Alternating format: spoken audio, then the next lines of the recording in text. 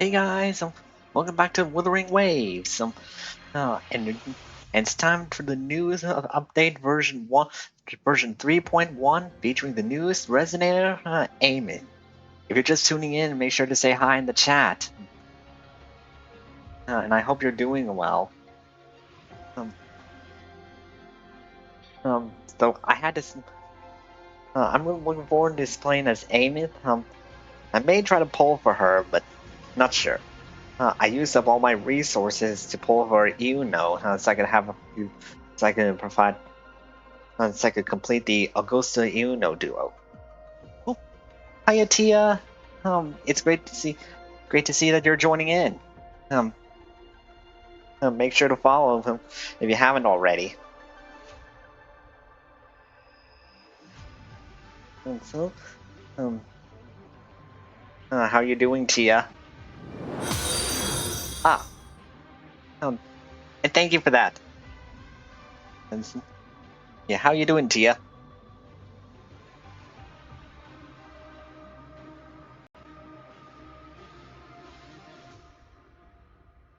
Right, well, I'm just gonna go ahead and start. Let's begin. Dive into the dream. Great. That's good to hear. So, are you ready to see Wuthering Waves in action?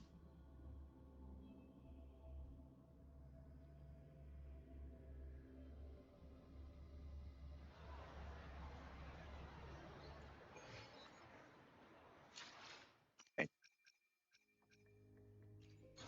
I already did the daily stuff earlier today, so won't have to waste time. The academic affairs system kindly reminds you that the elective Rorian culture, historical metaphors, is in the Trine myth will begin shortly. This lecture will be delivered by President Lucilla. Please be mindful of the time and proceed to the lecture hall.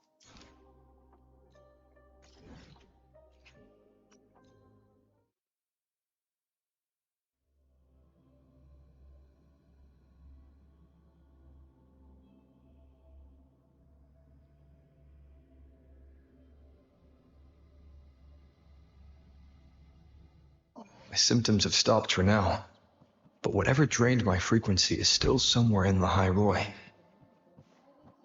The only thing I haven't surveyed yet is the exostrider out in the Frostlands. The Roy's Trine myth likely mentions it. This lecture could be my chance to find a clue. Find out.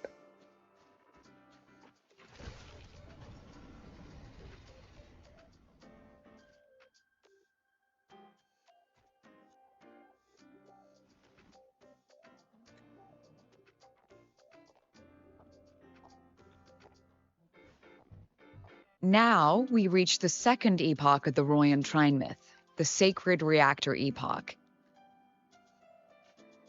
After Balder, the sun's incarnation, had sealed the foreign divinity Huthdrungr, the Frostlands fell into an endless dream.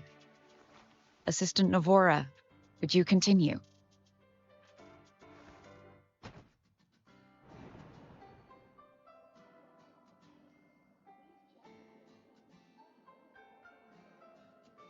Oh, okay. This section, it describes how the Exostrider used its greatsword to seal the Threnodian behind the Strider Gate. The records say both the Exostrider and the Threnodian traveled through the Strider Gate to reach Lahai-Roi. Their battle was fierce. The Threnodian pushed the Exostrider to the brink of defeat. Oh, But at that moment, for reasons unknown, the Exostrider's reactor drive flared with blinding light.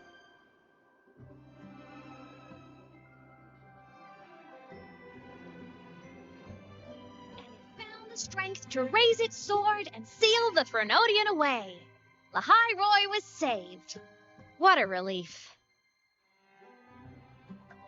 there she is. It's Aemeath.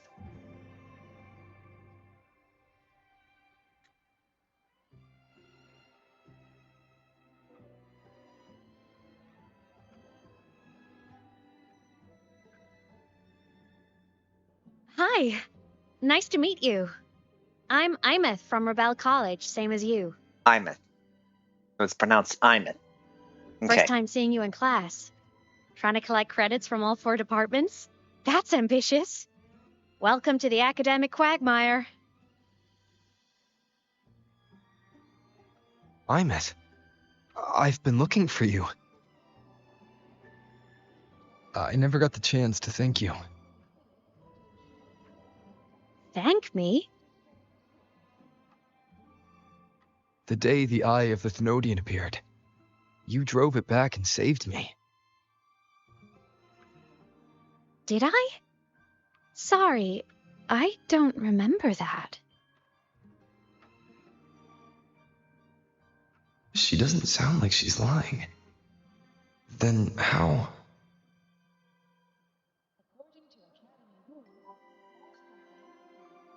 A synchronist. A freshman.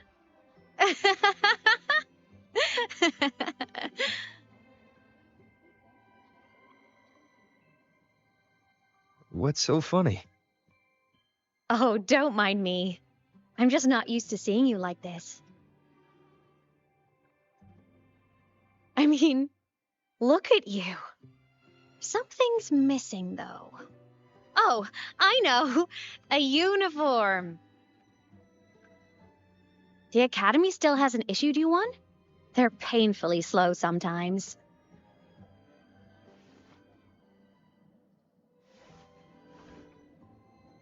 Yeah, he doesn't have a uniform. Aemeath?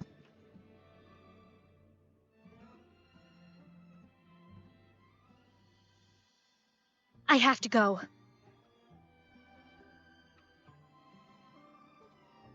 Gotta run, Professor!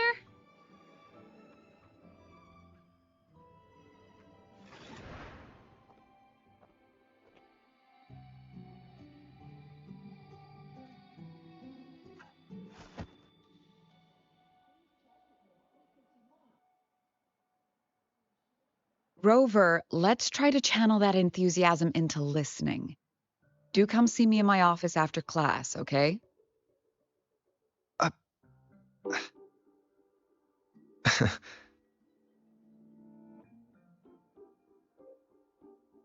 Assistant Navora, if you would. Pick up from the Twilight Epoch's Unending Winter, please.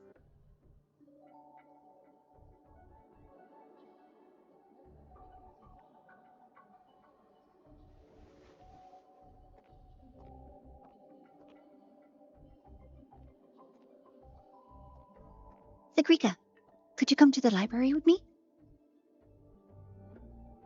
Okay. Hey, did you notice the new student? The one who kept talking to himself during class.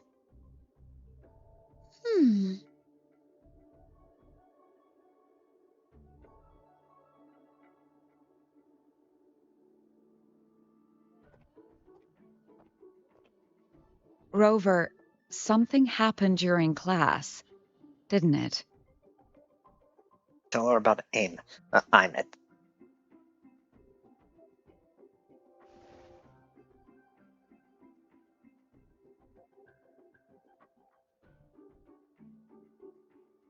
So a girl named Aemeath just got up and left the lecture hall.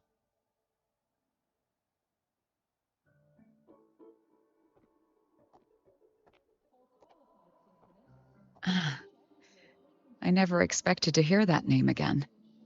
Certainly not like this.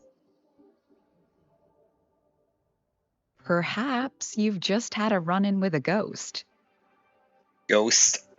After all, you were the only one who saw her. President Weird. Lucilla, what do you know about her? Stay at Rebel College long enough, and you'll eventually hear her name mentioned. Though it's a story from over a decade ago now. Aemeath was a synchronist. Brilliant, popular. Professors had high hopes for her. Then, during a piloting drill, she simply vanished. That's strange. Climbed into a simulator with the others, But when the cockpit reopened, hers was empty.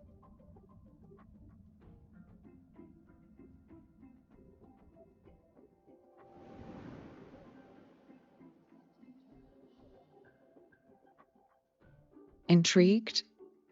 Want to go find her? I am indeed. Intrigued. After all, she saved me once. Of course. You're exactly the type to get pulled into Aemeath's story. To see someone who vanished years ago, presumed dead, lingering around the academy, a figment of your imagination, or is there more to it? I'm very curious to find out. She disappeared from the Synchroling training grounds. The very cockpit she vanished from is still there. Where is that? The Academy turned it inside out at the time and found nothing. But if you're interested, go take a look.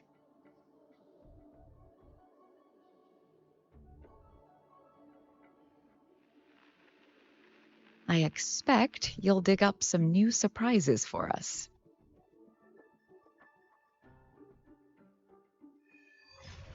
Star that voyages far. It has begun.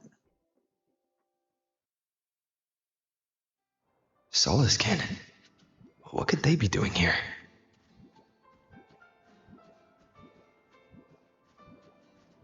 That's Solace Cannon. It's headed straight for the Synchroling training grounds. Oh, right. Got that. Can't really fly in this area. At least there was an invisible platform there for me to walk on.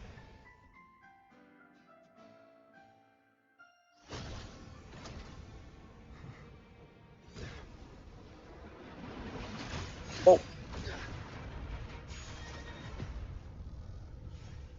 My frequency loss. It's getting worse.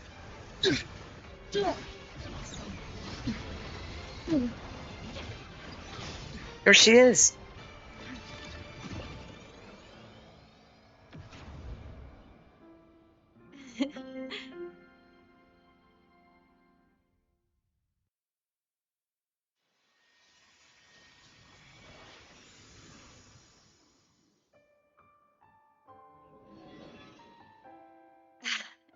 And nope. Still on the fritz. How are you feeling? I'm okay. After that mech flew off, I felt less of my frequency bleeding out. That mech's frequency felt like the presence from the rift back in Honami City. Aemeath, that mech only left after it saw you. After you clashed with it.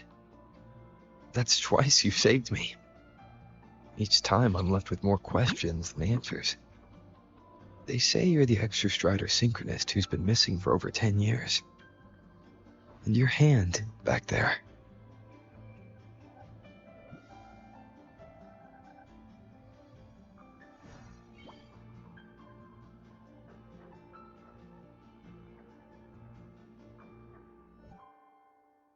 Me?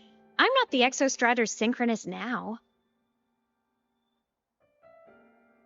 I'm its resonator. I Ooh. just died first. Call me a digital ghost. Digital ghost.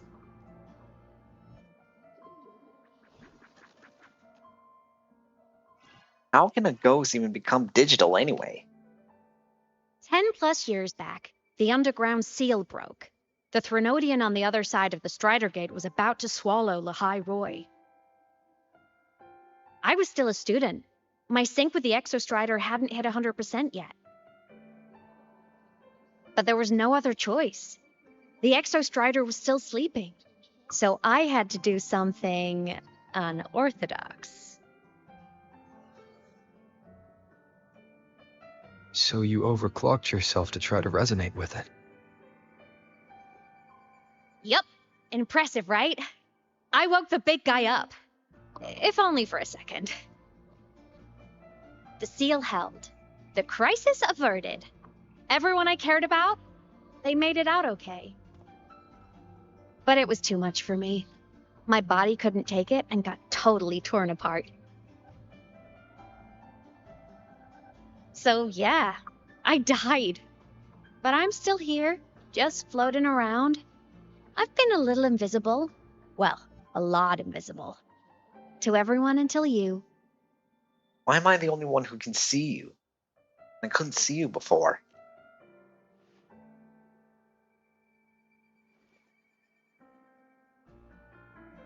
You can see me now because of this little guy. Abby.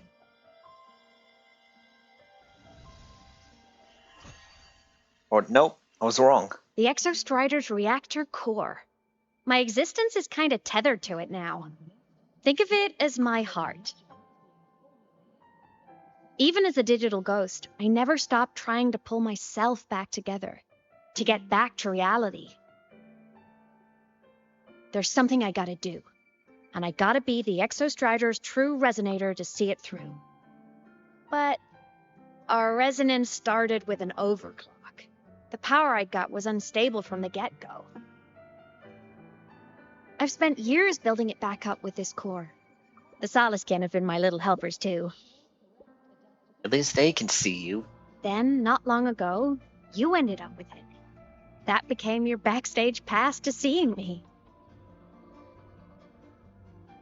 Not long ago. You mean when the reactor drive fell? Bingo! Since then, the core has become energy stored inside you. This is the first time I managed to make it solid. Took me a bit to figure out the trick.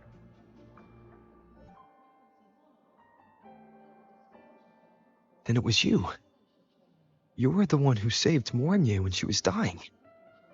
You and that junior of yours were always close.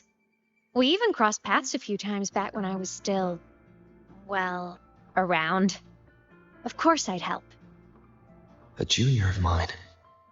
So I really did know Mornier in the past. Oh, and by the way, when you charged in to save Professor Mornier, you looked pretty cool. Did I really? You saw all that. All right, no more teasing. But I mean it. No matter what, you always choose to save. And to me, that's the coolest thing in the world. The most beautiful. Anyway, back to business. The reactor core is tied to Sigillum. That's the mech that attacked you. It's like those void worms you fought. Made mostly of Exostrider parts, but corrupted. Contaminated by Threnodian void matter. Sigillum stole a chunk of my power. That threw a wrench in my whole reassembling myself project. Now it's after the core too. Since Sigillum holds this piece of the Exostrider's power, it can't be killed completely as long as the Exostrider and I exist. Now, it can only be me who stops it. And since just touching the thing makes your frequency drain, taking it down should plug your leak too. Plus, I get my power back. Win-win. But see what it's doing to me? Even with you holding the core, I keep flickering in and out. 1 second I can touch you, the next I'm fading right through. So annoying. So will you help? You've got the core, and the reactor drive is wrecked. I can't do this alone.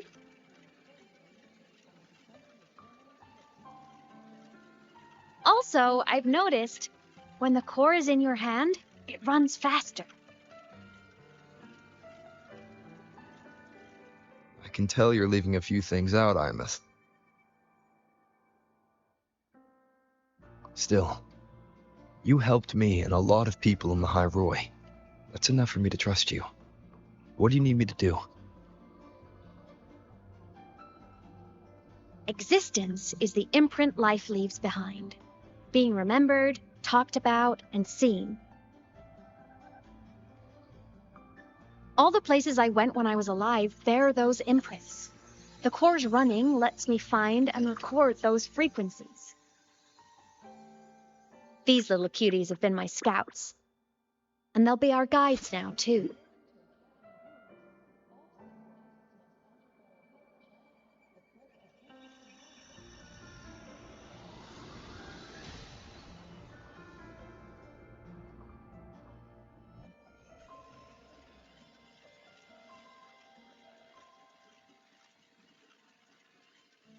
Pretty easy, huh? All you gotta do is carry the core and follow our lead.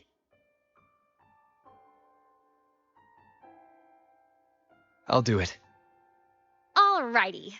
Thanks in advance, study buddy.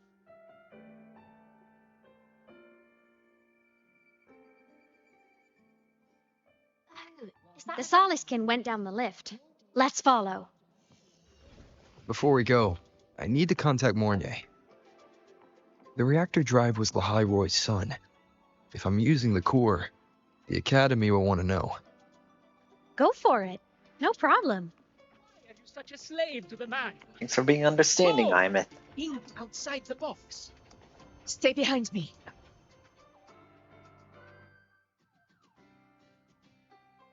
Aemeath definitely glossed over some things.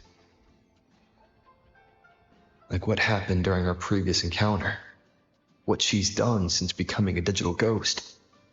And the real reason why Sigalum stole her power.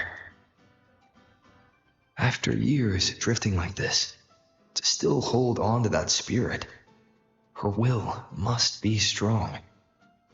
Prying answers from her won't be easy. I'll bide my time. The right moment will come. Has something happened, Mentor? I see. So the reactor drive's core survived the crash. It must be the key to reactivating the Exostrider. Of course, then the official stance is that it be returned. Startorch Academy and the Roya would both agree on that. But, as you said, curiosity from the Institute is inevitable. Mornier? Mornier? My. Already caused a stir in the training grounds. Color me impressed. I'll have people clean up the aftermath. You can carry on as you see fit. You were monitoring my comms with Mornier? You're a person of special interest. Of course we keep an eye on your movements. We? Yes, we. The Space Trek Collective. Think of us as the annoying adults on campus. I'll handle the debate between the Institute and the Academy about the core. This is a matter of priority. They'll listen to me. But when you're done with your business, I'll need you to return the core to the Exostrider. You didn't mention it to Mornier, but I suspect your possession of it traces back to Aemeath, doesn't it? President Lucilla, I don't appreciate being interrogated over a tapped line. My apologies. As the one responsible for this academy, matters related to the Exostrider tend to cloud my judgment. After the incident with Warren, we upgraded safety protocols on public lines. No more overstepping. Here is a peace offering. I've granted you full clearance. Passes for the Starboard Riseway, archive access, and use of Academy weaponry and equipment. I'll also personally apologize to Professor Mornier for interrupting your comms and ensure her next research grant is substantially approved. How's that, Rover? More to your liking? Why is the Space Trek Collective pushing this so hard? You should know. You have a past in Lahai-Roi, and you have some kind of connection with the Exostrider. The Twilight Epoch, the unending winter described in Royan legend, the threat of the Threnodian Aleph-1 is growing. We need the Exostrider awakened. Returning that reactor core is the only way. We've always trusted you to stand with us in this matter, to stand on the side of humanity. You know where to find me if you need anything, Rover. And my door is always open if you just want to talk. The Solace Kent is leading us to the auditorium first.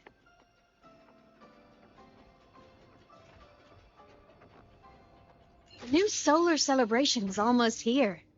I wonder what they'll put on this time. By then, exams will be over, and we'll finally get a long break. Ah, vacation. What's not to look forward to?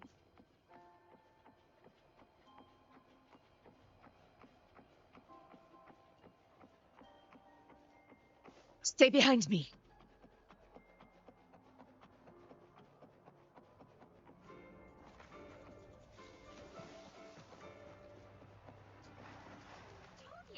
There are tons of fleet snowfluff fans at the Academy. Just hope the fan meeting goes smoothly. And everyone... Told you, there are tons of... Oh, hello. Are you here for the Fleet Snow Fluff fan meeting? The venue is still being set up, but once it's ready, please join. Fleet Snowfluff? She's a singer, a campus legend. She's only released online, but she's super popular. But her site hasn't been updated in over 10 years. She posted Really? one last demo, and then nothing. Don't be such a downer. Maybe she just graduated and moved on to bigger things.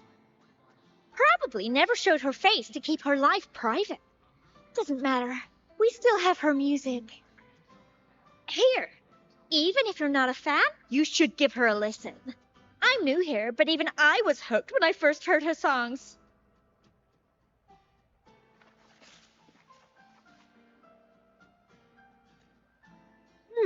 Nice print. A fan meeting. Huh. If they're happy, I'm happy. Come on. Let's follow the Solace Skin and see what's going on in the auditorium. I think Aemeath is Fleet Fluff. Told you, there are tons of Fleet Snowfluff fans at the Academy. Just have to see.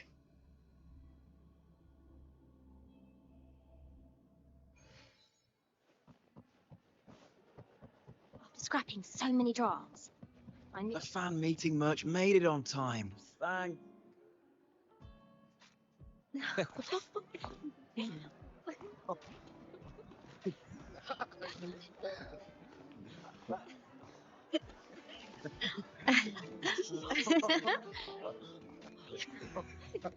Waving even though they can't see you. What?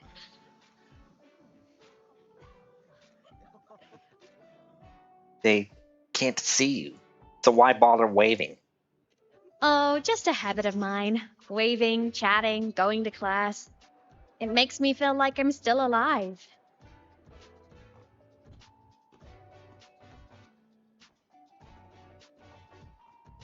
If I stop, I might forget what it felt like to be human. Call it a self-reminder.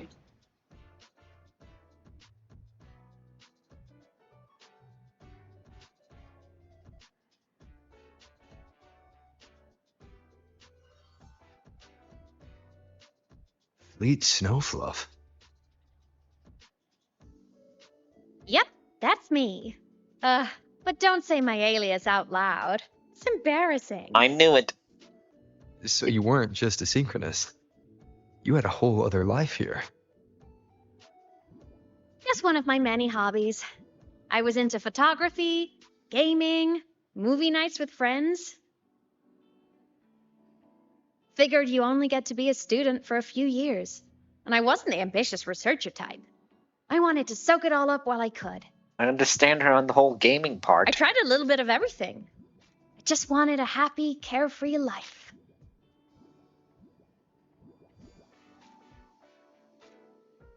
Who knew I'd end up as a ghost, stuck as a student for 10 more years? Eesh. How awful is that? Wait, does this mean I'm never gonna graduate?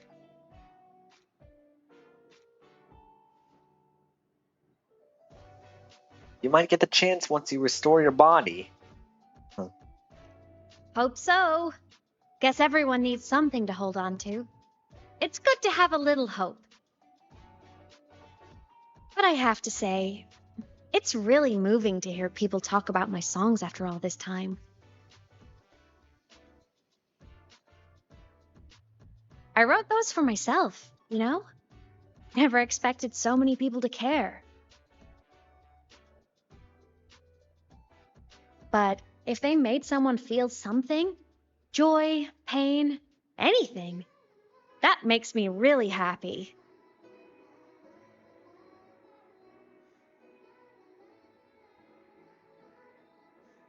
Hey, listen.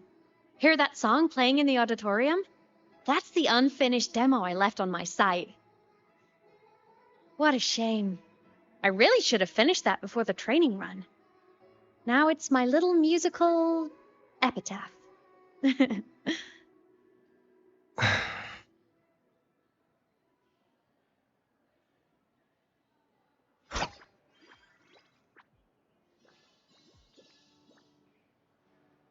Let's go.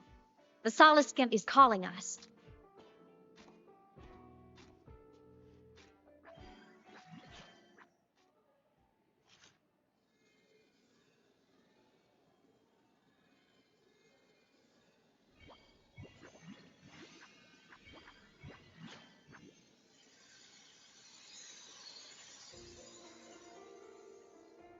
What's this here?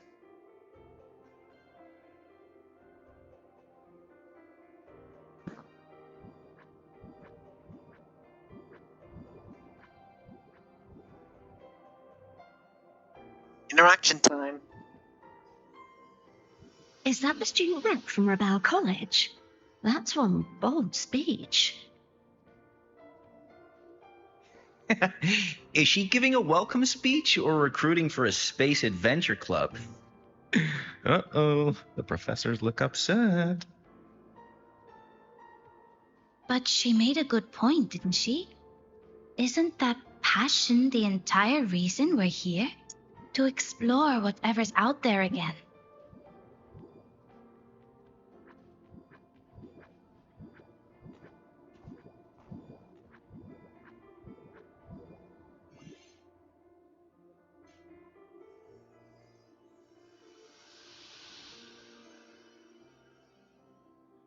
Aemeath, right? I remember her sync test scores were off the charts. We might be looking at this year's prime Exostrider candidate. Don't be so sure. Heard about her extracurriculars. Put nicely, she's quite the dabbler. Put bluntly, she doesn't take anything seriously.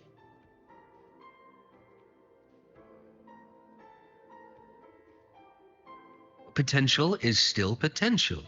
She's brilliant. She just needs guidance.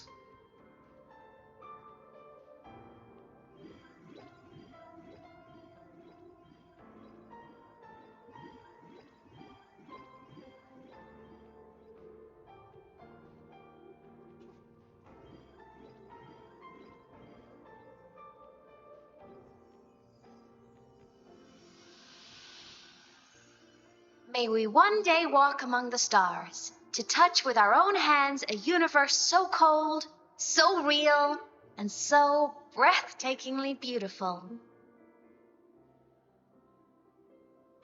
That's all from me.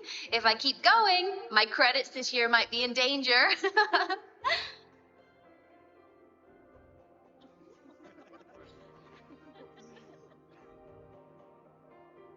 It's an amazing feeling to be here at Star Torch Academy, and to know I'll be sharing this journey into the great unknown with all of you. As a student, I can't wait to start this new chapter of my life. There's just one thing missing today. I wish my family could be here in the crowd to hear this. So, to him, I want to say, I'm doing great, and I'm happy. Everything is just as you hoped it would be. So please, don't worry about me.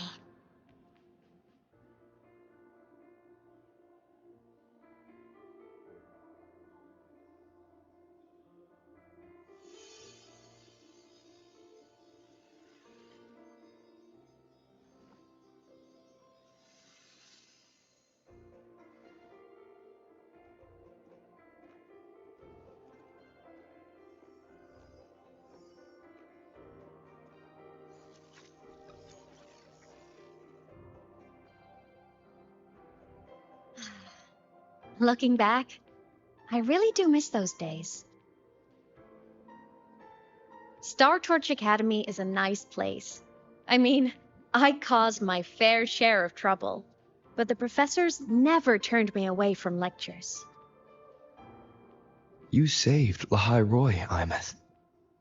But you paid for it with your future. And no one even knows.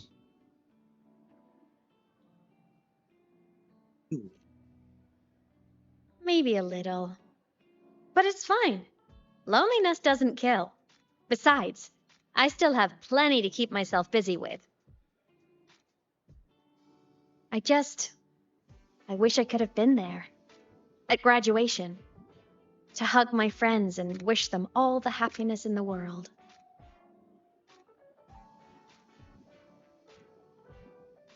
The Solace can headed outside. Let's catch up.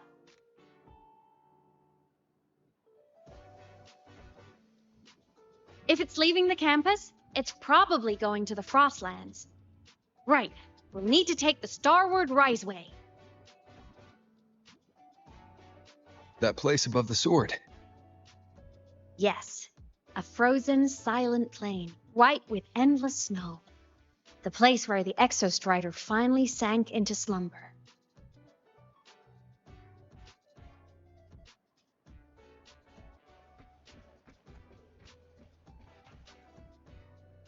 Our next stop is the Starward Riseway. Are you ready? Let's go. I've already done my daily, so I'm good.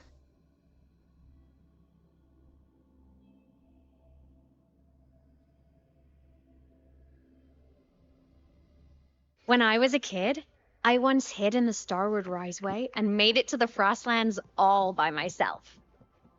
Bold even as a child. We don't run into bear. Hee. Everyone confirm you've got everything. Relax. Act more than nice.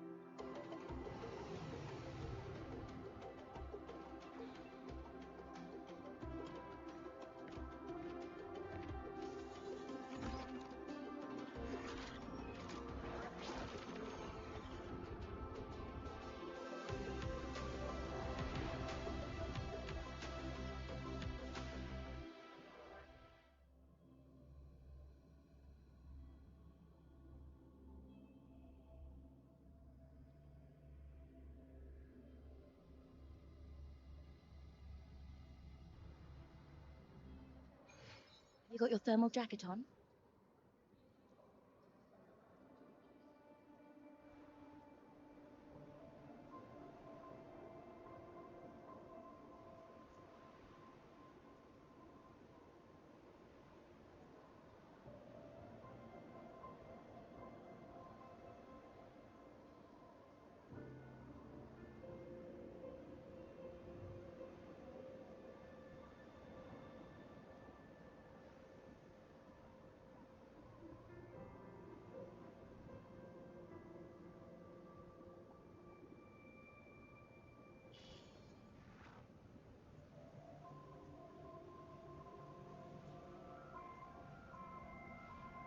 Cold?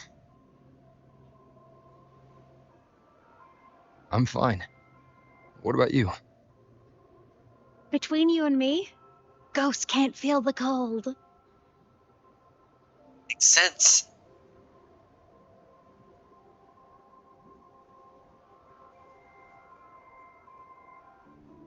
The snow. It's so beautiful. What a coincidence to run into you here. This is a pleasant surprise. Sit. Oh, it's Dr. Luke. When he's around, just pretend I'm not here. Otherwise, you look like a weirdo talking to thin air. You should hide too, okay? This is our secret journey.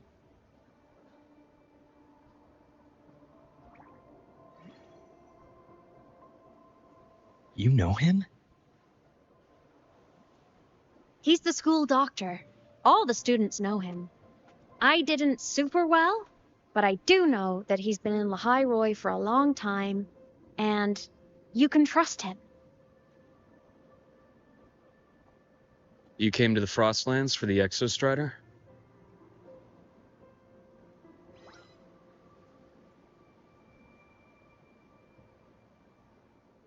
I'm headed the same way. We've got to check in on some researchers stationed out here on long-term fieldwork. Having a guide might make the trip a little easier. What do you say?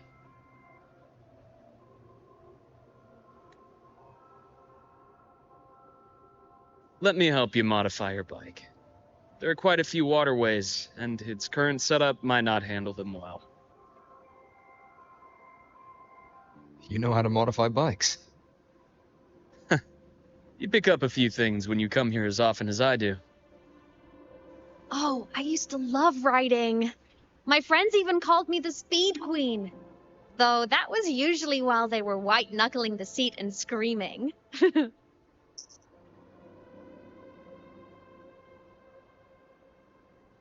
Oh no, not to have her as my driver.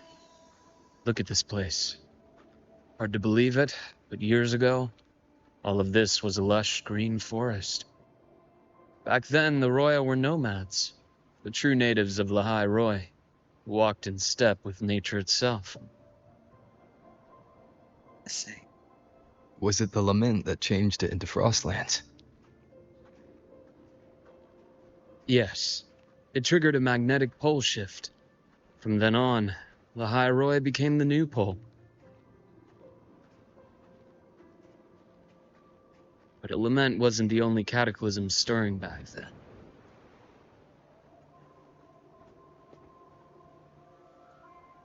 In the past, we had already reached the stars, but at some point, the etheric sea spread to cover all of Solaris.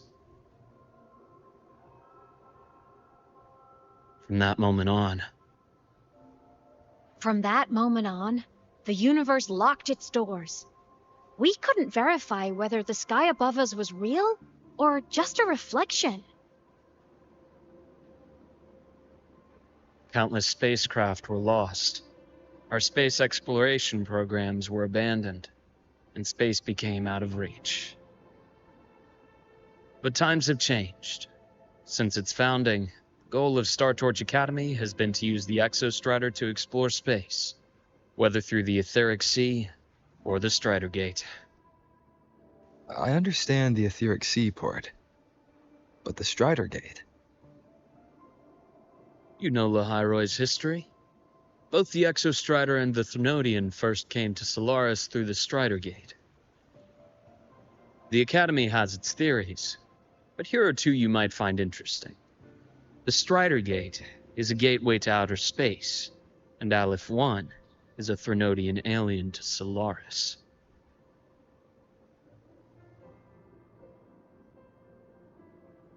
Outer space gateway, you say?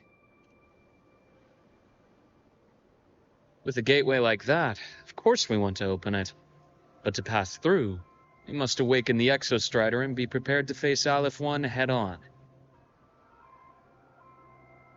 I've long believed that Aleph 1 poses a far greater threat beyond void storms and void worms.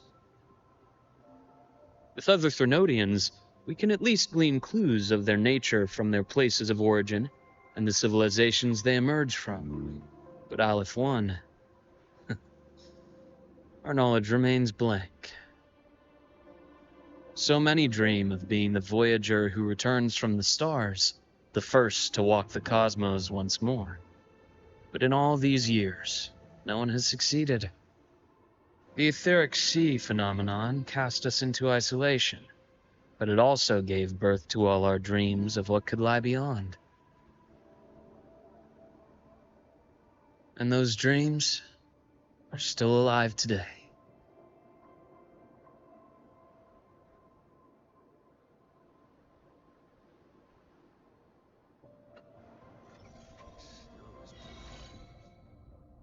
Expedition motorbike, glacier track.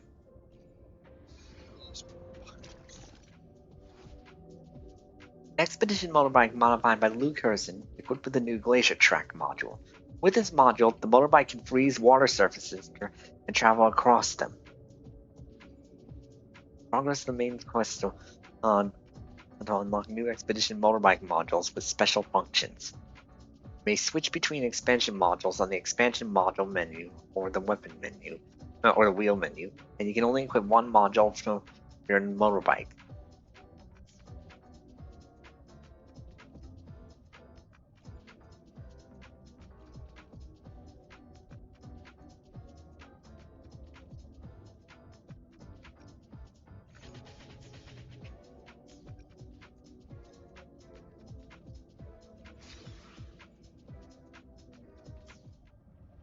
Dr. Herson?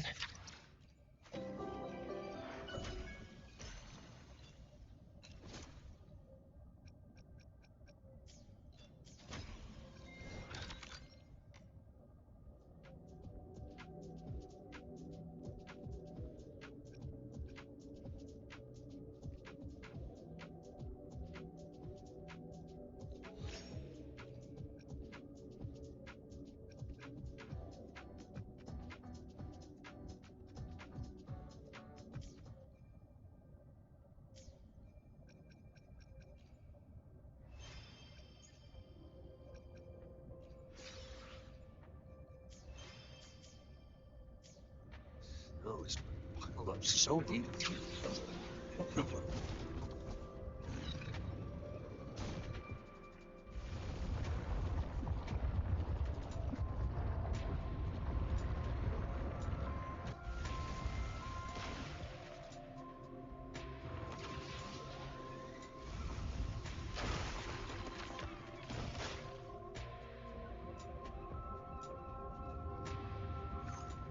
Alright.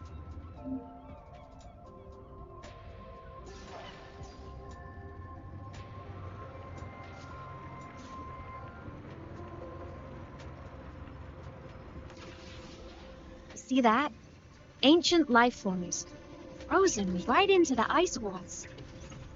Millennia frozen in a single moment, preserved so perfectly that you can almost see what it used to be. It's been stuck like this forever. Miserable, don't you?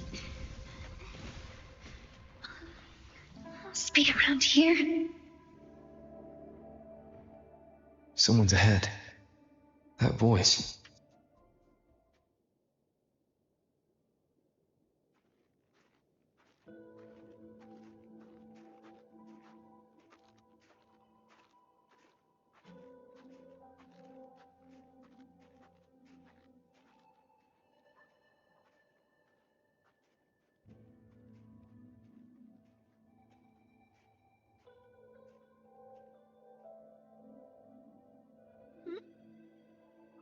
You are the one who was talking to yourself in class. Yeah. Right.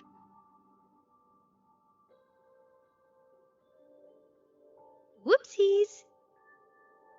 Oh, and Dr. Herson. You are traveling together? Did the Academy greenlight a new field trip? Just my routine checks on the field researchers. Rover here has their own business to attend to, but we're headed the same way.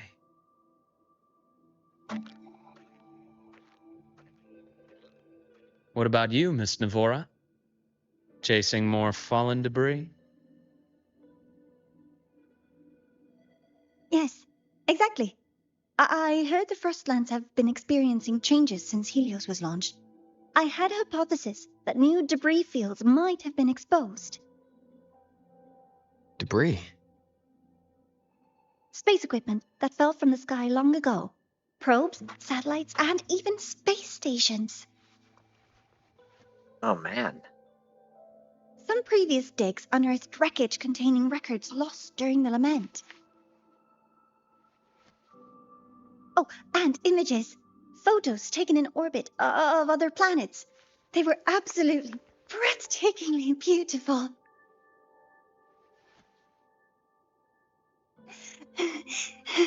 Oh, sorry. I got carried away. It's okay. Passion is a good thing.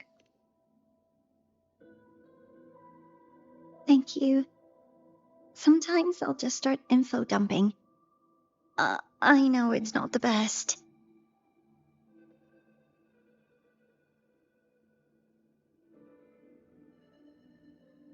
The universe.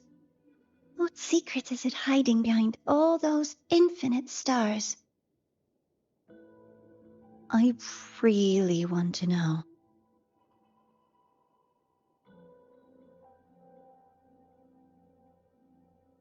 Anyway, in short, I came here for the fallen debris.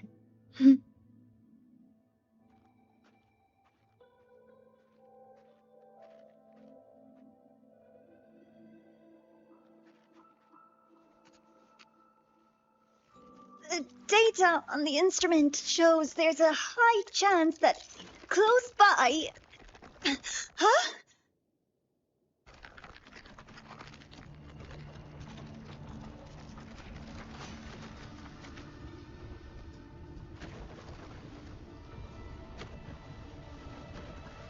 Run!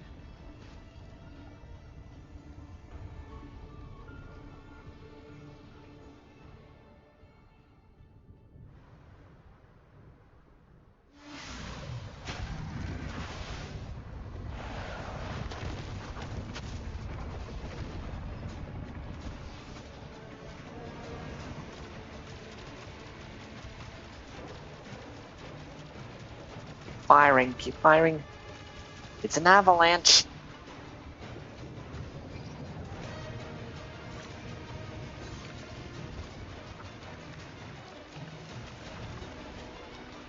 Never mind, the expedition model can use the glacier track module to create frozen tracks, allowing it to travel across the terrain.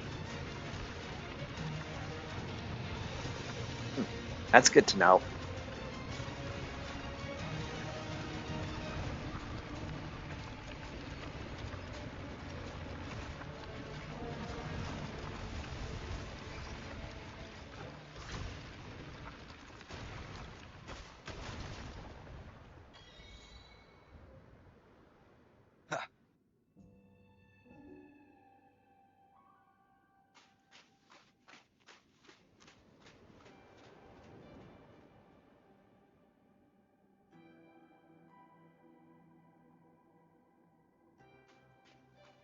I knew it! There had to have been undiscovered debris in this area. It must have been sealed in the ice wall all this time. Luke, Navora, you alright?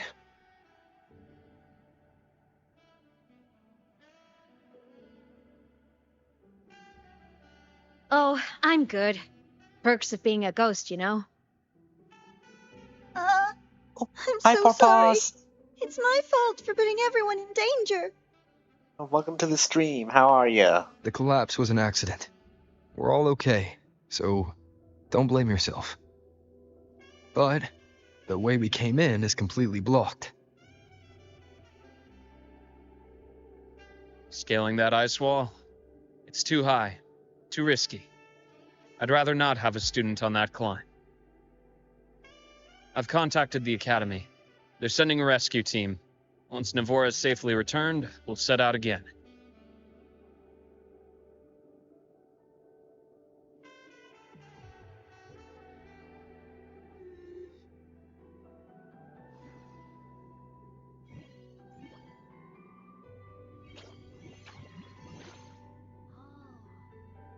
Hey, little guy here says our next stop is deep in the ice. There's a path at the bottom of the station. Want to check it out?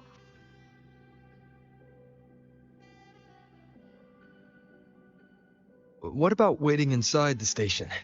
It's freezing out here, and another collapse is possible. It's safer to wait for the rescue team indoors. Good I idea. agree. I want to see what's inside too. With Rover on the team, a quick recon should be manageable. Up to you.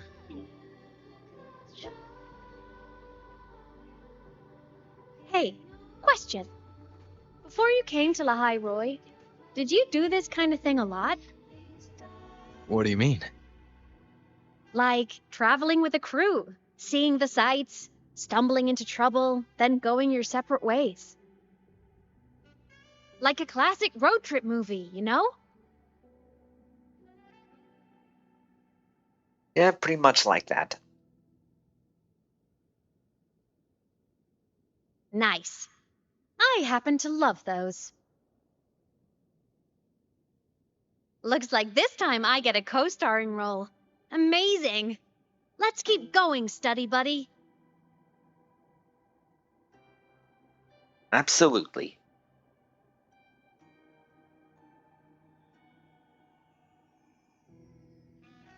There's a collapsed entry point over there, but it's blocked. Some kind of barrier caused by unstable frequencies. The Exostrider sleeps in these frostlands.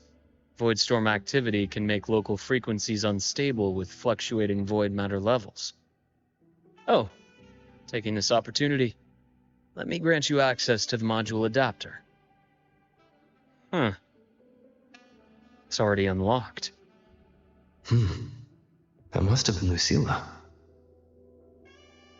Let's move to an area with a stronger signal so it can be deployed.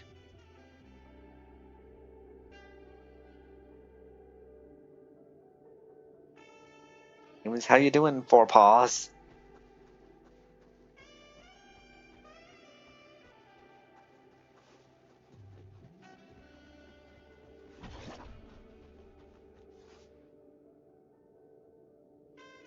The soul skin absorbs the reactor's rays. Some excess energy spills into the surrounding environment. Lightning grants a movement speed boost. Okay? Oh wow. Okay, yeah, I know where this is going.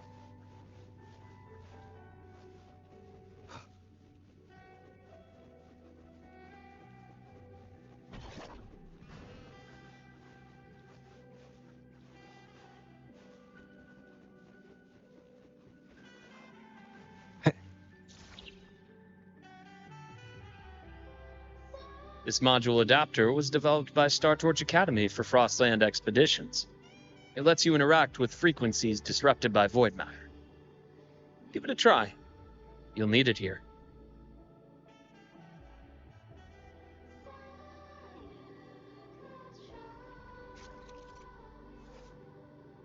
In regions with stable signals, you may find module adapters at bases left by Star Torch Academy. These devices detect frequencies disrupted by void matter and manifest them as adaptive modules. Use the module adapter to shoot the unstable frequency cores, switching them between their tangible and intangible states. When the module adapter is equipped, certain stable adaptive modules will automatically respond and form a persistent route.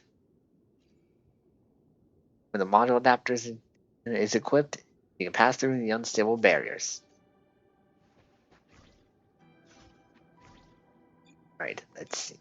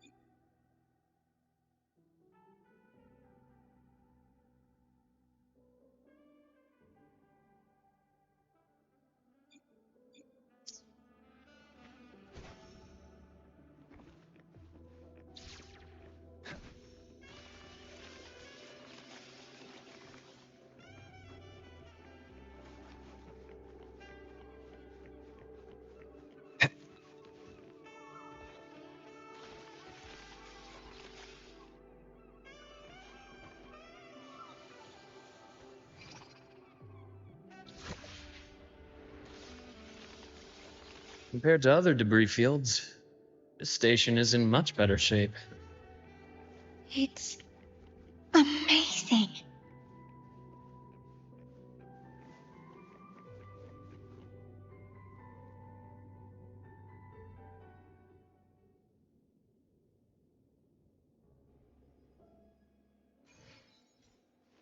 Back in Mount Firmament, I saw characters like this. They belonged to the court of Savante. But I still can't make out what it's saying.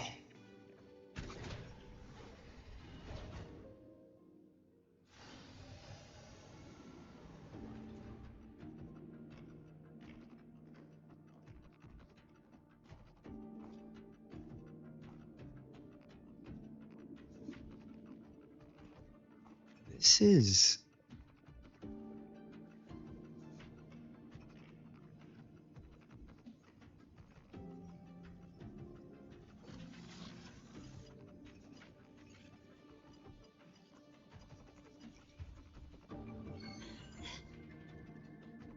Welcome aboard the Skyark. I'm Wenlu, your guide for today's tour.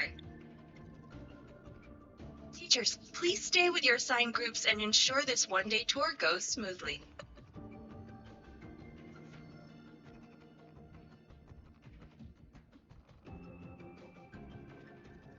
Please direct your attention here.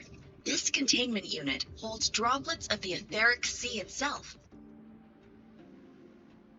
As you know, the etheric sea suddenly appeared above Solaris one day. During that initial event, the court of Savante briefly glimpsed a figure of a white-haired woman. She vanished in an instant, leaving countless puzzles in her wake. What is the etheric sea? What does it do? And why does it appear? The court of Savante conducts research here at Skyark to seek answers to these questions.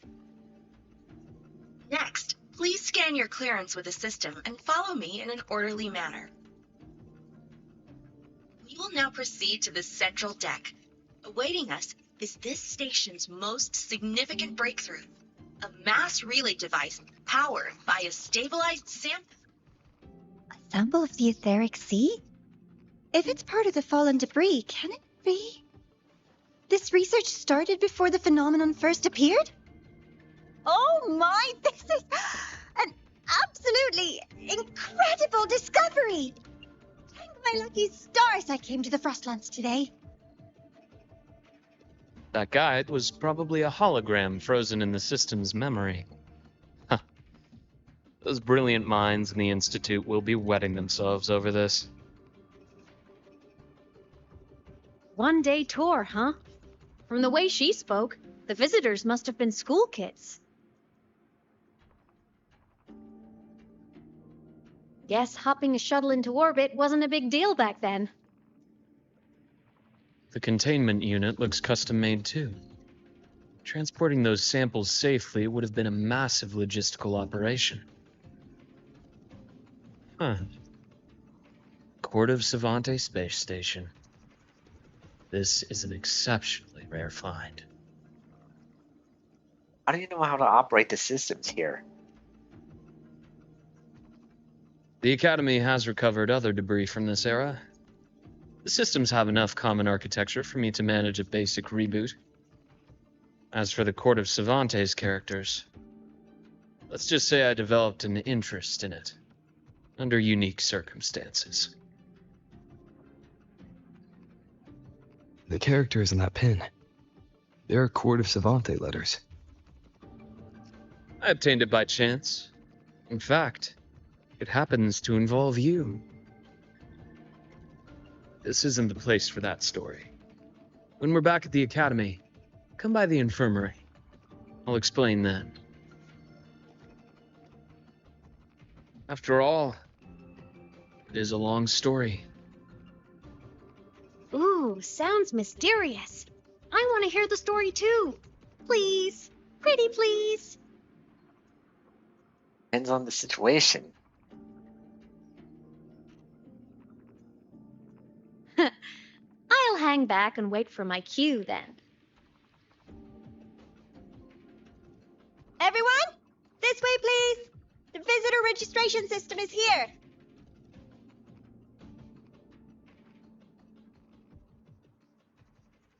Right. There's gonna be an ad break in a bit, so I'm gonna make this a good time to take a break, just so I could stay awake for the rest of the stream. Right, I'll be back in a bit. Back, guys. I should be rested enough for the rest of the quest now. Let's continue.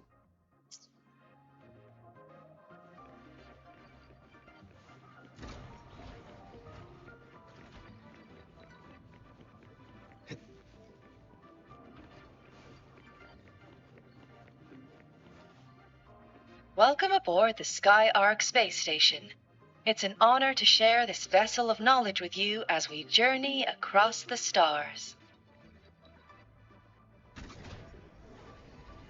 Remnants of the past. The clearance we got won't grant us access to the entire station.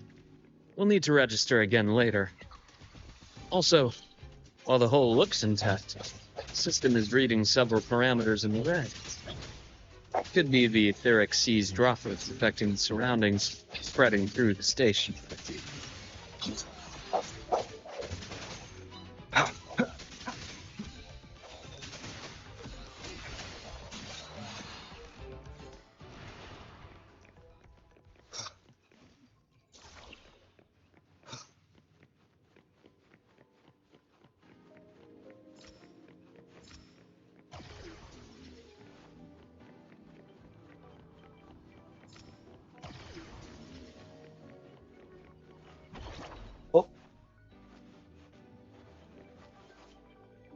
Module adapter is equipped. You can detect and collect exo-energy affected by void matter. After collecting it, you can proceed along a designated route at a higher speed.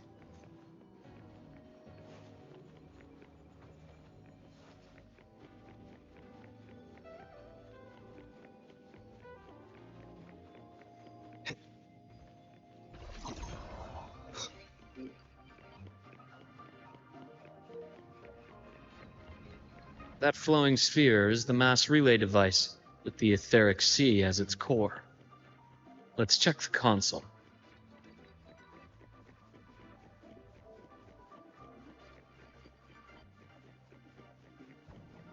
Just want to see what's around here before I leave.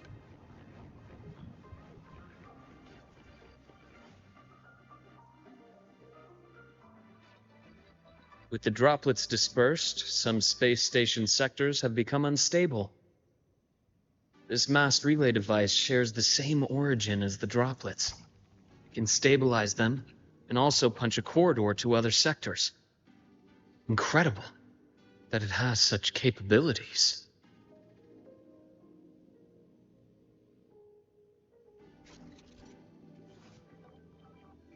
The mass relay device's energy core can restore the etheric sea droplets disrupted by the void matter to a stable state, clearing obstacles that block your path. After you interact with the mass relay device, you can use it to jump between different sector platforms within the space station.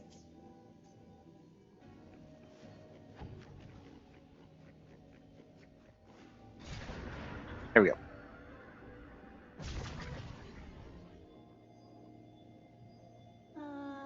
The hatch over there is back to normal.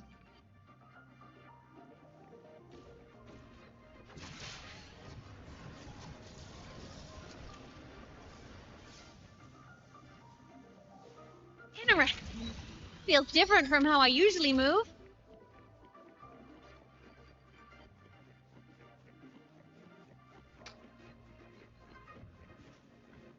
Oh.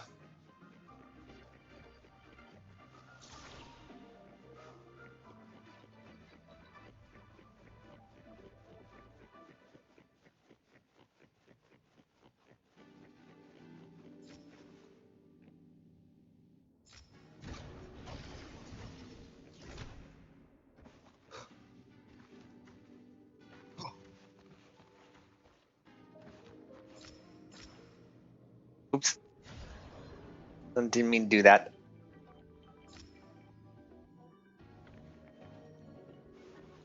Oh, come on. Eesh. Sometimes these controls are so tricky. I don't think the gliding thing's working.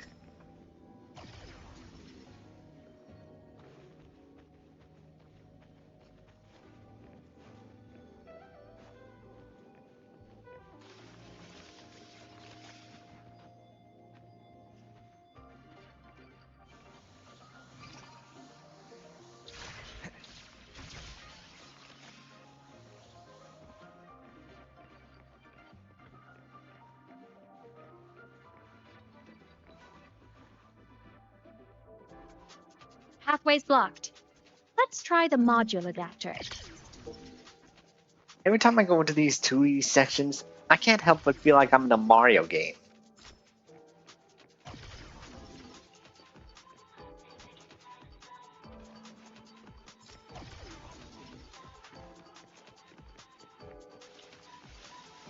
or some other side-scrolling platform game. Look here. Hello? Digital ghost, remember? Hacking this is easy. Welcome to Aemeath.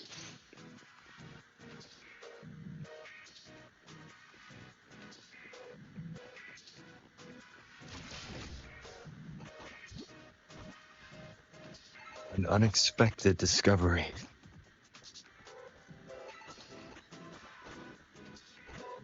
Reminds me of those level selector map from Zenless Zen Zero.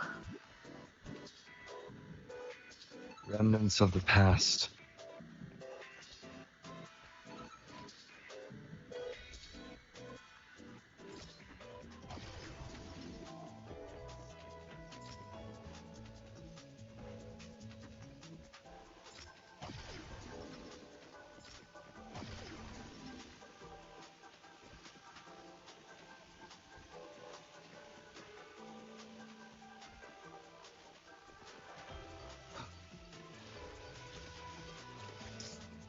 Wow! Solaris' rising star, everyone! What a leap! I Oh, wouldn't call come it a leap. on.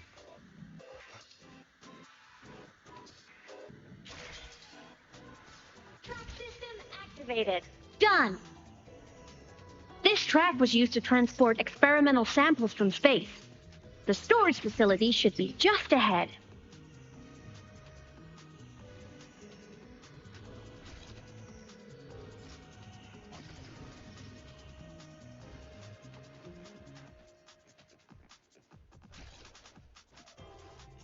Void barriers cannot be passed through even with a module adapter equipped. Good to know.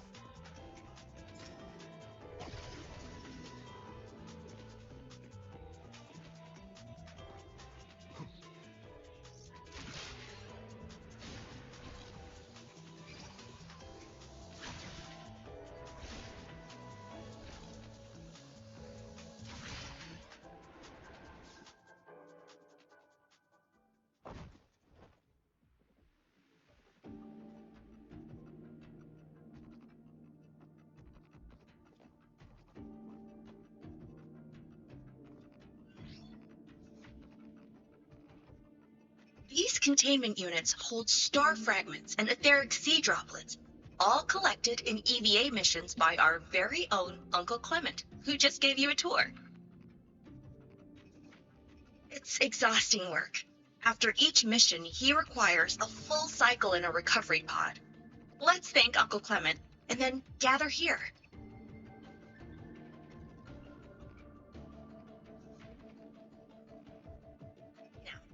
Please welcome Project Director Jun Shi to give us an overview of the Etheric Sea Initiative. By now, you will have experienced our mass relay device. It is our first major breakthrough and definitive proof of our theory that the Etheric Sea can be utilized as a gateway.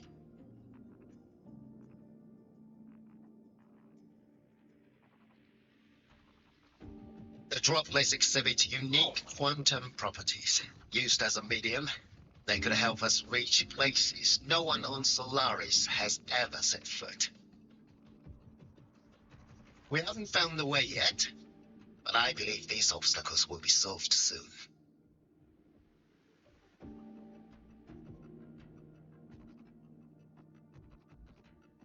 I have faith, not just in the court of Savante, but also in humanity's resolve to explore the stars, and in the budding curiosity I see before me. A mind that feeds on the light of distant stars would never be content to simply live. It will find a way to make the journey. Recently, a brilliant new mind joined Skyark. Our work was instrumental in developing the mass relay device. Let's welcome Professor Wei Ying to share her vision.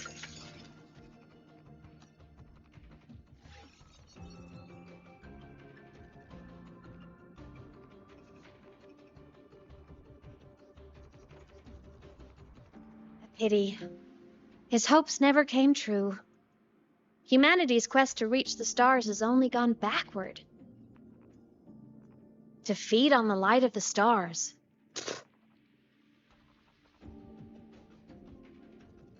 Venturing into the unknown beyond the etheric sea. Romantic idea. Though who says something ugly isn't waiting out there in the dark? Over here. I found something interesting in the system logs. The station fell long ago.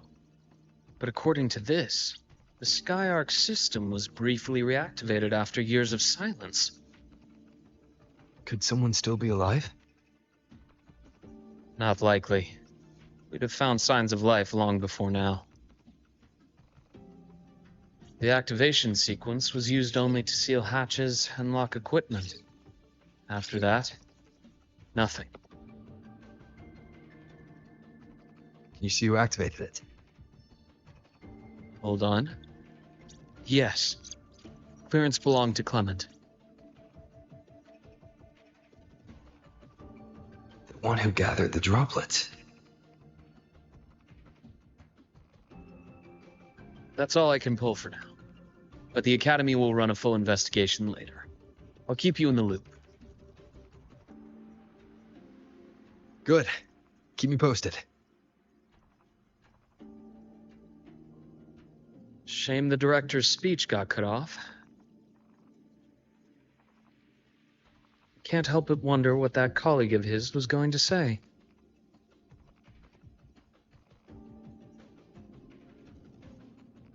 Yeah, I wonder.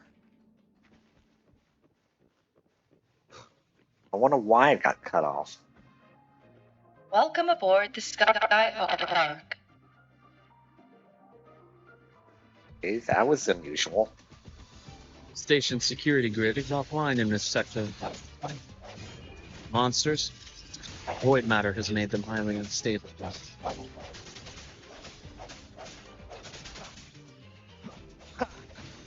One more time. Hopefully this helps.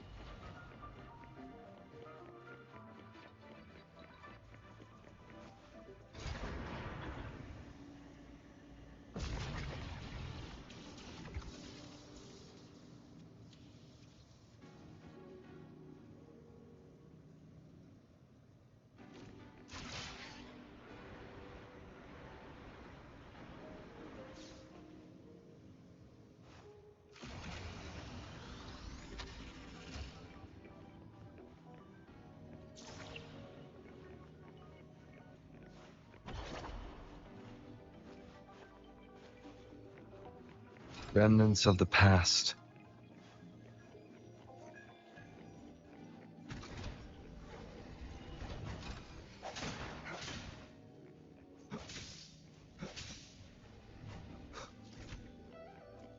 Cherish every game.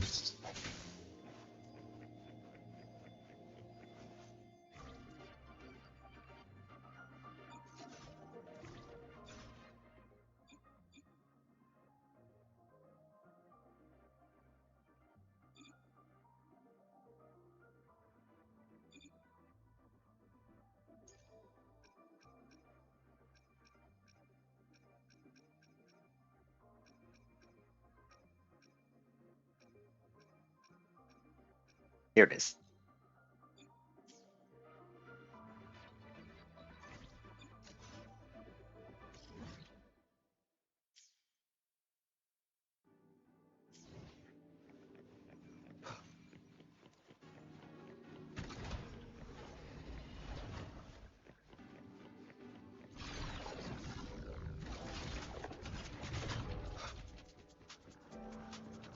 Leave it to me. No hesitation.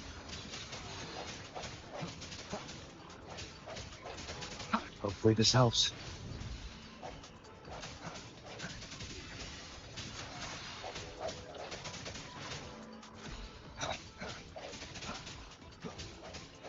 frequency here is unstable too. Try using the module adapter to disrupt it.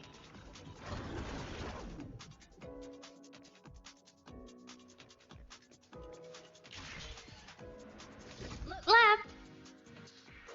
I hacked the SkyArc system. This is the data archive sector. Those blocks are all storage modules. And that moving one? An anomalous module gone hostile due to the SkyArc system's glitches.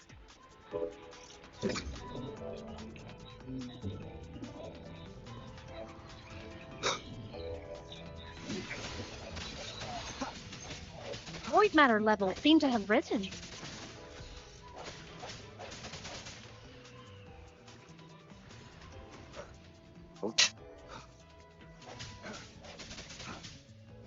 Hopefully this helps. I sense your weakness. It's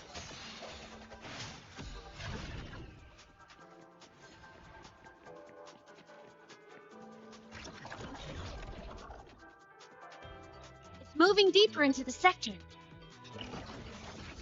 I'm on it. Look, Lahai-Roi blocks is complete. In the Space Fantasy Katia series, every copy included this minigame. I love it so much, and I'm really good at it.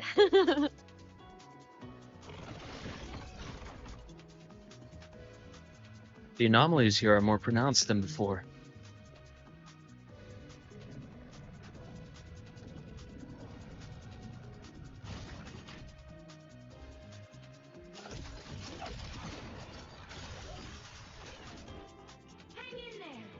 I'm working on something in the SkyArc system.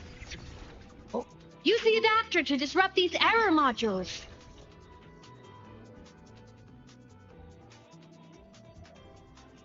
Oh, bad timing.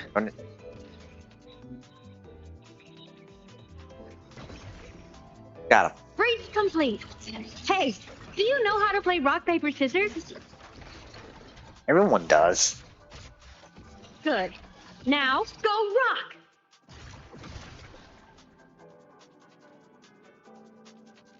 Yeah, we won!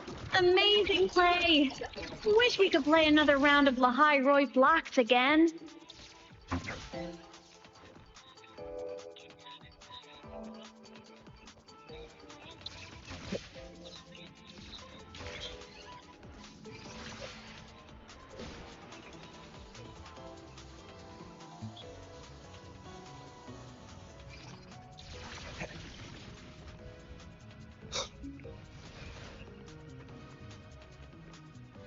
These things are just like minions in the Space Fantasy Katia series. I'll clear them out for you.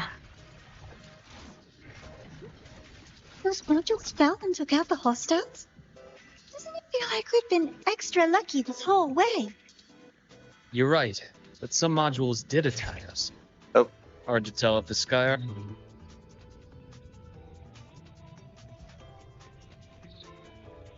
These things are just like minions in the Space Fantasy Katia series. I'll clear them out for you. Those modules fell and took out the hostiles? Doesn't it feel like we've been extra lucky this whole way? You're right, but some modules did attack us. Hard to tell if the SkyArc system likes us or not.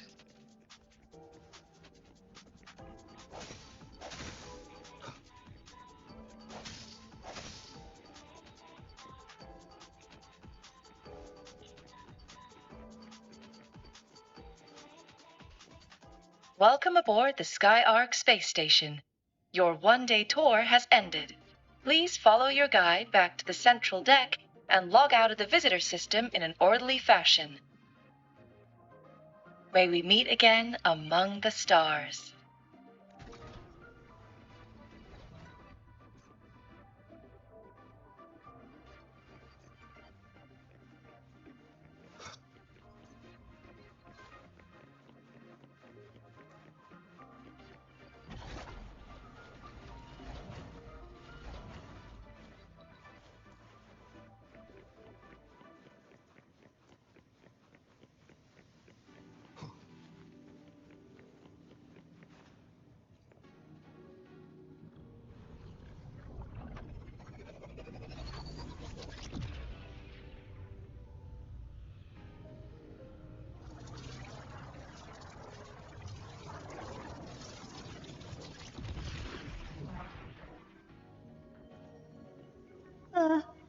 There are traces of void storm contamination everywhere. This concentration of void matter should have flooded the upper decks by now. Something be containing it down here. Further in. Something's down there.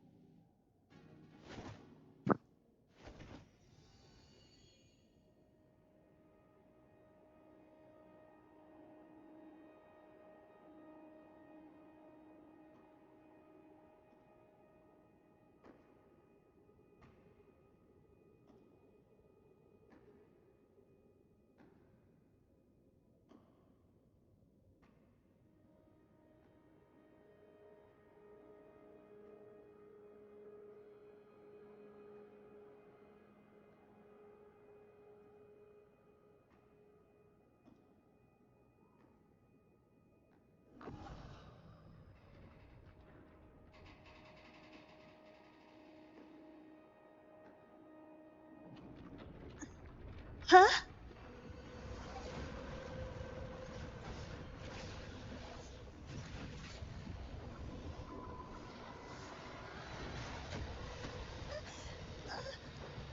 That hurts. Navora!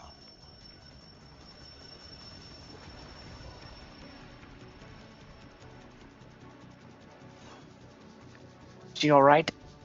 Void matter saturation is critical. The Skyark system is going into failure. I'm going in to try to stabilize it.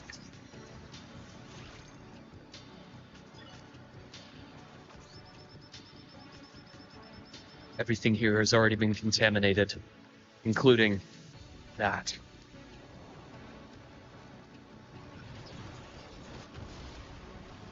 The doctor's perspective, feeling left for what this man has become, is worse. Please. Oh, now I'm Luke Harris. Now I'm Luke Harrison.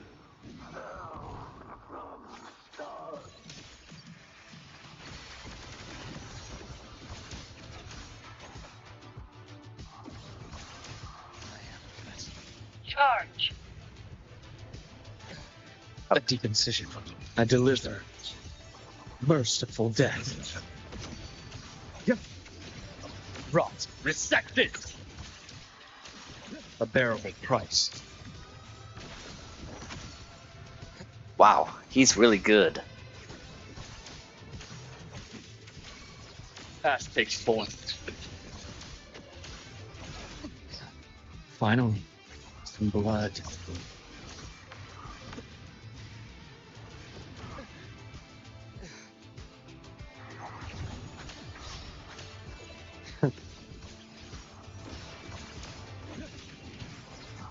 Calls, waves follow. Hopefully this helps.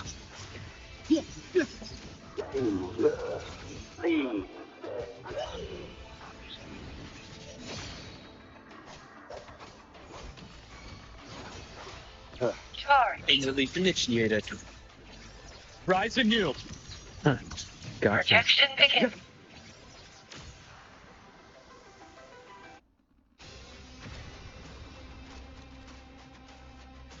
The nameless explorer ascends into the sky, preparing to cast Reckoning of Stars. Use the stars as a battlefield to move to the upper platform, then use the grapple to pull down the shadow of the fallen space station to interrupt the skill.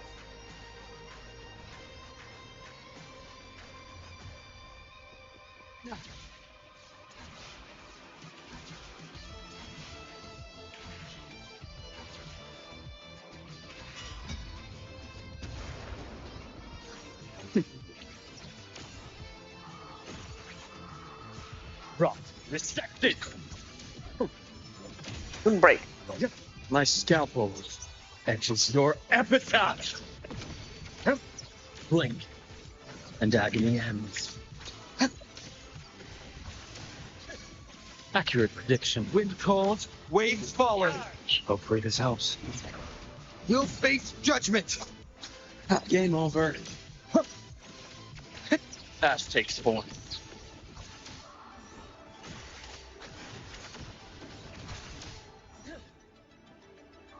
I bestow eternal peace. Now that's a finish.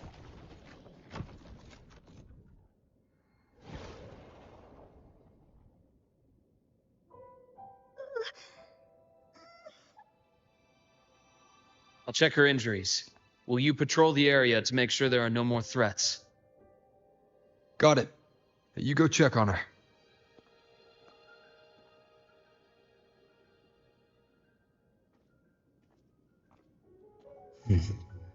What's that?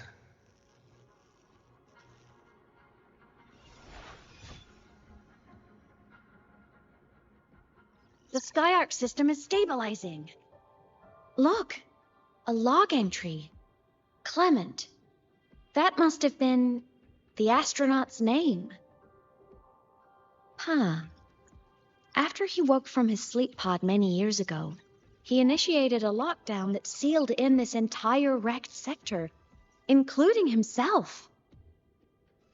The void storm had ripped through this sector. He must have been contaminated the moment his pod opened. That command was a failsafe. He knew he was going to lose his mind, so he wanted to stop himself from reaching the upper decks and hurting anyone. Tragic thing is, the station had already been down for years. There was no one left up there to save. I think he already knew. Even if his friends were gone, he might have thought of future explorers. Someone kind to children would have wanted to protect the innocent. To wake up from one long dream only to fall into a deeper nightmare. Maybe it would have been kinder to never wake up at all.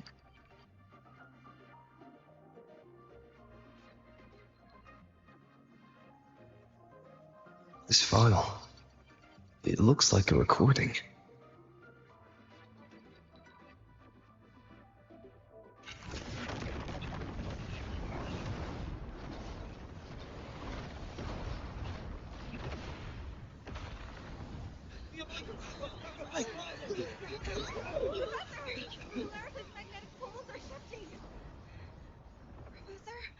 Look.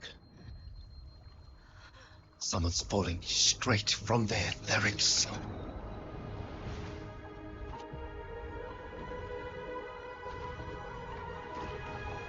That Rover? That Rover?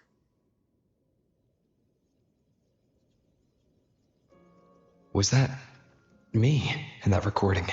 It sure looked like him. That had to have been the station's final moments, when the etheric sea phenomenon suddenly spread and engulfed all of Solaris, like Luke said. But those droplets in the sky, that was retroact rain. So that might have been an image of an event long ago, not part of the etheric sea phenomenon itself.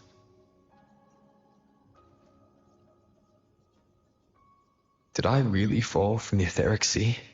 Or what lay beyond it? Junchi did say the droplets could act as some kind of gateway.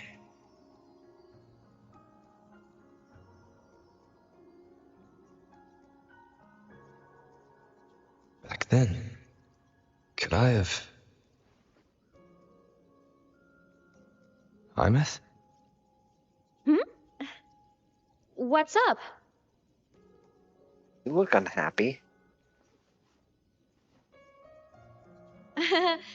Not at all. I'm fine.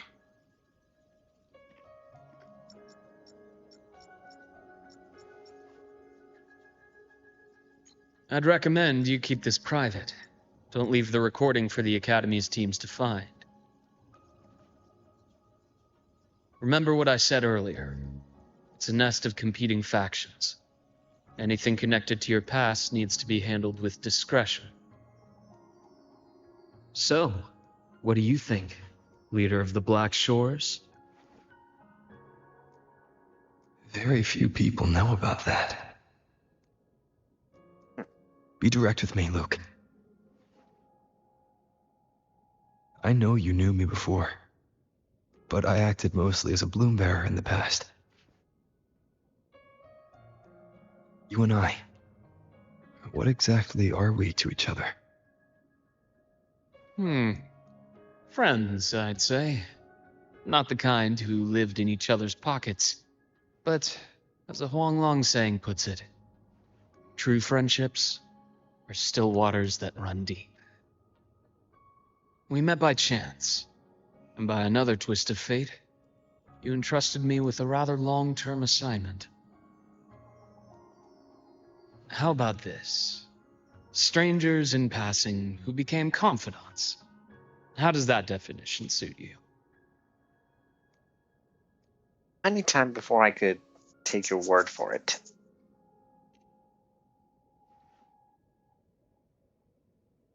That's fine. Your work in Lahai-Roi won't be finished so soon, and we still have plenty of opportunities to reacquaint ourselves. Star Torch is a web of competing interests.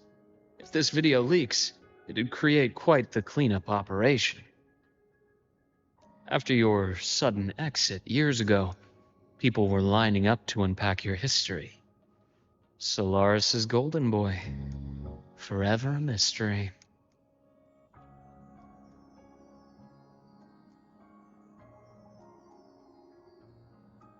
Sorry for the trouble.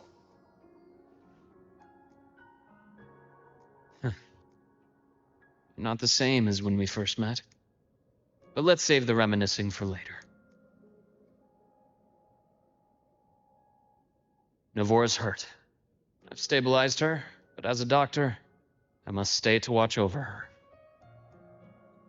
From this point, you'll have to proceed alone. We'll wait here for the Academy's retrieval team. All right. I'll see you back at the infirmary.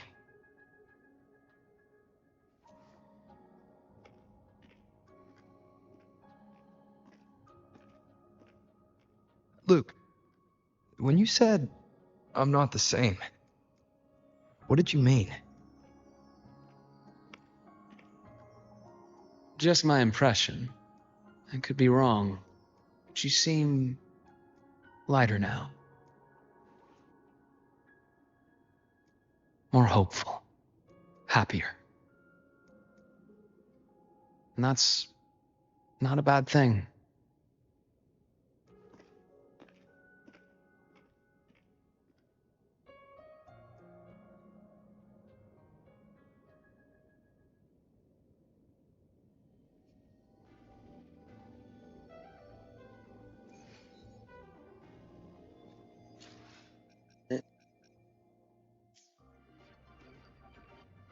Sorry.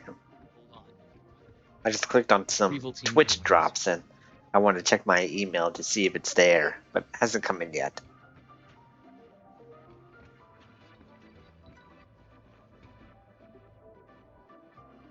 I hear the voice of someone from long ago.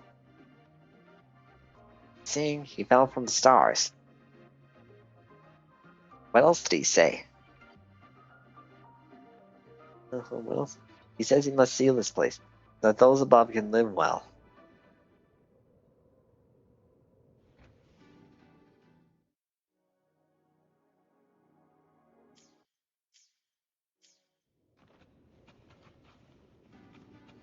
Stay behind me. So, our squad of 4 is now a squad of 2. Wait. I don't really count, do I? Guess that makes it a solo squad now. I once got accepted to work at a research outpost in the Frostlands. I took a different route back then. That's a surprise. I thought you'd prefer hobbies over field trips. Well, I was really into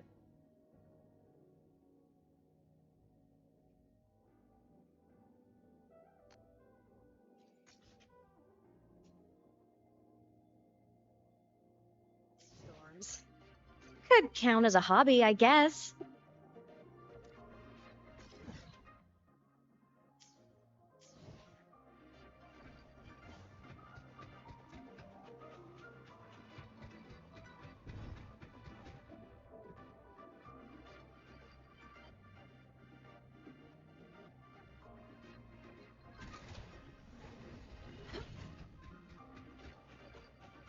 Looks like a long way.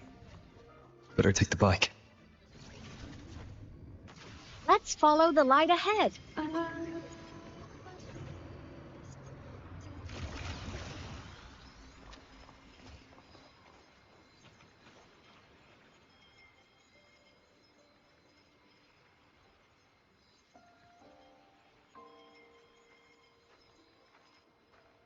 So it was here.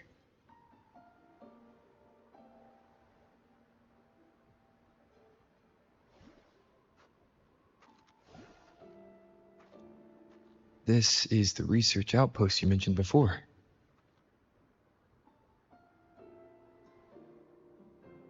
One of them.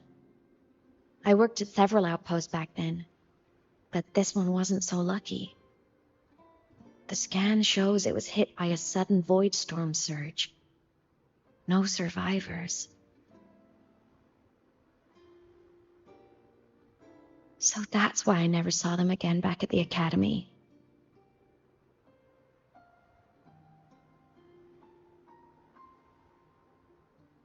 I thought I just didn't see them around.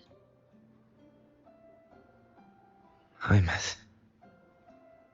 Anything swallowed by the void storms slowly loses its existence until it's forgotten entirely. If a cassette makes it out, at least there's a record. But if that gets erased too, then even the fact that they died is erased.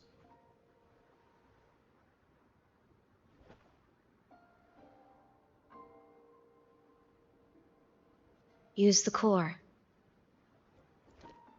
I want to see them again.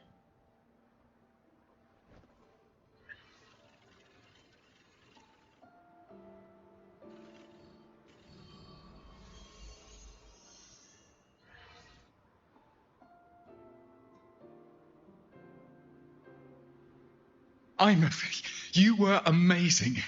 If not for you, that Glomoth would have crushed us to a bloody pulp. I'm still shaking, but you're already cool as ice. Are all synchronists from Rebel College as composed as you? If you want to thank her, share your Voidstorm research. To the Frostlands came our little Aemeath for this curiosity. You should show her that thesis you've been writing for years.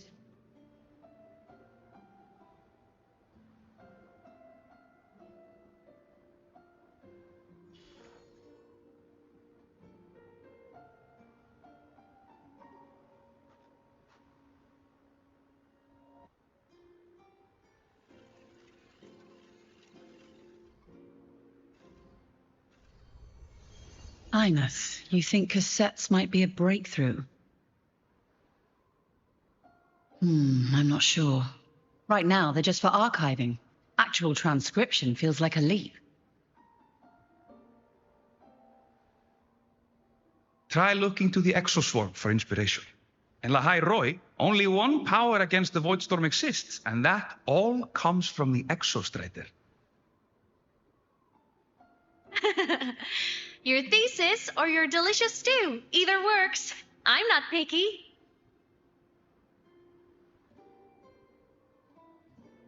As for the Void Storm, I'll try all your ideas. The problem is, we don't understand the Void Storm deeply enough.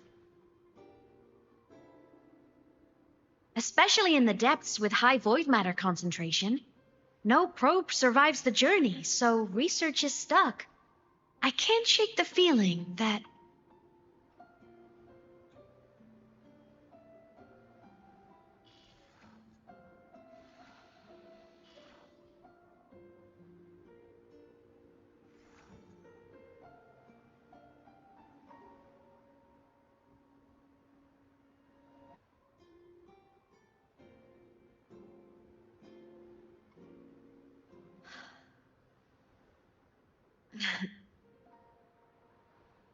when I was a child, my parents were lost to a void storm. Soon after, I even forgot what they looked like.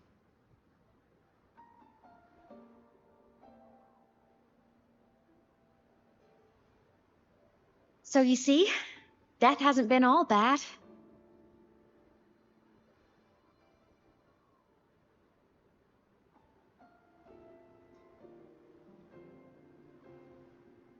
Once I became a digital ghost, void matter couldn't affect me anymore. Even if the whole world forgets my friends and colleagues, I still get to remember every single one of them. Feels like Aemeath? feels Yep. more sad than You she don't thinks. always have to smile through everything. What's that supposed to mean? I'm happy. Really. It's the way I choose to live. You're too serious, always overthinking, hence the long face.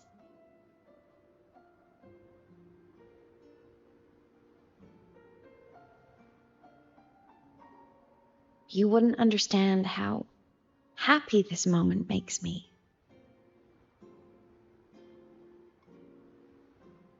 Come on, I'll show you the Frostland's slumbering giant. Lahai-Roi's Exostrider.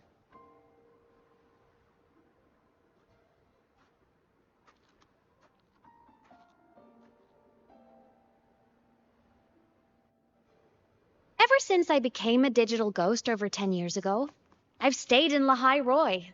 Can't get too far from the Exostrider. You've been to many places, right? Care to share some stories? Let me think.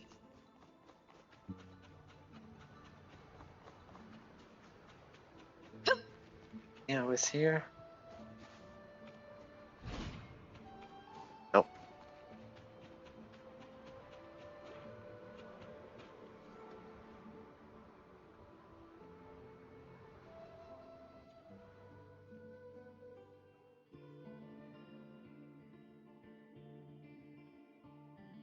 So the rain holding Jinjo captive stopped. Time began to flow again, and everyone got to celebrate a new beginning at the Moon Chasing Festival. Then you returned to the Black Shores, to the place that's always watched over you from afar. Oh, and the archipelagos, Raguna and Septimont. Oh, I just love how different these places feel. Storms are pushing us to It's all so wonderful. I love hearing these stories.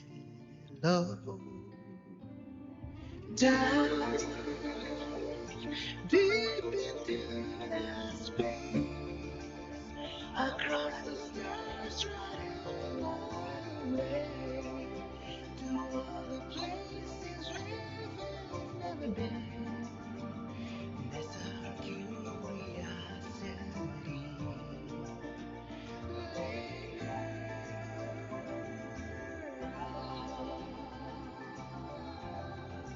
Wishing for the better days. Bring the dawn.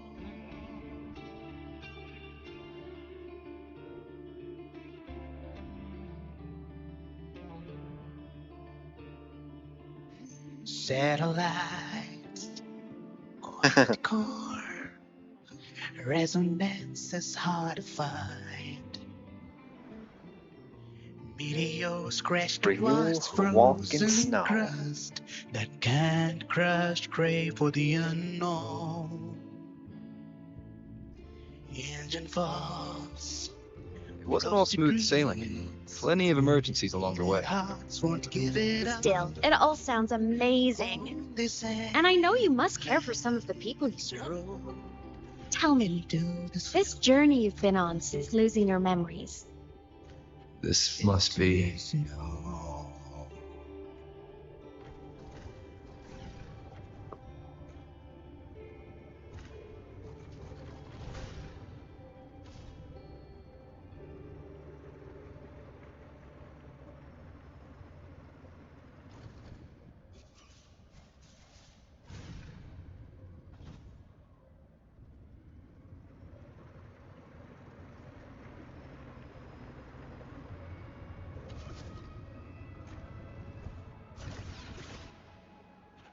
Stay behind me.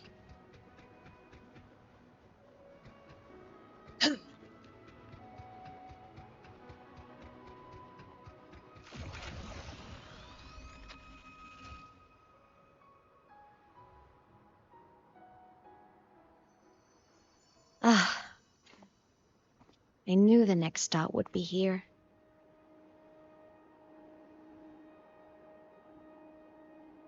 Why the sigh? The cabin up ahead. It's where I used to live with my family.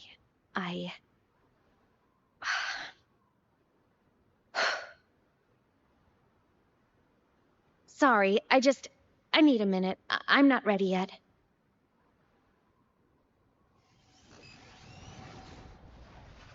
Uh-oh.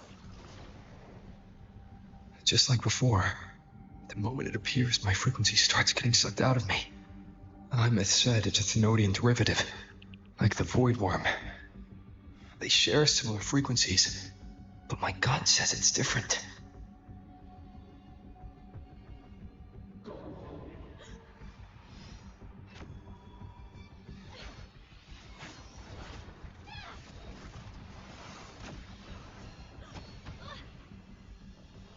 Oh no, Aemeath.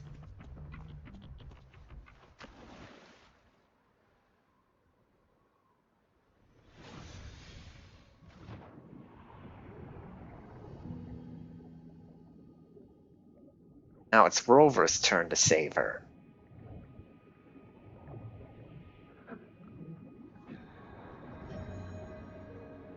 Huh? What was that about? She just turned into a little girl.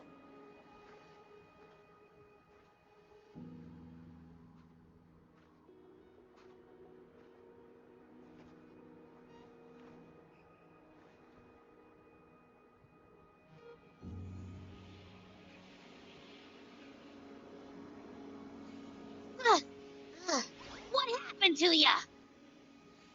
Your frequency's been leaking everywhere. I tried plugging it from the inside. It didn't work. This is no good. How about this?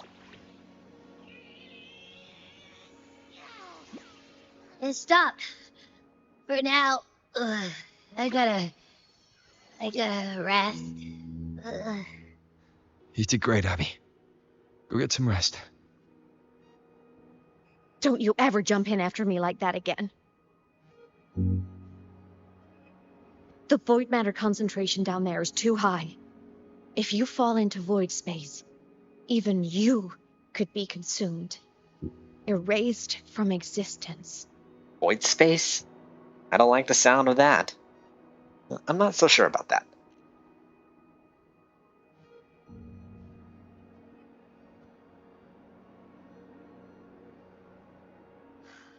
Always making people worry.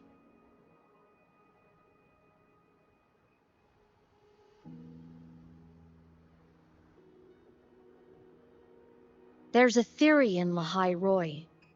Thenodian Aleph-1, the devourer of existence, is the embodiment of voidance. The dissolution of all things. Its true form is like a black hole. And that theory is correct. I've verified it myself. So far, I'm the only one who's reached it. Because I'm already dead, and no living soul could withstand a place like that. You went inside the Thenodian itself? Yes. Think of a severe void storm as a manifestation of a portal into void space itself. A higher dimensional plane. It's pitch black, but also like a kaleidoscope.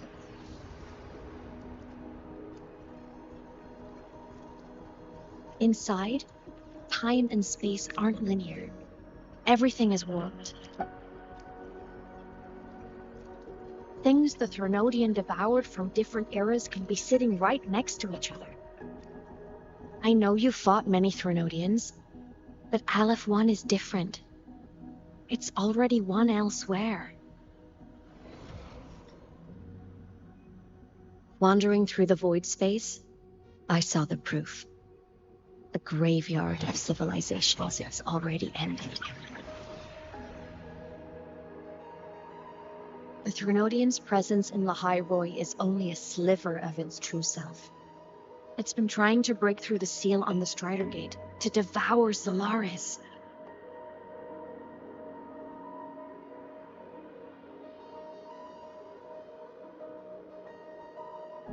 So, don't go wandering off alone. Not until the Exostrider awakens.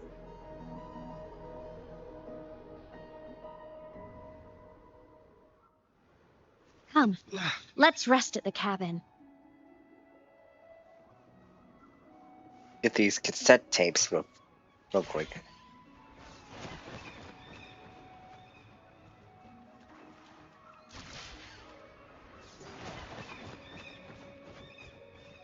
To the lands afar.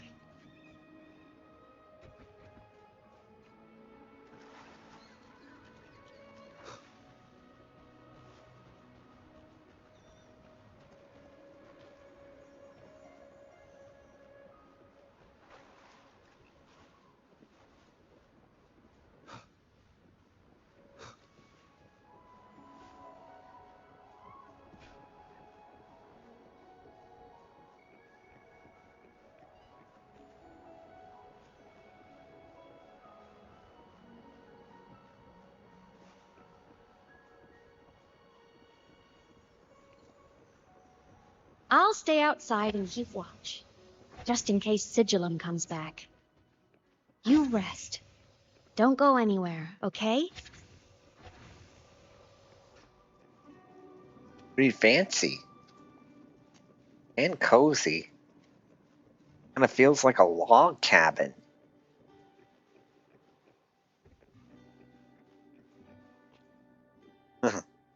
That's pretty cute. A stuffy, a giant stuffed cat, reading a book to a smaller stuffed cat.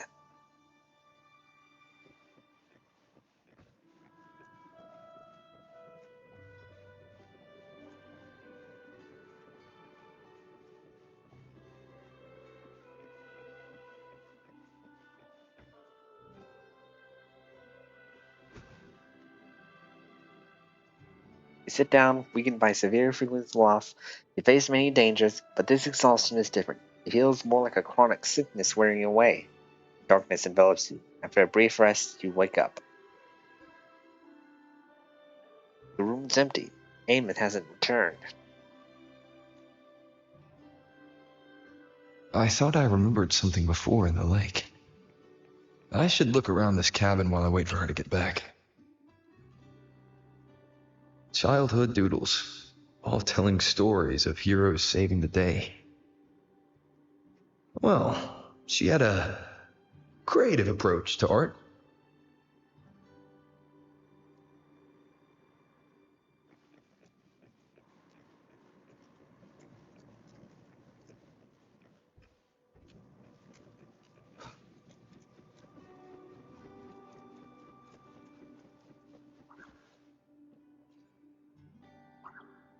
Stuffed toys, a big cat and a small cat. They looked like they were well loved. So soft. You could probably hug these all night.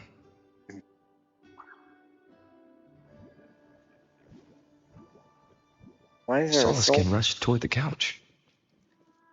soul skin here?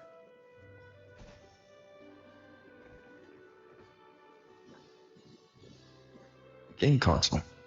2 controllers. The screen is covered in dust. Hasn't been touched in years. Space Fantasy Katya 6. Split stars. Most games here are RPGs or co-op games.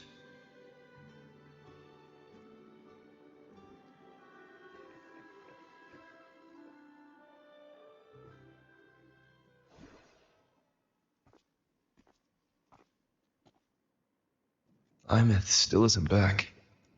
But if my hunch is right...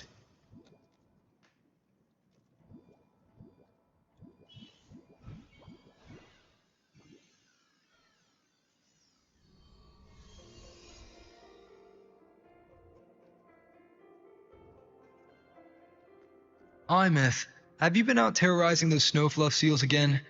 They scatter the moment they see you.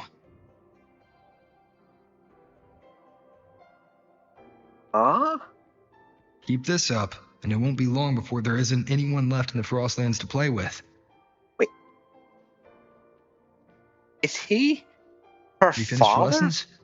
You start school soon. Maybe spend less time gaming, hmm?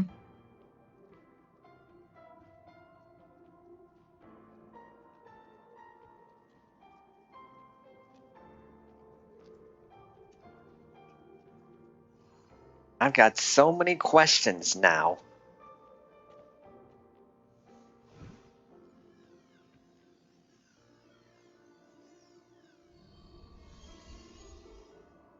Nuh-uh! They love playing with me. Why else would they crawl over and play before running away?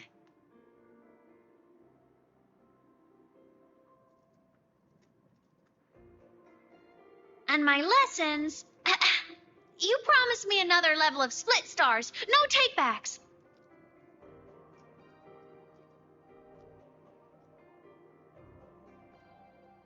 But I want to learn how you folded that thing first. Can you show me, pretty please?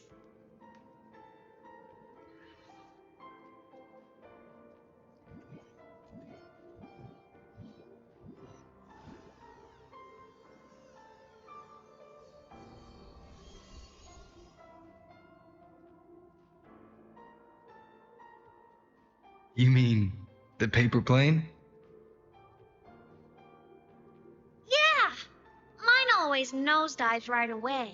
But yours flew so far. How?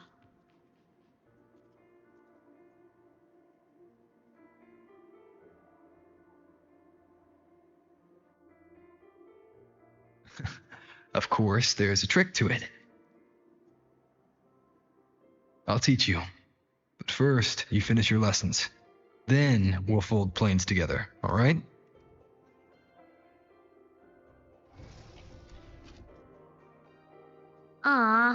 Okay. You promise? I promise. Cross my heart.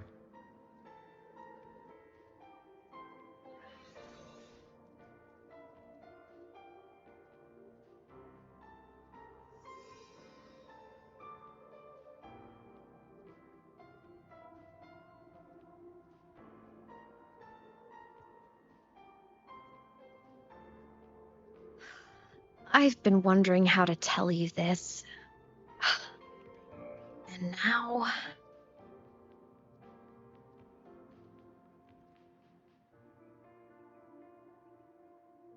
You lived here together? You can tell me now, Aemeath. When I was little, I woke up one morning and realized I couldn't remember the sound of my parents' laughter anymore. Their voices, their faces, their warmth. Everything about them dissolved in the void storm. Later, even the memory of forgetting them began to fade from my mind. It terrified me to the bone. I didn't know how to fight it. I felt cold, and I knew I had to do something, anything to make it stop. So I ran away from Bjotr Woods by myself. I hid in the Starwood Riseway and made my way to the Frostlands. My parents, one was a foreign researcher, the other a Roya. They were stationed here during the Void Storm. I wanted to return to where we once lived, but I couldn't remember the way. I stumbled around for so long, until I finally reached this lake.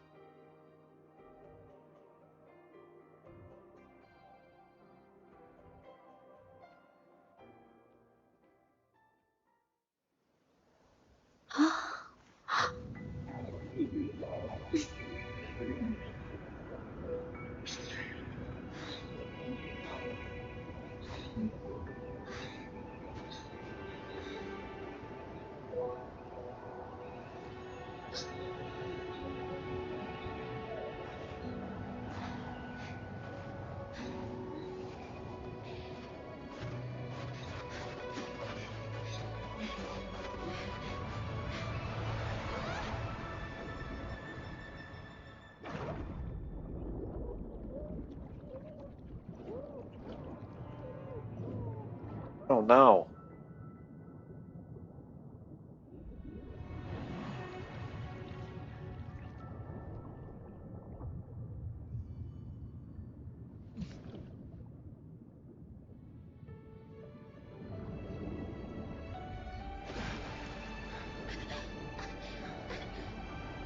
Don't worry.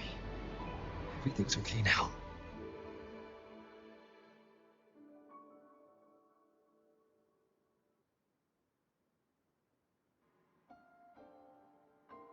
So, he wasn't really his My child. past self saved you. He was just adopted. I was sinking into the lake, choking. Everything was fading, until a pair of warm hands caught me.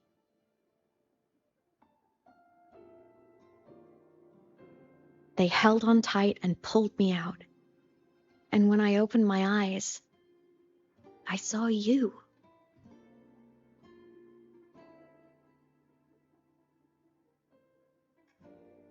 Then I realized the talisman my parents had left me was gone, probably lost to the deep.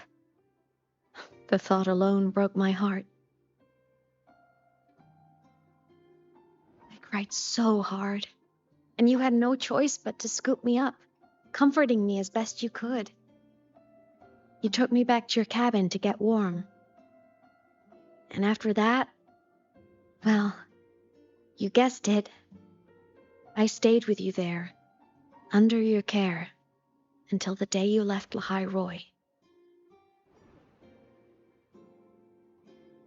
Why did you keep this from me?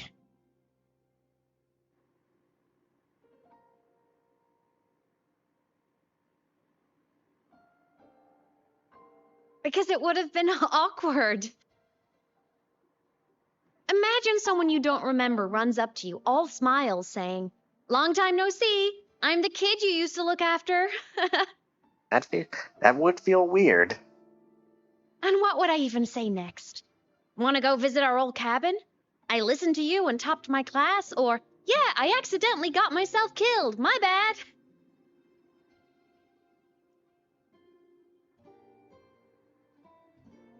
Saying any of that would only burden you. You never asked for any of it. I don't see it that way.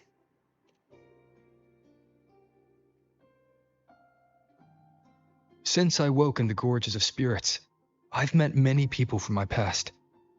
They've helped me recover pieces of myself. It's a good thing.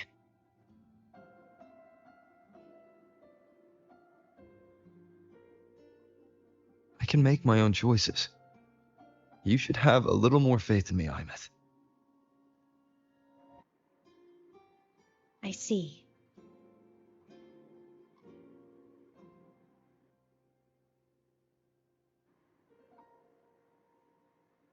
Then I'll just shoot away. My freshman speech, my first song release, the time I hit a new sync rate record. You missed all the big moments.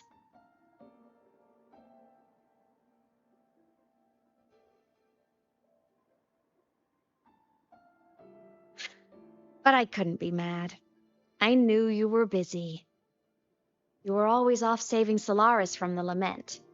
You had to, and I do think that's a good thing. So I thought, why can't I do the same? Look, I kept Lahai-Roi safe while you were away. Sure, there was a cost, but not bad for your unofficial apprentice, right?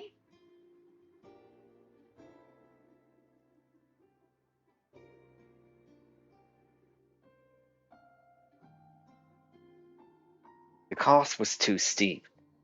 But you did well. Really well.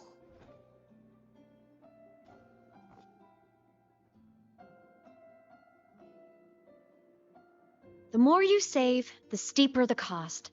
I've always known that. But some things, you just gotta do.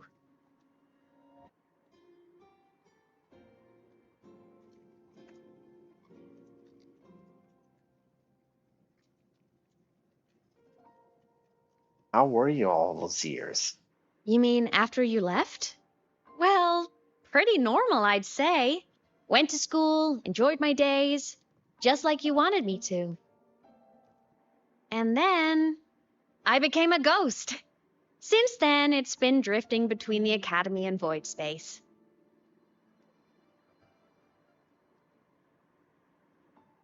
See, there is a bright side. Dying gave me a free pass into void space. I'd call that a win. Gotta explore somewhere, right? Something else I want to ask. You really never saw me before? Saw you?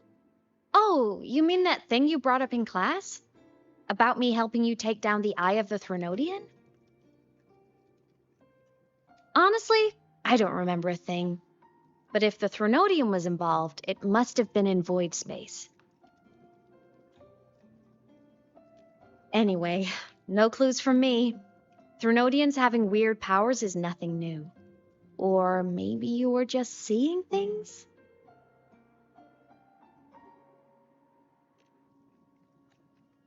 That's really what you want, then.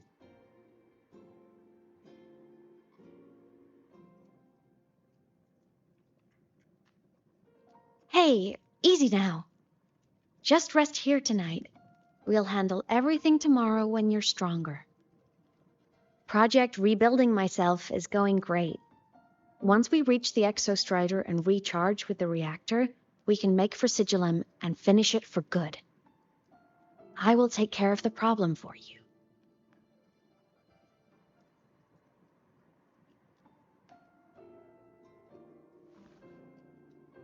We will face it together, Aemeath. Of course. But for now, bedtime. You take your old room. I'll be in mine.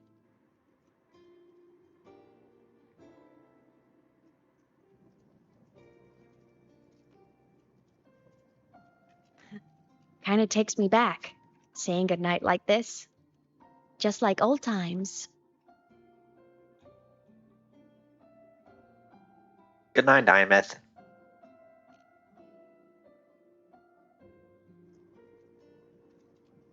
Good night.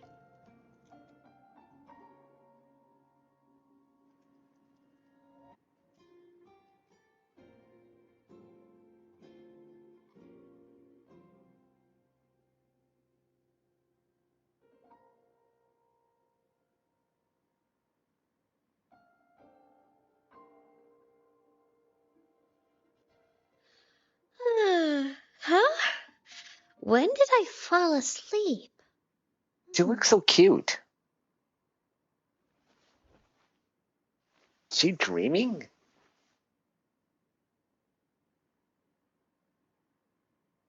My paper plane. I have to show it to him.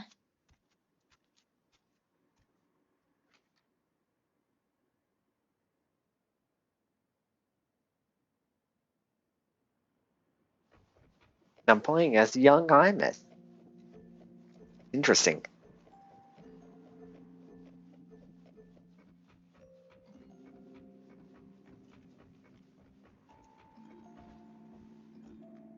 Oh no! I forgot to save my game. That was my best score ever. Aww. Next time, I'll definitely beat his record. I'll show him.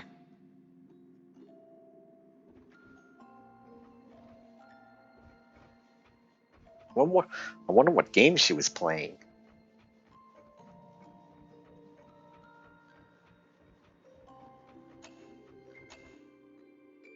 I drew my favorite story. The Challenger fighting the dragon, and the lone hero battling the evil Galactic Empire. But I can't get the colors of their clothes right.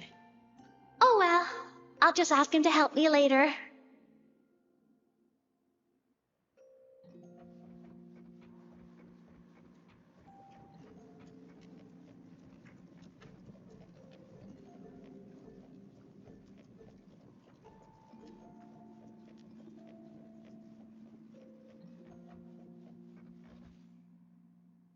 This cat stuffy he gave me is so warm.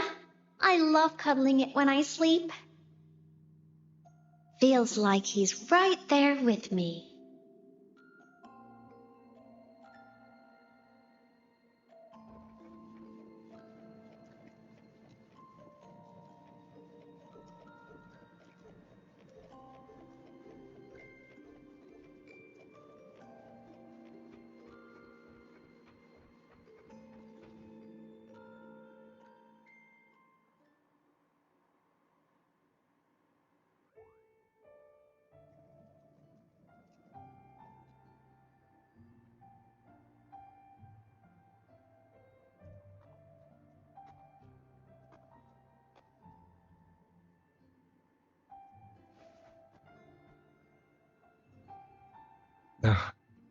Aemeath, what's wrong? Can't sleep? Are you sad right now? No, just thinking about some things. Oh, you're lying. You are sad. You see right through me, huh? I'm not sad. Well, to put it in your words, I guess I'm thinking about my homeland. Then, do you want to go back for a visit? I can't go back.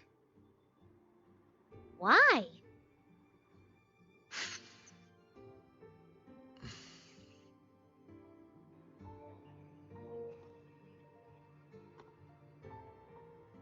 Can I tell you a secret? After Mom and Dad went away, my chest always felt all tight and heavy.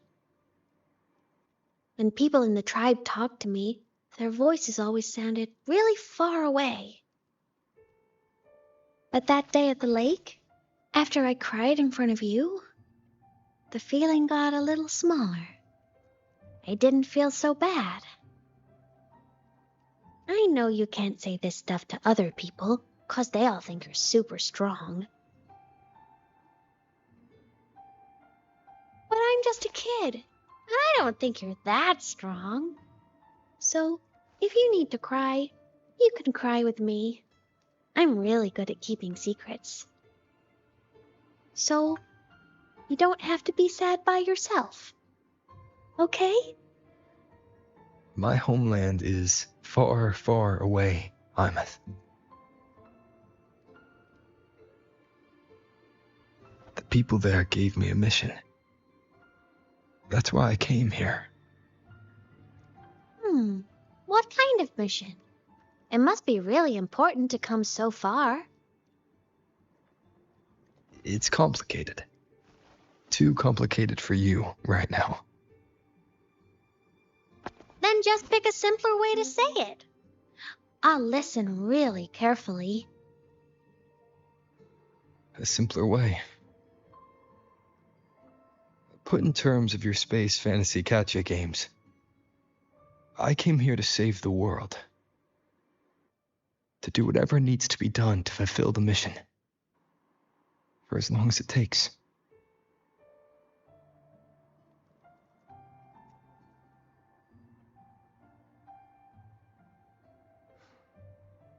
But was it the right thing for me? Because one day, I realized I would never return home. I couldn't stop thinking about that faraway place. More than I ever had before. In what you'd call dreams, I'd go back, stand there, just stare at what I once called my homeland. Even if staring didn't change a thing. Even if it was pointless. Oh, I see. You miss home. Maybe. But talking with you makes it not so bad.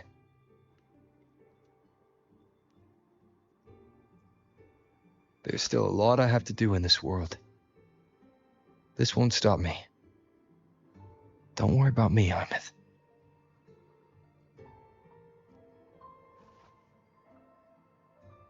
Yeah?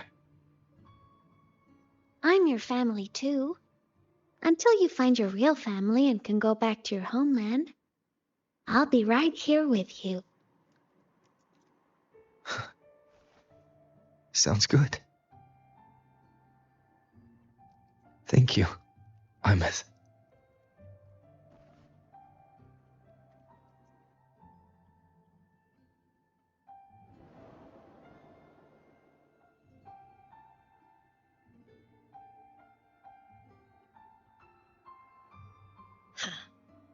A dream of the old days.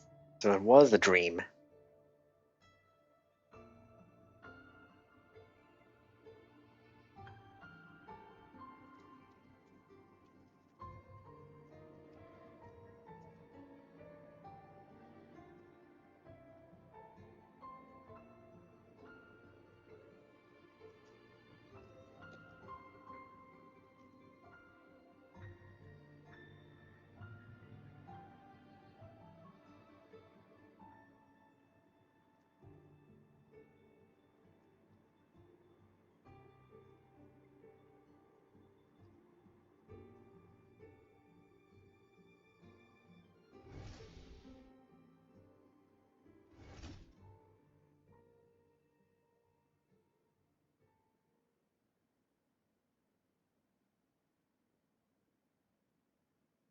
Homeland.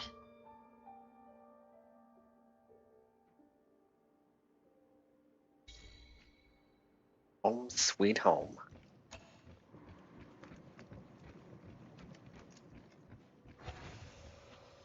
Morning! Off to see the Exostrider we go!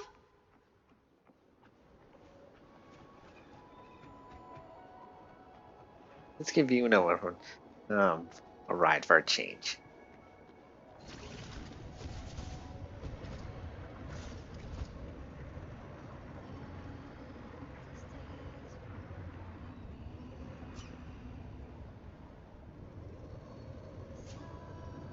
Get that cassette tape real quick.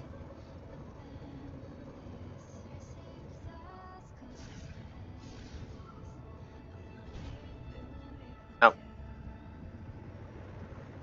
I tried.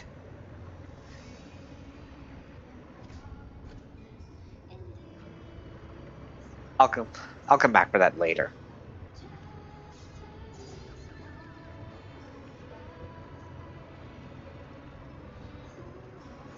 Oops. Sorry, thought that was an hide.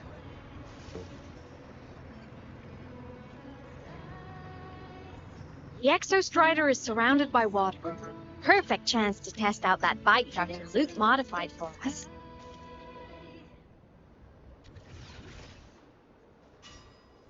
Well, seals. Are you ready for the end? I'll need a moment.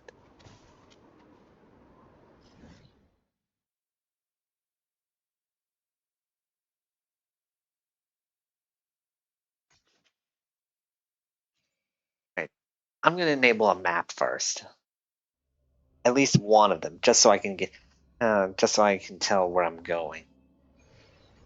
Such a radiant light I saw, spilling.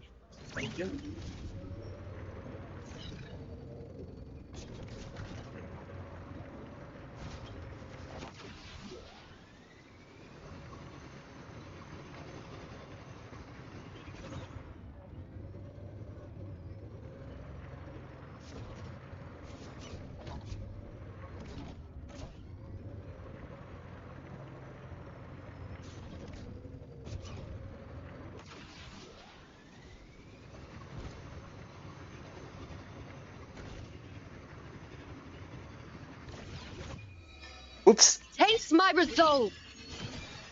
Didn't mean to do that. Me. Alright. Sorry about that.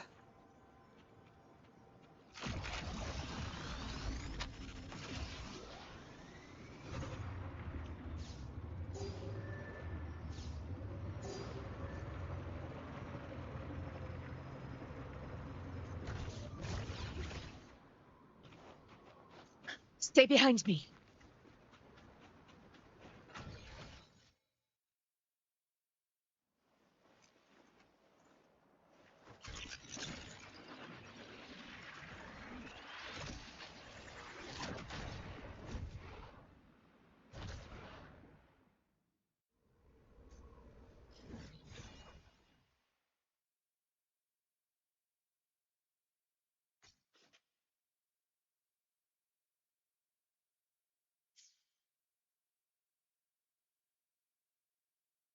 Right.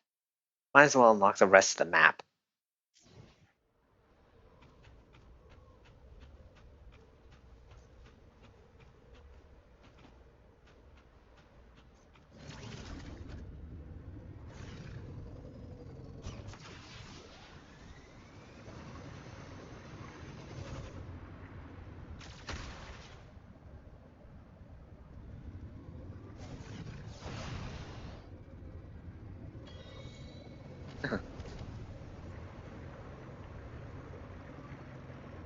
That was quite a leap.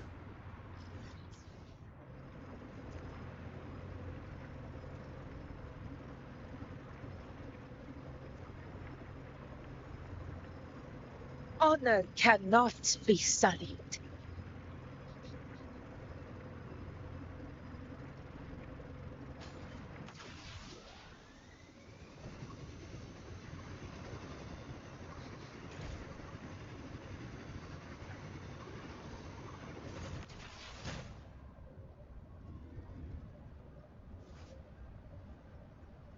Vamos.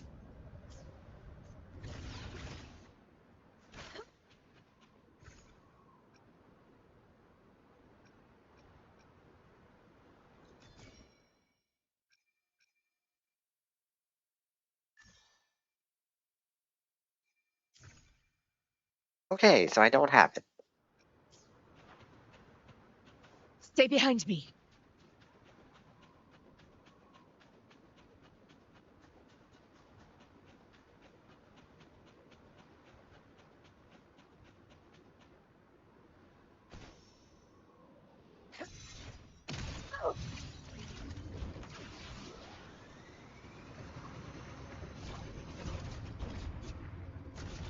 Here we go. Stay behind me.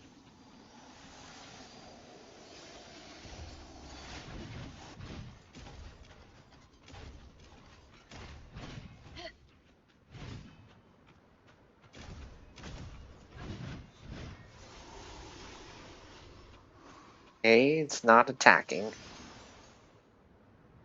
Worth a try.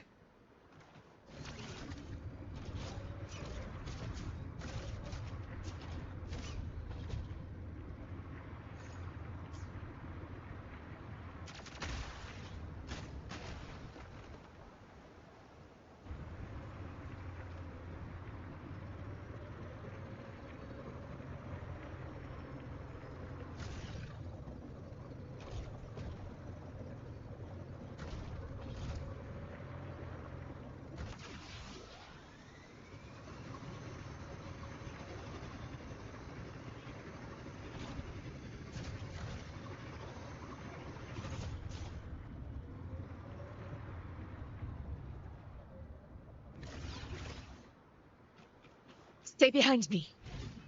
Okay, not you guys either.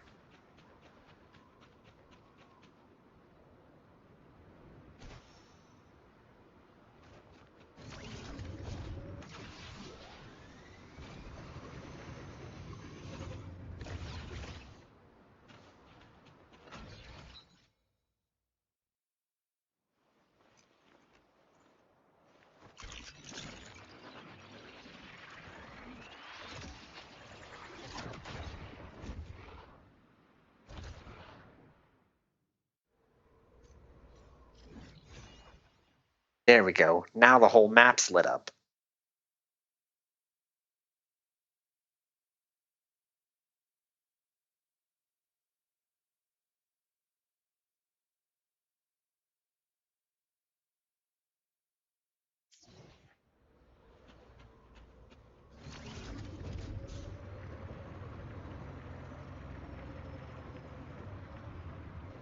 Just trying to see if I can find. Honor cannot Here we go. be silent. Global. Global in frost armor, which grants additional resistance. Fusion burst on his reaches 3 stacks. Global will lose the frost armor, along with the extra resistance it provides. Global's left tusk giving damage. Once broken, Global loses some of its combat ability. Leave it to me. Where am I? I engraft you new. Now watch closely. Praise me. Future. Reshape. Is that all? Is that all? Honor to you, my friend.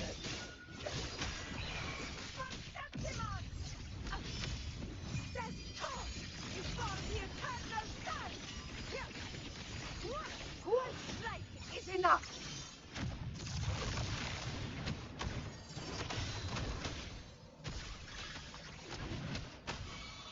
Vow from the soul.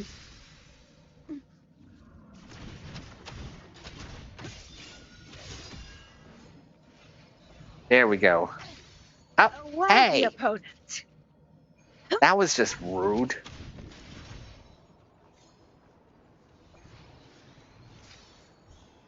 Yeesh.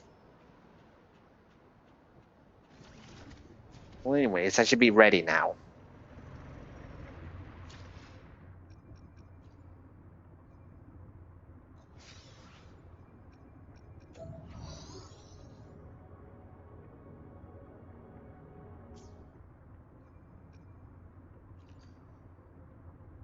These are the twitch drops I was referring to earlier.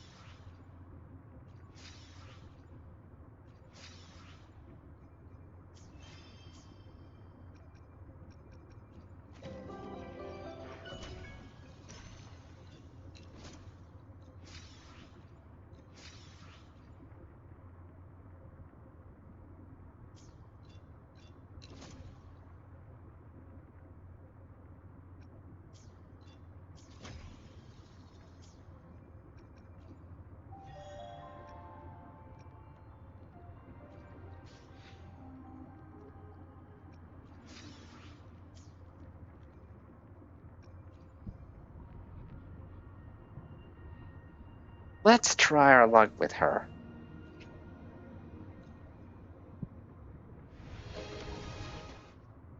Nope.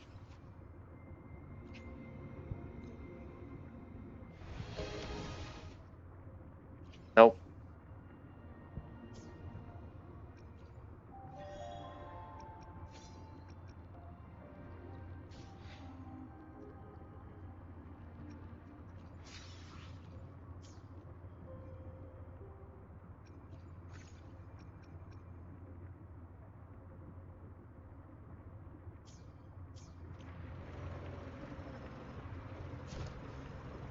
It was worth a try.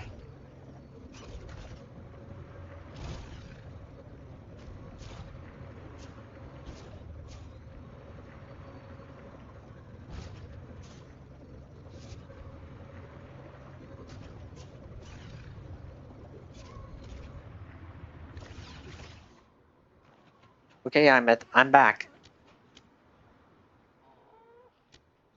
Are you ready for the end? Always ready. Let's do this. Aemeath, once you get all your power back, will people be able to see you again? Hard to say. There's no precedent for my situation. It's all just theory. But what if it works? What would you want to do then? Haven't decided. But I'm definitely going on a proper tour of the Academy. If that happens, can you come with me?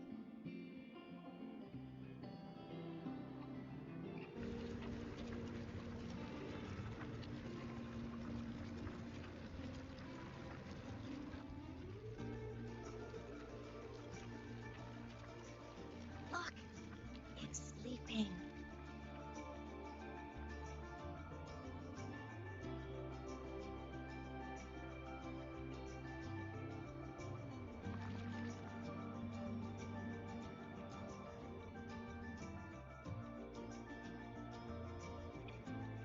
Look! We've reached the Exostrider's feet. Once I find more pieces of my existence here, I'll be strong enough to face Sigillum. We take that thing down, and this is all over. All right, let's race full speed ahead to the finale!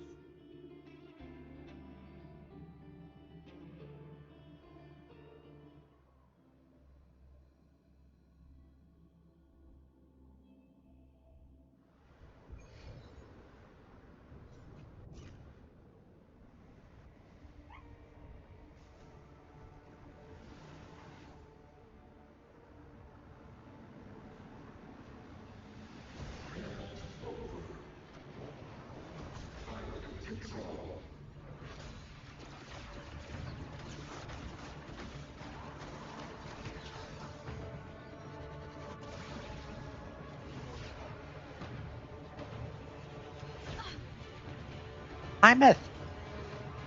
Aemeath!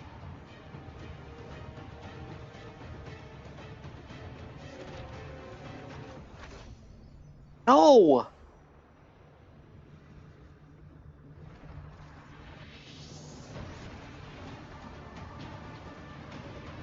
It's heading straight for the Exostrider. I have to catch up and get Aemeath back.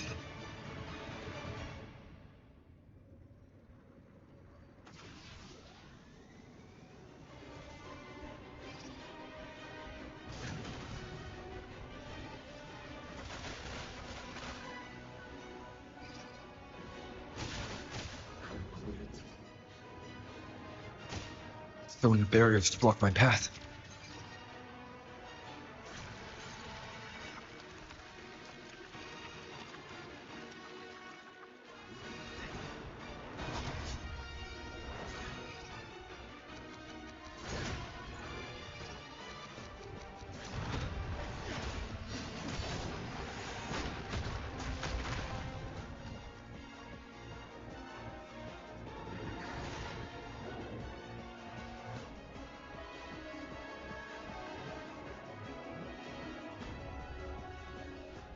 Need to find a way out of here first.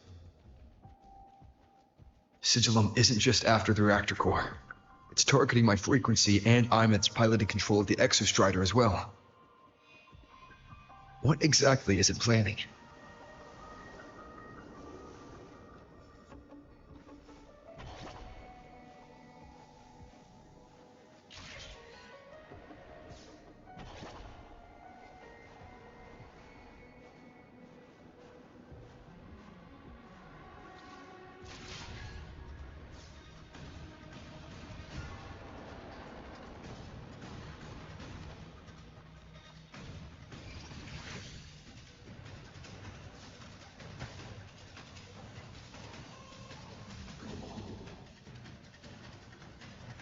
No!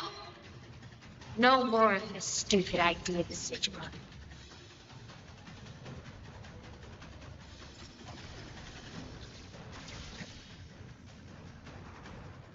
Oops. Didn't mean to do that.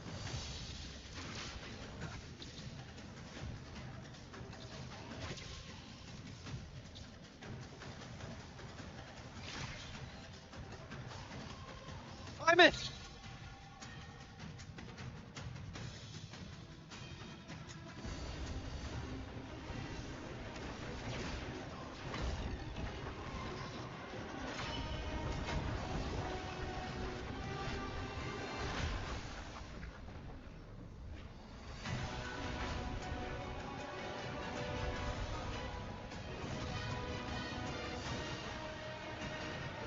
Destroying you is the only way to protect me. Then so be it. Oops, darn it.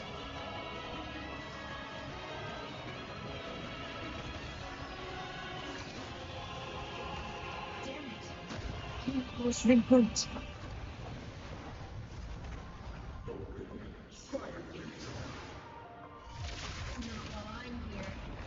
Don't even think about it. Aemeath can't fully control the Exostrider. She needs my help.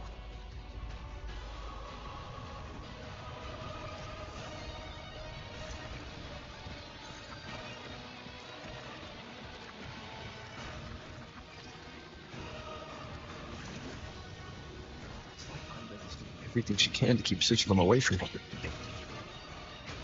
Then there's the Strider Gate. There must be a connection.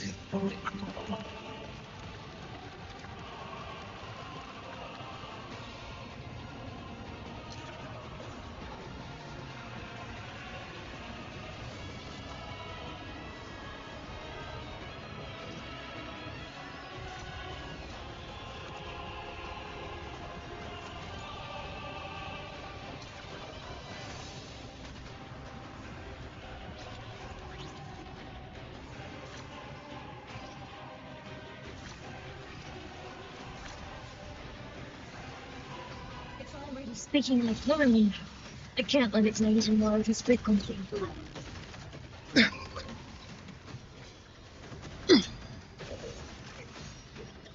Gotta let it inside. Gotta end this for good.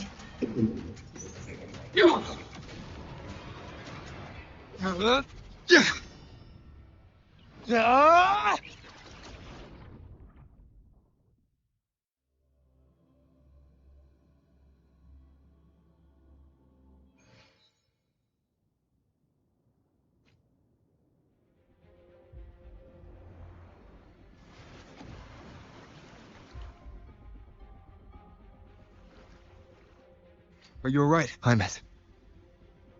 All good. Inside the Exostrider, I'm the one in control.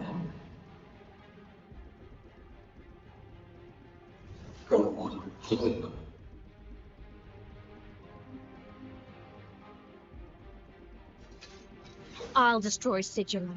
So, just go. Stay away from it, okay? Please. I'm begging you. Aemeath? Here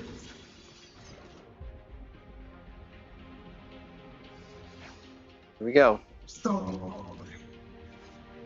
The guidance he gave Aemeath in childhood is now in the blade she raised to protect her family. Within limited time, press the resonance skill to have Aemeath cast the techniques he once taught her, unleashing a joint combo attack. During this duration, Aemeath cannot use her Echo skill or Resonance Liberation.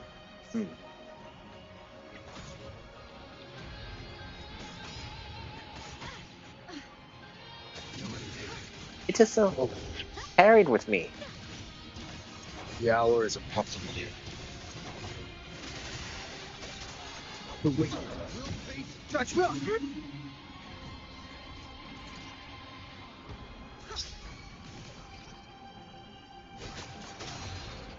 Swift and resolute.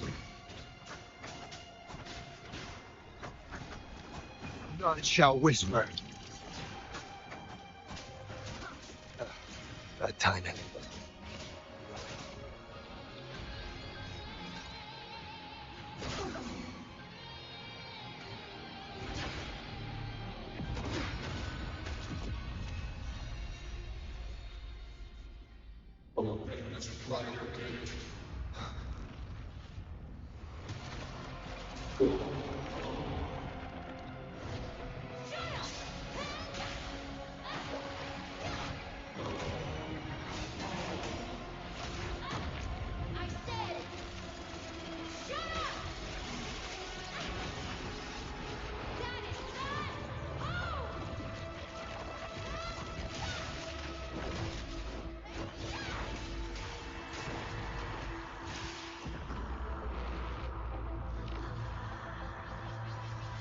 I won't allow anyone.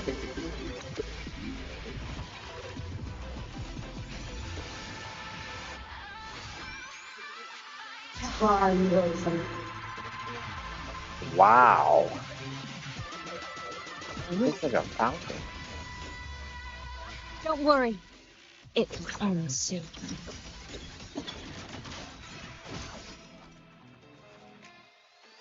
Aemeath can switch between her human and mech form by casting Resonance skill. If Aemeath casts Resonance skill within a certain time after performing basic attack, stage 2, 3, or 4, she can cast Chain skill Sync Strike, Armament Merge, or Sync Strike, Call of Dawn. After that, Aemeath can perform basic attacks or change Resonance skill to increase her synchronization rate. Her synchronization rate reaches 50%. Aemeath can cast Resonance skill within a certain time after performing basic attack stage 4. Then she can cast Chain skill Seraphic Duet Overture or Seraphic Duet Encore. After that, Aemeath can cast Enhanced Chain Resonance skill into Intro skill or Resonance Liberation to increase her resonance rate. When the synchronization rate and its resonance rate are full, Aemeath can cast Enhanced Resonance Liberation from Heavenfall Edict Finale.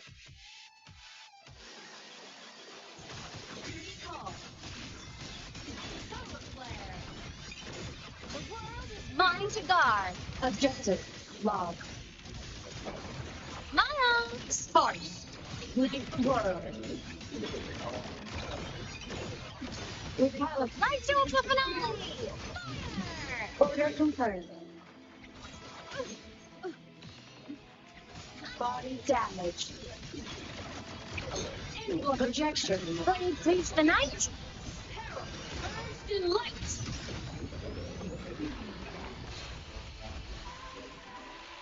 The suffocating dawn shall melt away.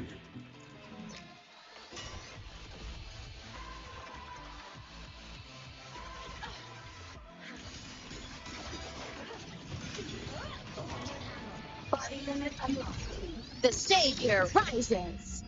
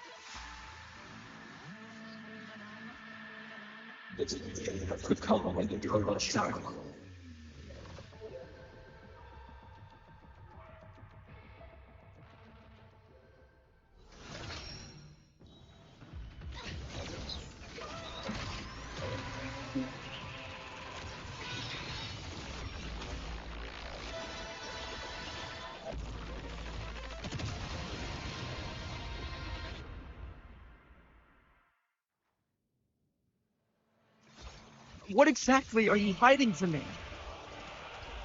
You don't need to know. I will protect you.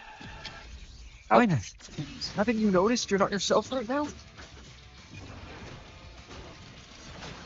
Nowhere to hide.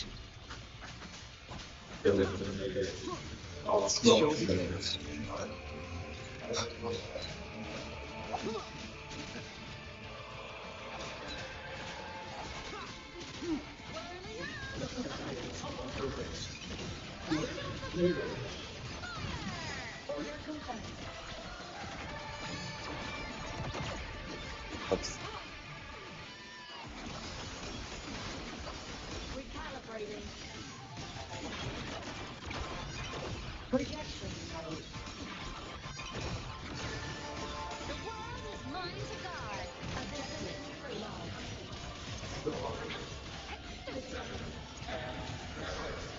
Feather drones assemble.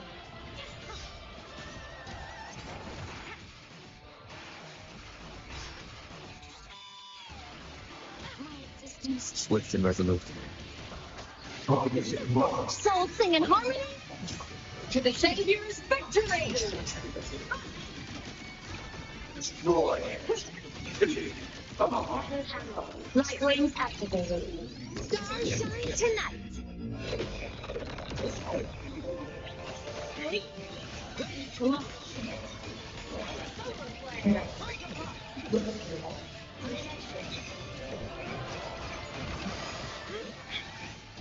Swift and resolute.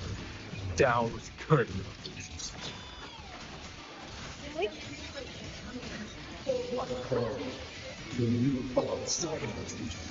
Flame cleaves the night.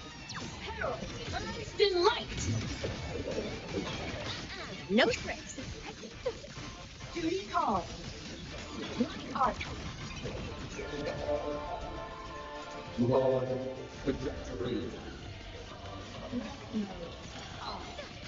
Evil. Sparks. Ignite the world.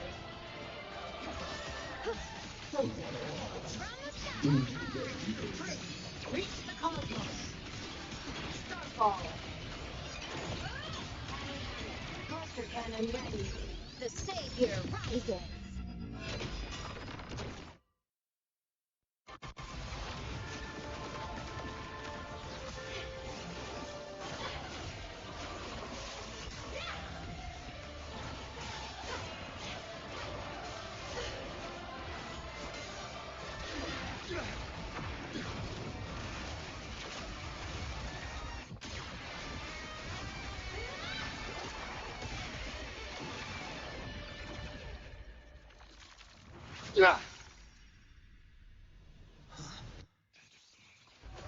What the?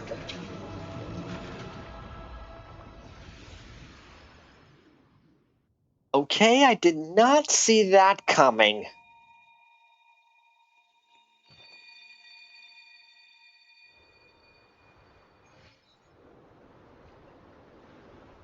Aemeath and Sigilum are gone.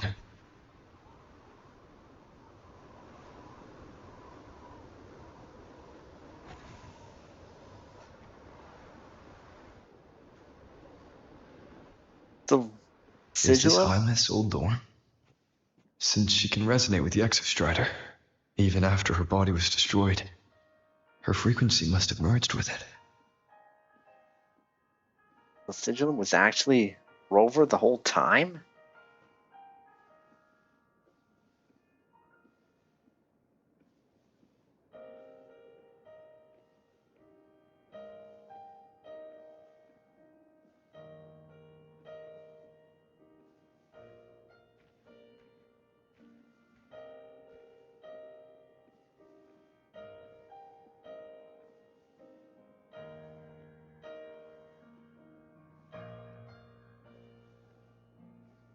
Isn't it so incredible?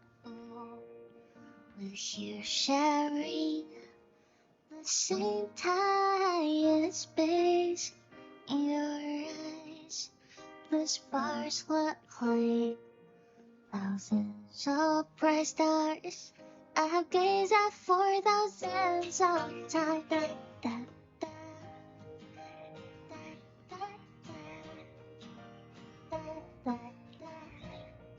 Da da da da da.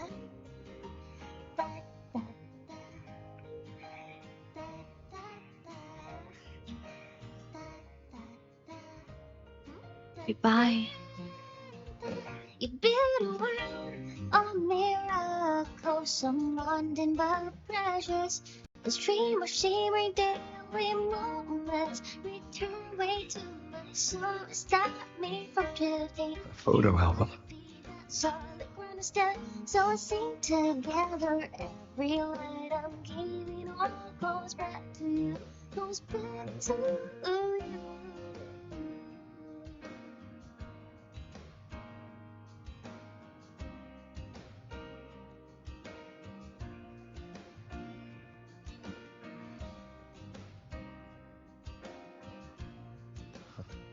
A poster of Fleet Snowfluff's fan meeting.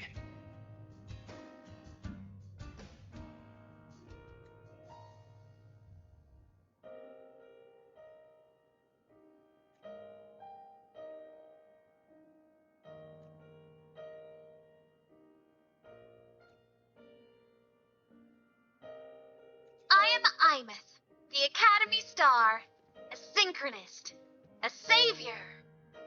Please look at me.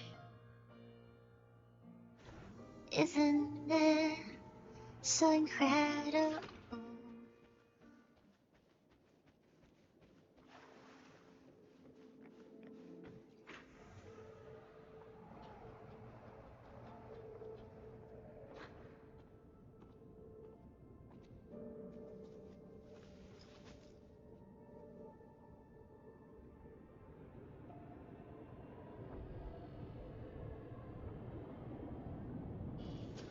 Piloting the Exostrider.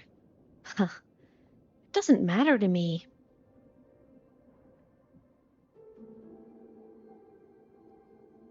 But if this is what it takes to lighten his burden and ease his pain,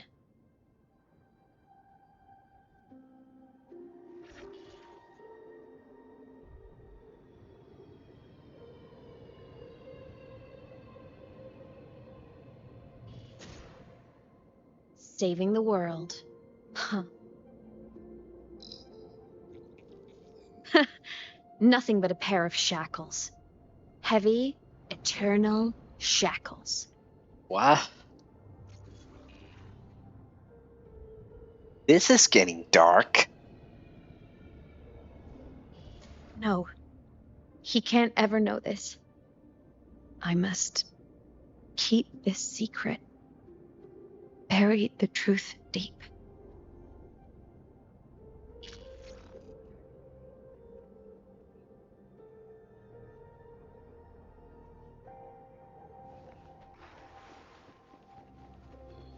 Aemeath, what did you do?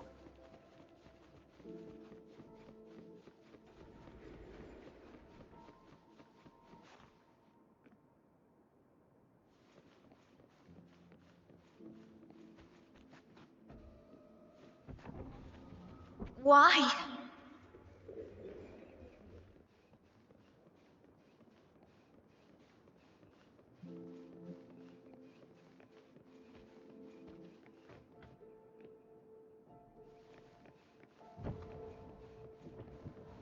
It hurts.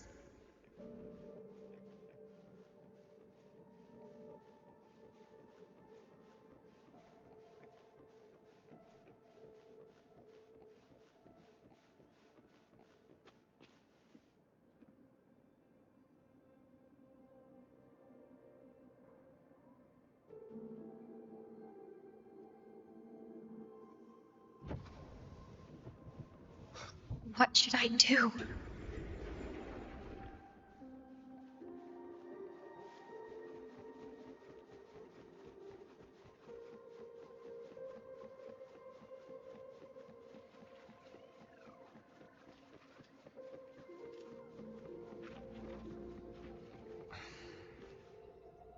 go back.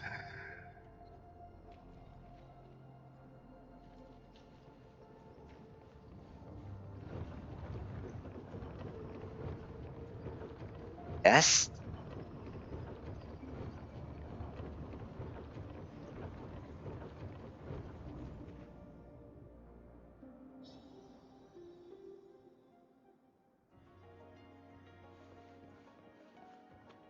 This is her classroom. Zila's classroom.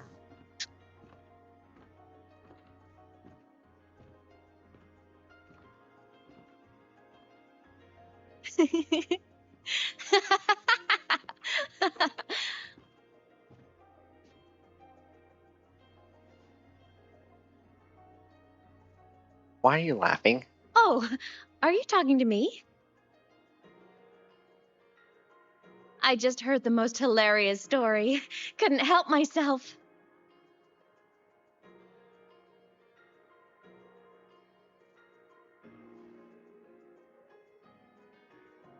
Since you asked, how about I tell you?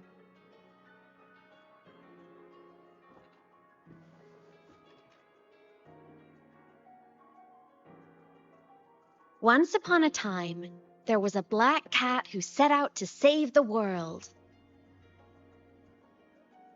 Why? Because everyone told the cat it was a savior. The cat didn't get it. When it opened its big golden eyes, it was just stuck in this tiny cardboard box. And inside that tiny box, it was crammed full of even tinier little creatures. The cat was shocked. It had to tiptoe around, careful not to step on anyone.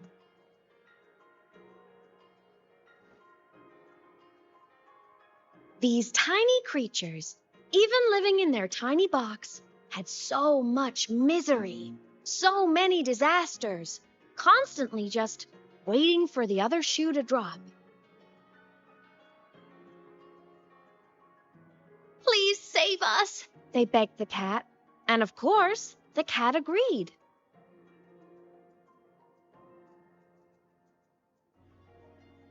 Even if they hadn't asked, the cat would have helped anyway, because that's who the cat believed it was, a savior. And so the cat took up its sword, always fighting, always talking, always roving. Saving the world over and over. Until one day, it realized the cardboard box had been sealed shut.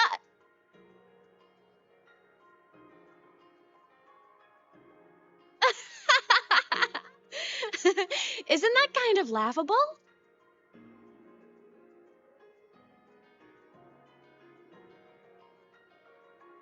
I don't think it is. Where's your sense of humor? Isn't it absurd? The sheer ridiculousness of everyone ignoring the fact that it's just a cat.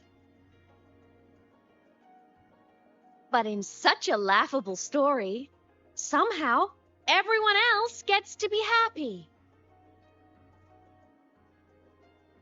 The ones who relied on the cat, the ones who hated the cat, they all got exactly what they wanted.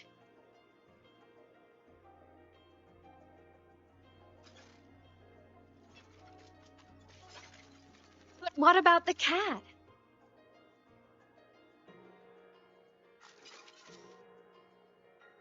It wants to go home, but no one remembers. The box is sealed shut, and the ones who put the cat in there have already turned their backs on it. Even the cat itself has forgotten.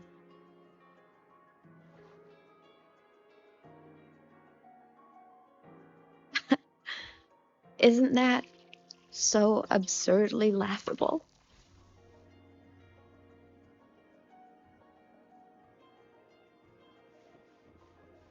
I don't think that's laughable one bit.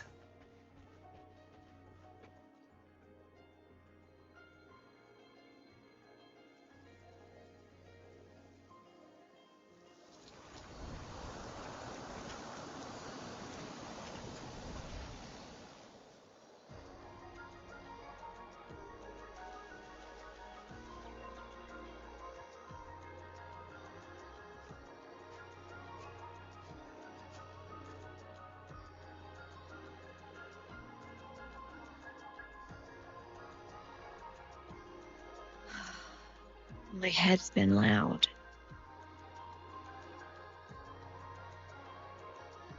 There's this question that just spins and spins up. I still don't have the answer.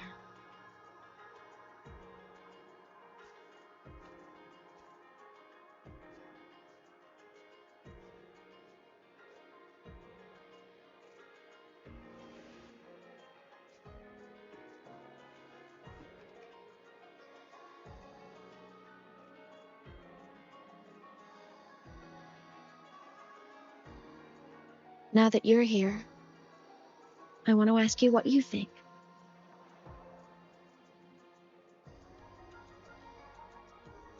That person is my family. Family is supposed to look out for each other, protect each other. So I want to do something for him. He doesn't say it, but I can see it. All the stuff piled up inside him. The more you hide, the less you share. But I saw him recently, and I think he seems more carefree than before.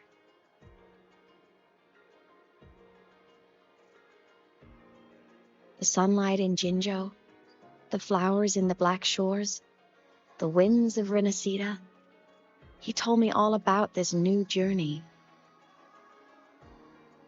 It made me happy, truly happy for him. I guess forgetting can be a blessing. If you don't remember something, it can't hurt you.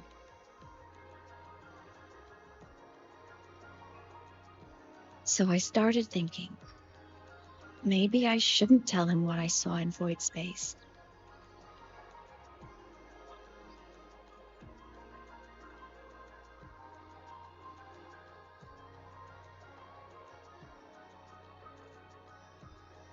All that pain he carried about his home, it's gone now. Why bring it back?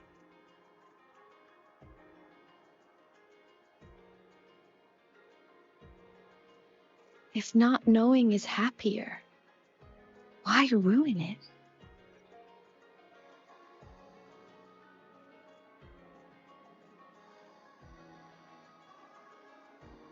But people need to know the truth. Even if the truth destroys that happiness, I can't. I don't want to see him hurt. I want to protect him. We all need a little hope to keep going, right? I want him to hold on to that hope.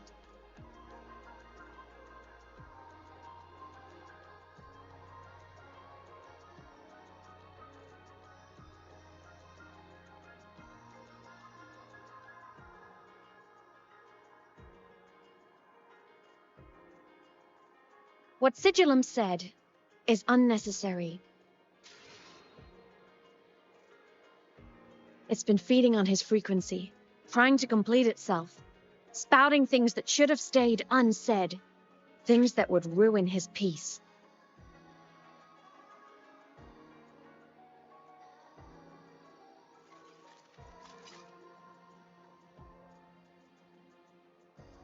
I must destroy it before it spills the truth. Now I get it. Sigillum looks like Rover because he was being off of Rover's frequency, so it must have taken on his form because of that. I get it now. I brought it into this world. I'll be the one to take it out, too. Nothing truly matters. Not even saving the world.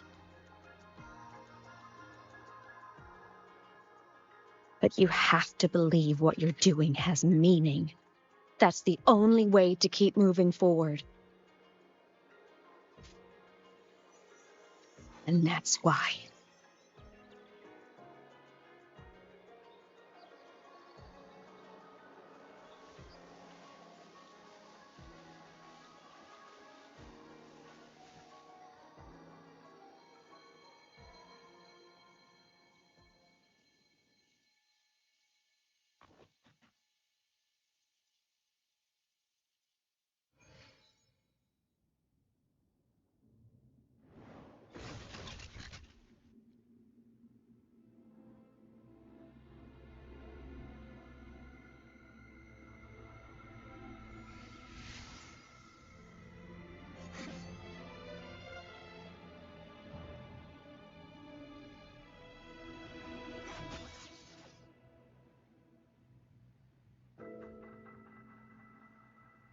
Stop, Aemeath. I told you to stay out of this.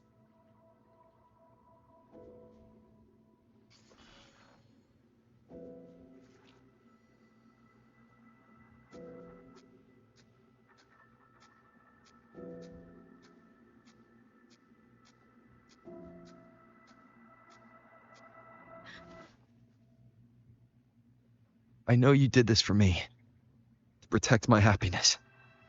And I'm grateful. But it's over now. I need to hear it. All of it. Whatever the truth is, it's my burden to carry. My choice to make.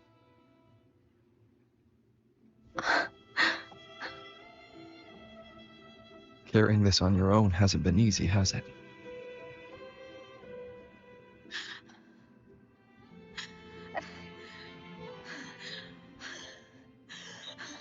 That's alright.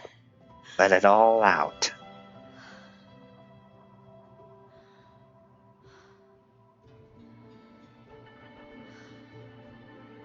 Do you really want this? Even if it changes nothing? Even if it only weighs you down? Things only weigh on us because they matter.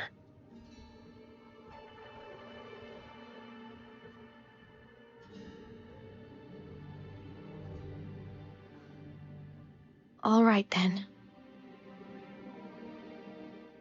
Back when we lived together, you once told me you'd come from a faraway place, that you were on Solaris to carry out a mission. Current research suggests the Exostriders and Sentinels were made with technology from the same civilization. I think that civilization is the faraway homeland you spoke of.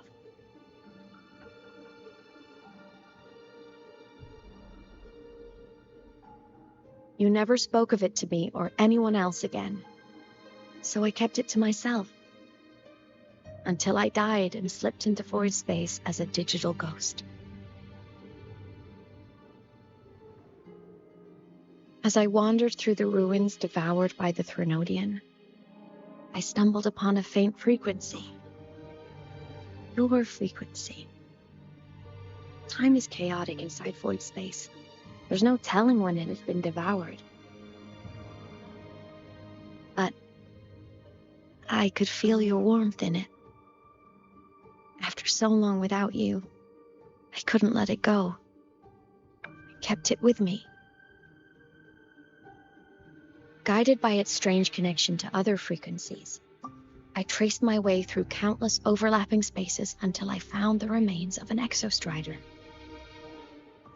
That was when I realized that Exostriders were built to transport Sentinels. They trekked through stars to deliver Sentinels to Solaris. Until, during one jump, the Threnodian Aleph 1 must have noticed them.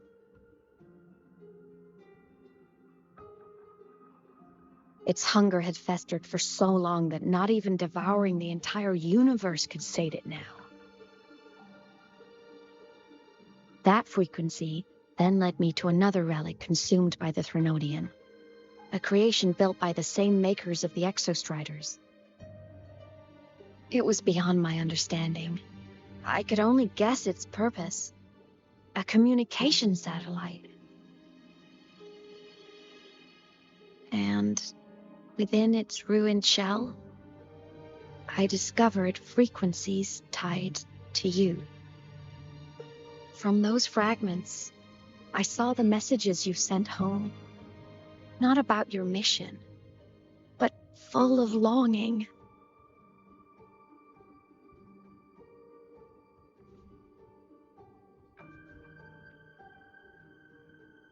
You said you wanted to go home, even if just to lay eyes on it one more time. But their reply was a rejection, because it wasn't part of your mission, because it was unnecessary.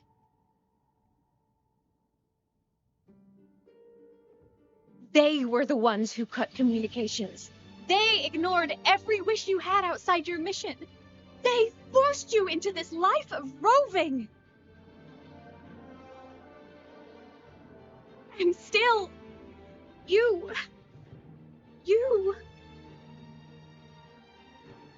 crossed the stars to fulfill their wish. How could they? How dare they treat you like that? In that moment, I was drowning in pain. I didn't know how to help you. I didn't know if I should tell you. I didn't know what future you'd even want.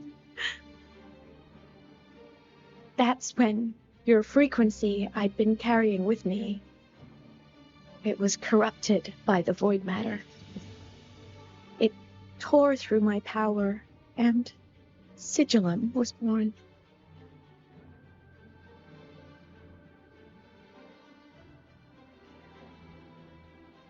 It was born from my mind, from all my worries, my fears, everything I imagined you'd suffered.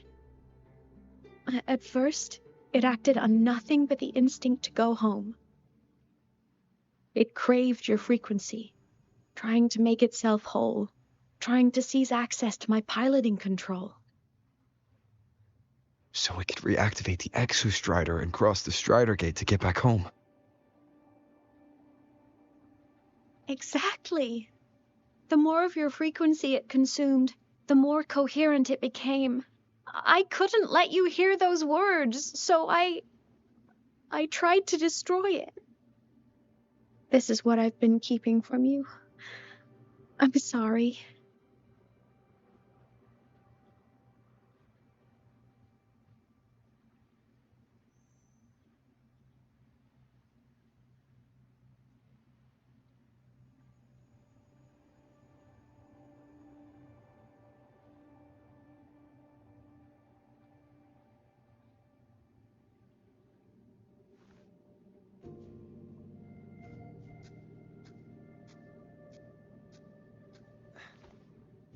I'm glad you chose to tell me this, Aemeath.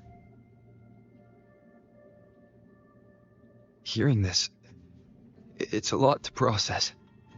I'd be lying if I said it wasn't. I just need time to figure out my next move. This homeland of mine, even saying it feels strange to me. Don't worry. The journey I've had since losing my memories, the hope I found, that's mine to keep. No one can take that. Saving the world? I never saw it that way. The people and civilizations I met, they saved themselves. I was just there to help. Jinjo soldiers fought through retroact rain till dawn. The Black Shore's bloom bearers ran themselves ragged across distant lands. Renacita's factions all dared to defy the dark tide. Lahai-Roi's people never stopped reaching for the stars. I'm no savior who fell from the sky, and no one ever saved themselves by waiting for one. There's been plenty I couldn't do. Losses I couldn't prevent. Sacrifices I had to accept. I'd do it all again. Every bit of it. If this was a mission from my past, I'd be lying if I said I didn't care what they thought of me now. But that's a question for later. Right now, we have more important threats to face. The fact that I choose this path even without my memories, that tells me this is who I am. I can't stand by while the lamented brings suffering. I care about this world too much. But I'm afraid you'll feel alone. With everyone here? With you here? Not a chance.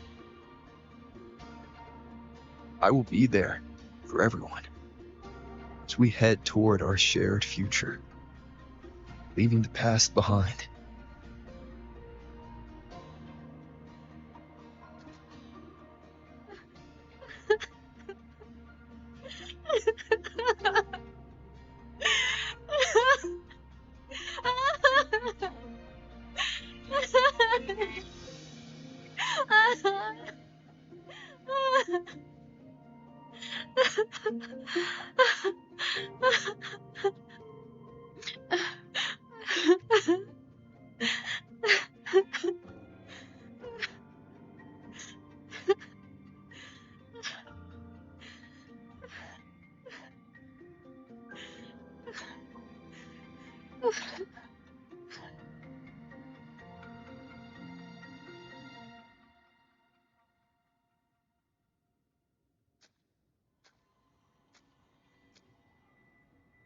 So, this is your choice.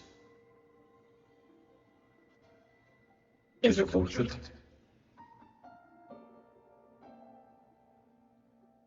I'll decide the worth of this mission, not them. I know where I'm going now. That's what matters. Not where I started. Then keep going. No matter what.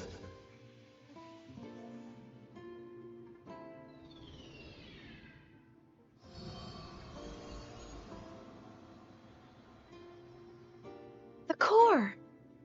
It's returned to the Exostrider. It's one step closer to finally awakening!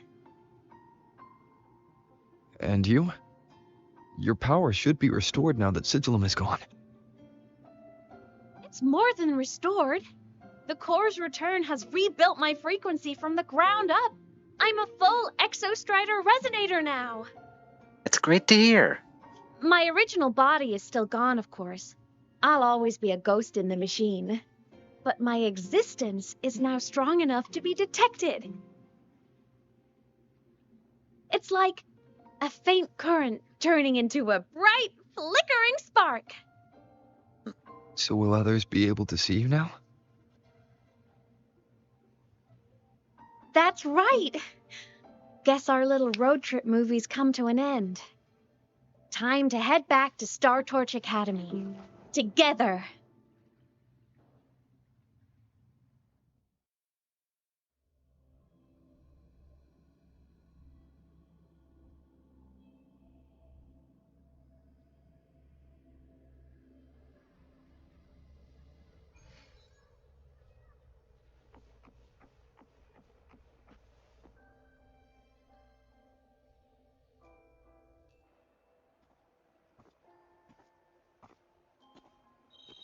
All good on your end, Golden Boy? Sela mentioned the Exostrider in the Frostlands just moved. Please tell me that was you. That was Aemeath. Given how well you know me, I assume you know her too. You found her? I brought her back to the academy. It's a long story. I'll fill you in when there's time. Understood. But I do have to ask, on Lucila's behalf, what's the status of the core? It was returned to the Exostrider. That explains it. The Research Institute is reporting a spike in void matter concentrations over Lahai-Roi. Voidstorm activity is kicking up again. Back when the reactor drive was in the sky, its annual self-diagnostics caused the Exostrider's greatsword pointed at the Threnodian to weaken. The Exostrider is probably running the same procedure now to integrate what you returned. Best for you both to stay within the Academy until peak season passes. Alright. I'll be careful. Next time you're in the infirmary, we should revisit your old plan. The one tied to the Exostrider, the Strider Gate, and the Threnodian. For now, just be with Aemeath. It must be a great relief to have her back. I'm happy for you. You've earned a break. Get some rest. Looks like Aemeath is at the auditorium. What's she doing there?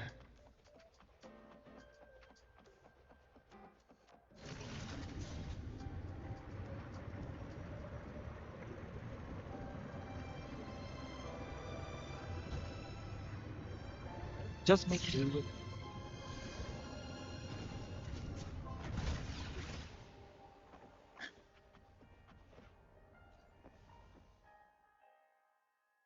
You know what? I just had a brilliant idea. Why do I feel like someone's about to get in trouble when you talk like that? Hey, that's a totally unfair stereotype from when I was a kid playing with snowfluff seals. I was just thinking, now that people can actually see me, I could, attend my own fan meeting. An unfinished song completed after all these years. Doesn't that sound amazing? Sure does. I know, right? You have to come too. You have to see this star perform. Forget all your worries for a night and just enjoy the young energy of Star Torch Academy. That's the last of the athletes, right? Oops. Resonant skills. Entries open, everyone! The fan meeting.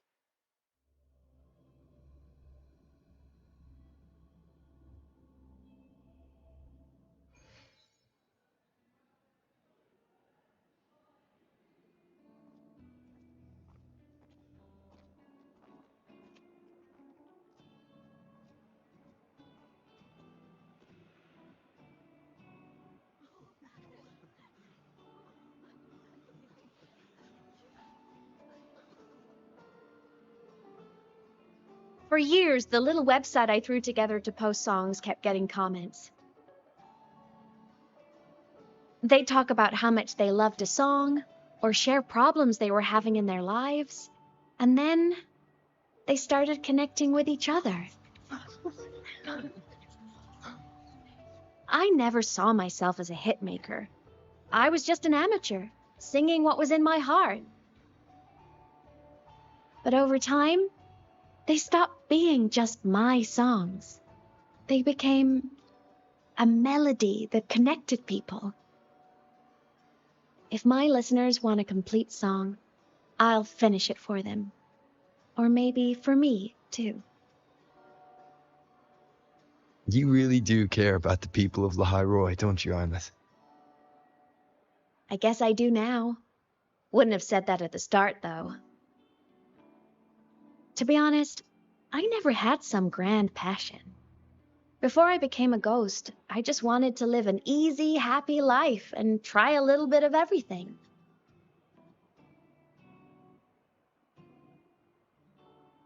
And my whole I want to be a savior thing? Well, that was just me trying to copy you. But after I died, I had all this time. Time to notice the people and things in Lahai-Roi I'd overlooked before. So many people here dream of becoming stars themselves, but that was never my dream.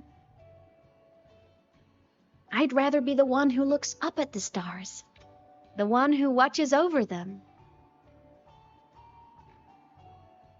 Really? But the way I see it, You're already shining like one.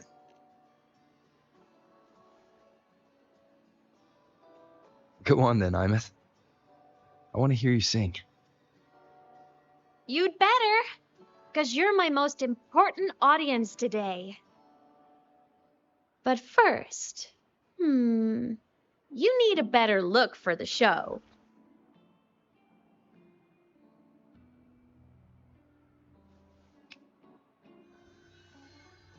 Oh. Official Star Torch uniform. There, brand new, just like I remember you wearing. Looks good, right?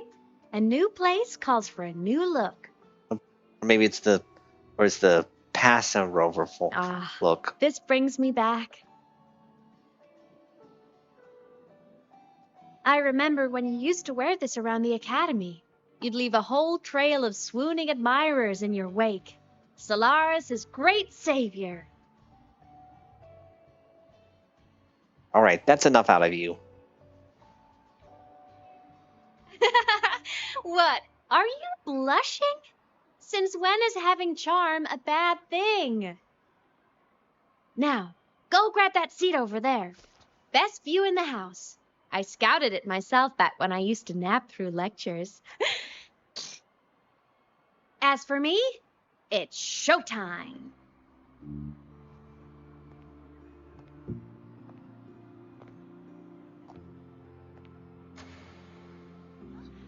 Yeah, never try to sleep through lectures. It'll end up coming back to bite you.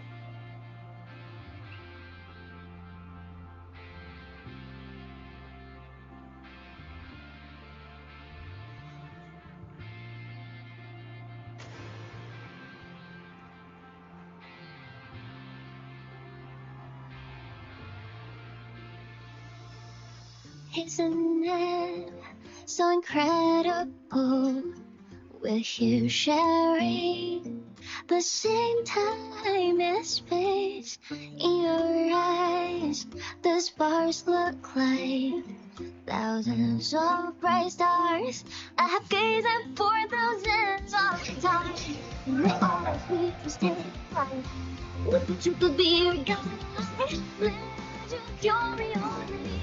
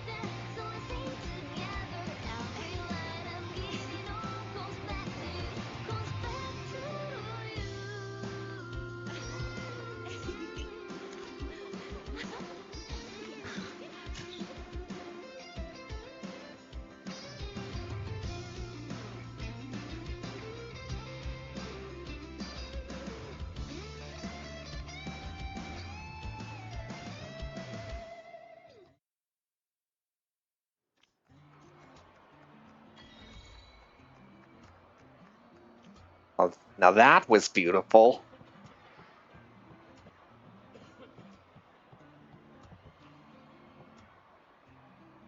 Aemeath from Rebel College. She's been missing for years.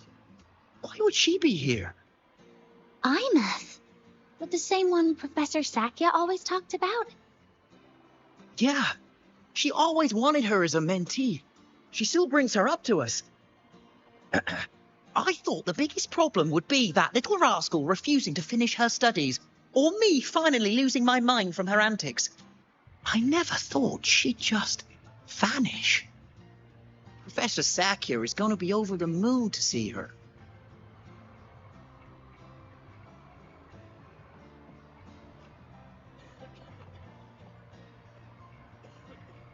Aemeath.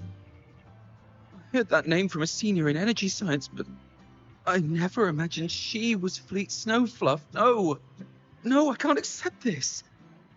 Why? Because she was the social butterfly of the academy, the professor's headache and their golden student all in one. I still don't see why that's upsetting. It all sounds great to me. Her song, Fallen Petals. After hearing it, I always pictured Fleet Snowfluff as a tender, gentle soul. But now... I mean, she never really seemed that way from her online replies. Maybe your impression of her was a little too personal.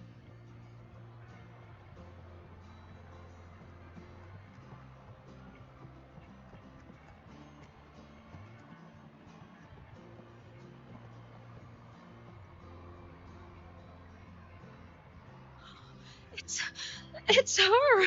Fleet Snowfluff! That's definitely her voice. Oh, I can't believe she's actually here. See? Skipping class was totally worth it. Oh, she's so bubbly and spirited, just like her songs. I'm getting her autograph later. Of all the songs she's posted online, my favorite is Indigo Universe. What's yours? Of course, it's the Tard E song. It's so funny and catchy. You can't be serious. That song's pure brain rot.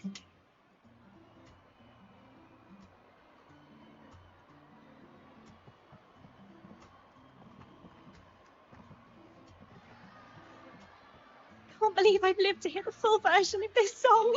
I'm gonna cry. Oh, you're so talented. Why did you stop posting new songs all these years? An autograph! Please, Fleet Snowfluff! All right. Dry your tears. Autograph coming right up. Why haven't I been writing? Well, you know how inspiration goes.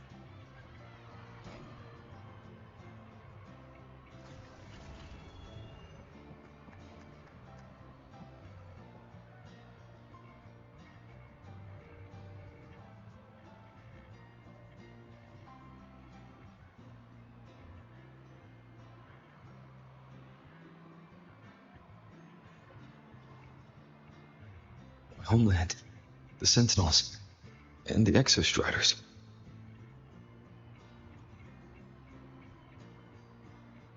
The Exostriders were built to transport the Sentinels. The wreck Aemeath found in the void matter suggests not all of them made it through. Wreck's design matches the Exostrider here in Lahai-Roi, the one forced to go offline to stop the Thenodian. Their power should be comparable. So, why was one destroyed and devoured, while the other managed to stop the Thenodian and seal the Strider Gate with its greatsword? Where did that strength come from? There's a piece that's missing.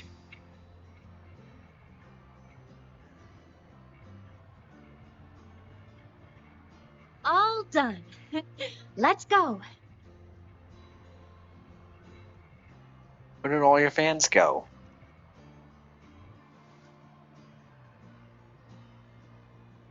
Please, a little meet and greet? I used to host huge parties at the Academy. So, where to next? A wander about the Academy, just like we planned. No rush, just a quiet stroll.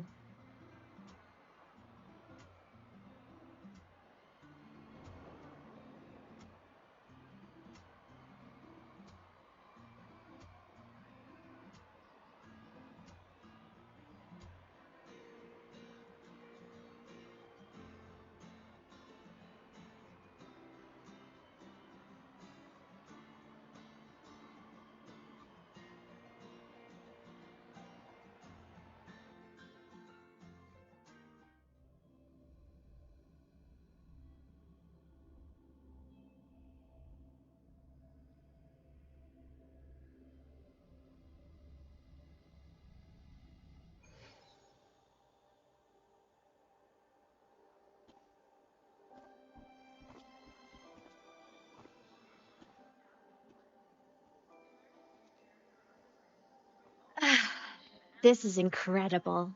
Having company like this? The boredom I felt as a ghost could have literally killed me again. Want to go up top to feel the breeze? Then I'd spend the day with you. I'm so happy right now. Really. Even a fake sky can hold such beauty.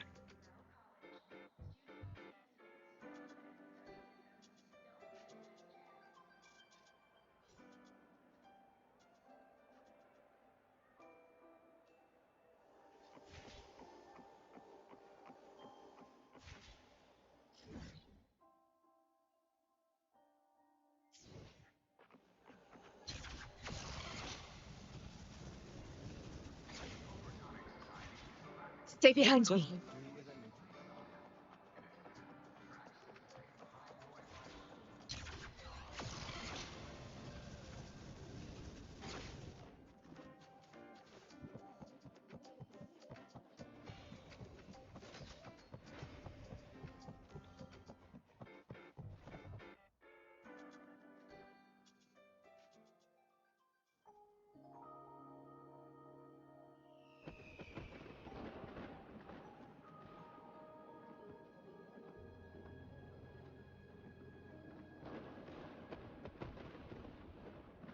Now that your frequency is stable, what will you do next? Stay in Lahai-Roi, maybe?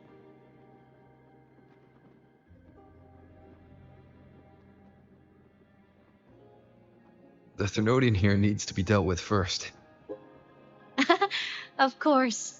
Typical workaholic. I knew you'd say that. LF1 won't be an easy fight. But I believe in you. You're the one who keeps making the impossible possible. And after that, will you keep traveling? Any destination in mind? I need to think about that.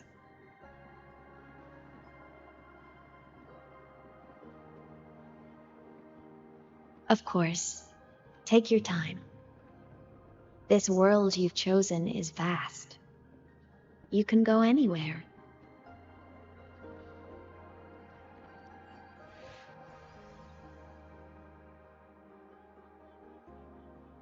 Are you leaving now?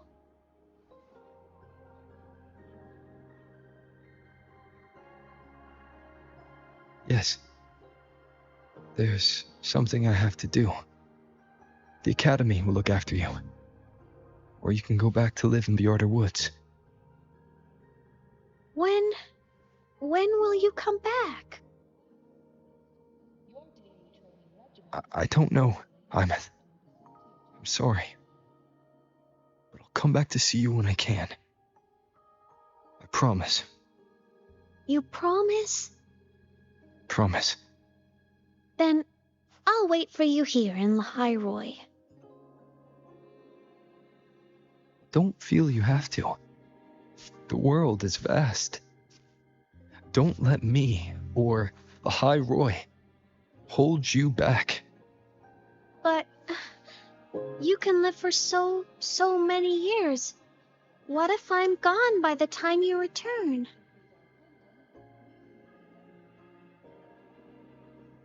Sorry. I shouldn't have said that. You should go now. Aemeath. Just go. I know you're worried. It's not fair. Why does it have to be you saving the world? You're always so exhausted, always getting hurt.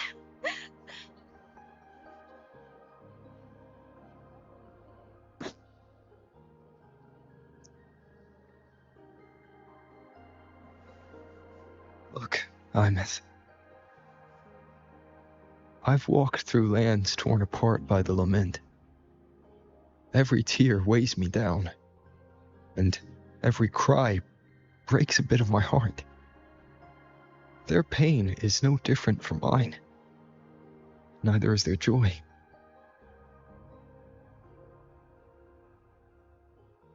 So if I can help, I will. I have to. Then I'll be the one to protect you someday. You protect me. Yes! You're not invincible. You get hurt, you get tired, you get sad.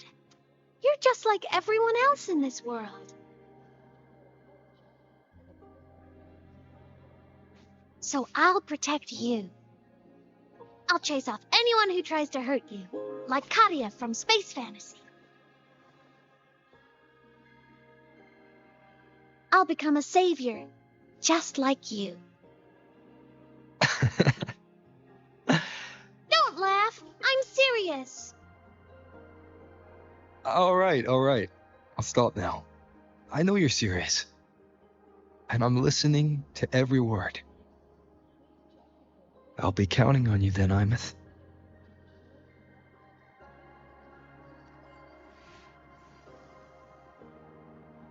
Tired? The frequency Sigillum took is coming back. It's not a great feeling. Abby's already helping me recover through the tacit mark. I'll be fine soon. Just close your eyes and take a nap. You deserve a little peace.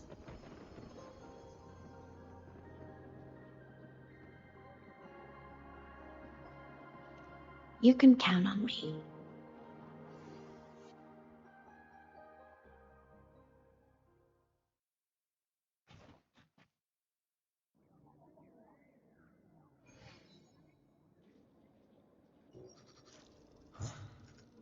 Why am I in control of Sigillum? Whoa. Is it because I absorbed its frequency? This is weird. Aemeath's mind space is even more chaotic than last time.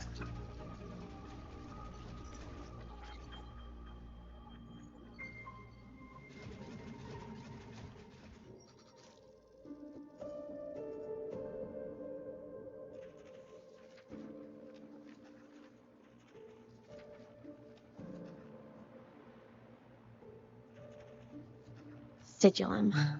Back for more? Thought I made a mess of you last time.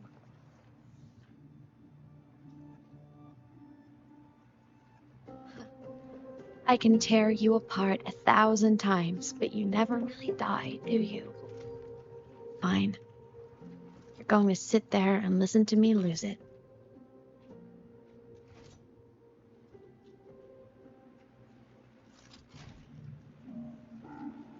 After all, there's no one else to hear this.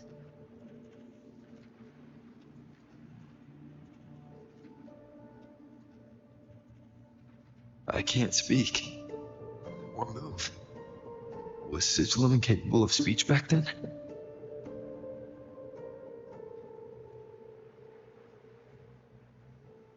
You know, I found something interesting in the Exostrider's reactor drive. A message left by my future self. Years ago, while sailing the stars towards Solaris, an Exostrider caught the attention of Aleph-1. Both of them tore through the Strider Gate, clashing in the caverns deep below. The Exostrider has combat features, but it was still no match for Aleph-1. Its body was shattered, energy nearly depleted, and void matter kept pouring through the Strider Gate. Aleph-1 kept pushing, desperate to squeeze its whole disgusting bulk into this world. It was almost successful. It would have ended everything. But then a girl named Aemeath emerged from inside the Threnodian itself. The great savior, making her dramatic entrance at the final moment.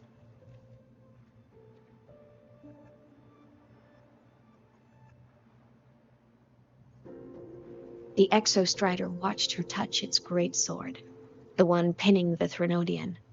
Their resonance sent a surge of power back into the reactor drive. It turned the massive blade, forcing the Threnodian back through the Strider Gate and driving a seal over it. But the human girl who had resonated with the Exostrider, she was dragged through the Strider Gate with the Threnodian, vanishing from Solaris forever.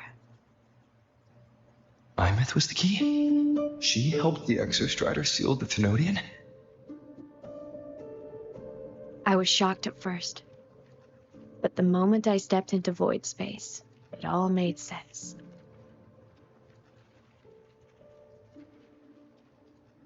This distorted black hole of a realm where time and space are warped. It appeared when the Threnodian came to Solaris. Anything lost inside can exist in multiple moments at once. Things caught in it can be thrown into junctures of time they were never part of.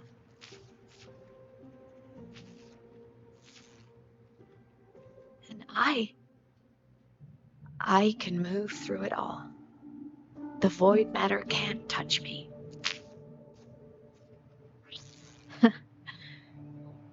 Do you have any idea what this means? Aemeath, where is this going? It means I can use it to go back to the very moment Aleph-1 descended. What? Time, cause, effect. Perfect closed loop. But my meeting with him all those years ago, that wasn't the cause. It was the effect. Only by resonating with the Exostrider and dying as a synchronist all those years ago could I later become the Exostrider's true resonator as a digital ghost. And only in this form could I cross void space, return to the past, and power the Exostrider to save Lahai-Roi.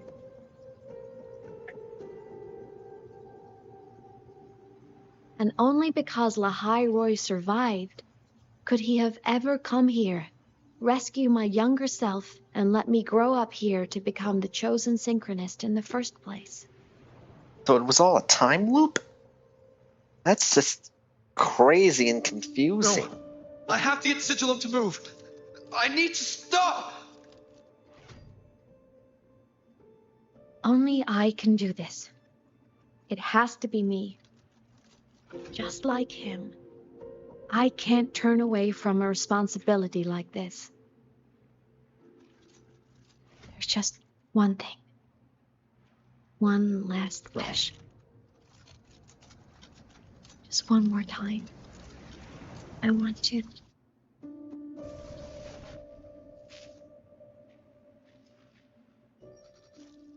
Aemeath. Where is she?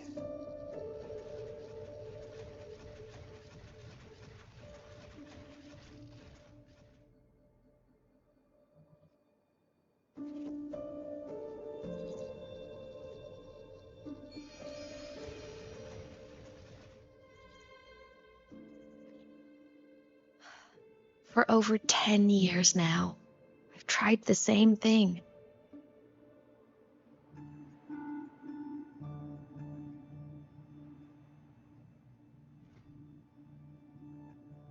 Every time the reactor drive ran its self-diagnostics during peak void storm season, I tried to reverse time.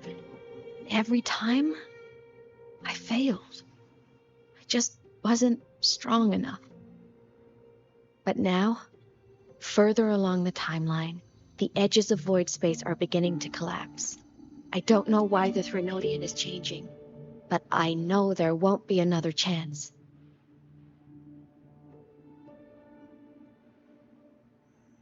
I have to make the jump now, during this peak season, while void space is still stable.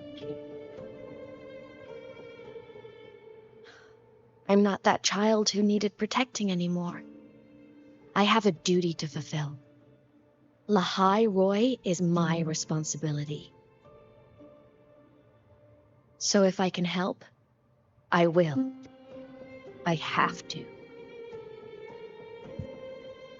But before I go, I want to see him again. That's my one selfish wish.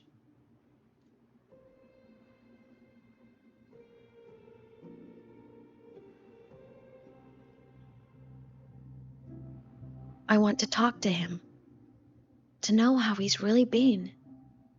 I want to spend a little more time with my family. I was always afraid that when he finally discovered the truth about himself, he'd feel so alone. But it's all right now. He told me about his journey after losing his memories. It was meaningful. He met people who care for him, who miss him, people he formed connections with.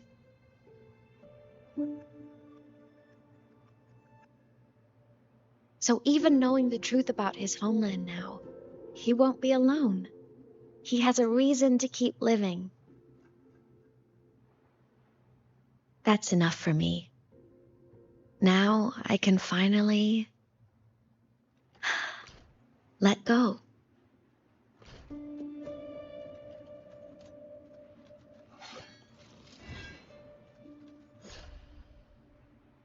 You? How?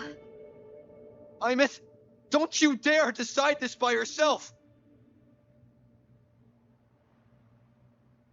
You're the one who taught me that my pain is no different from anyone else's. I can't turn my back on the responsibility I have.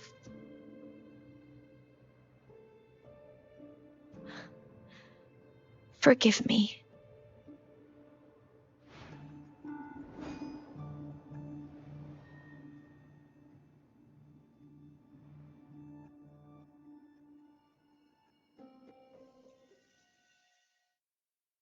What a confession.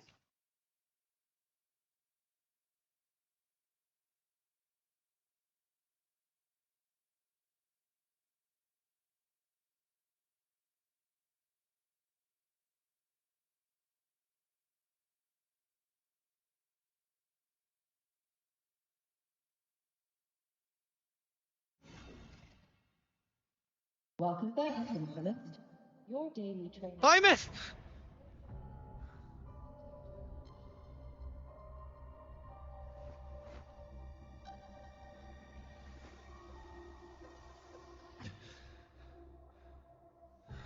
She's gone. She's gone. This is the piece I was missing. Luke said the core's self-diagnostics would trigger peak void storm season. She knew. When she returned to the core, she already knew. She's been waiting for this moment. Waiting to travel back in time.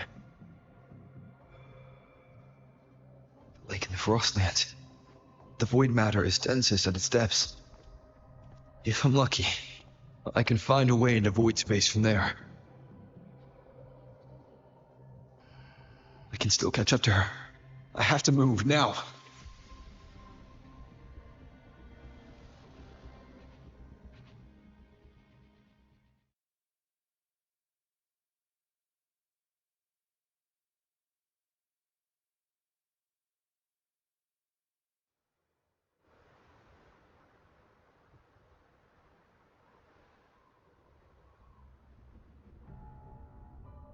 I'll have to jump into the lake from there.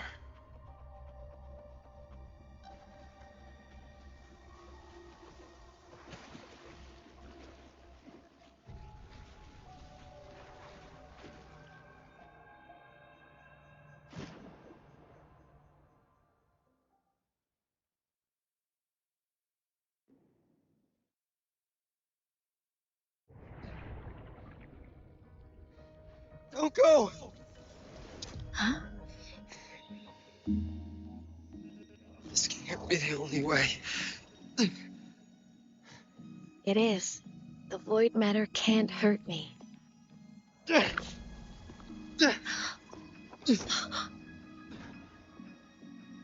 Don't try to save everyone on your own. This time, you have to trust me. No. If you do this, there's no coming back. The Strider Gate will shut you out forever. This is the only way. The loop will close. The Lahai-Roi will survive. Aemeath! And we will find each other in the Frostlands.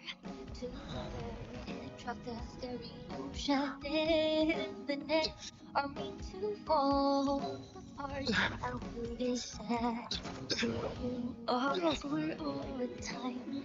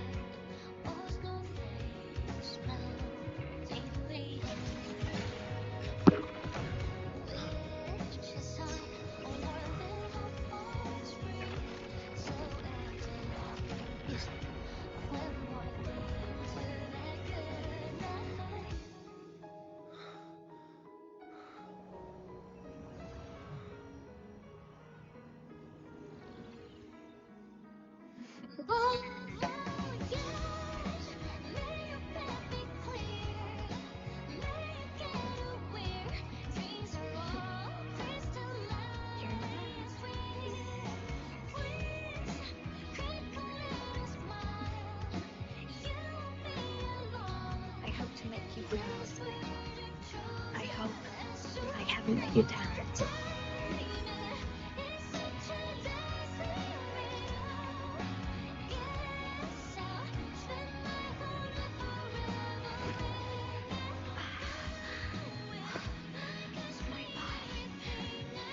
It's breaking apart.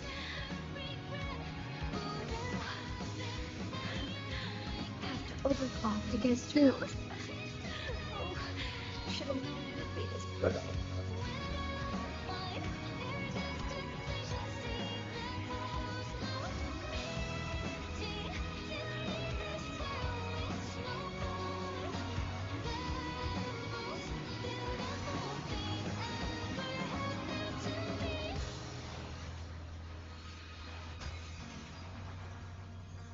You made it through.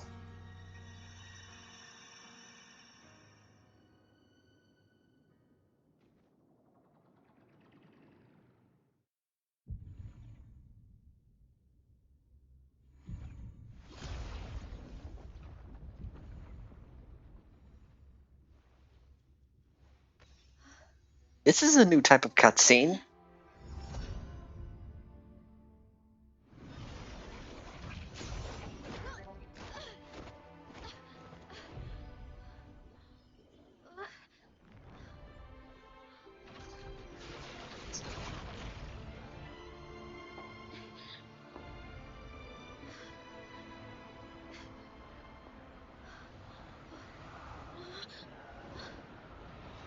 We had our time, short as it was, but it mattered.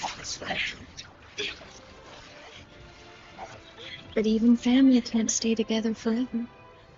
The time to part always comes.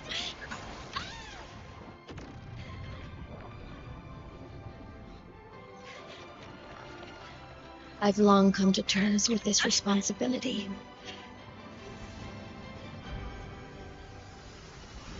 I don't regret a thing.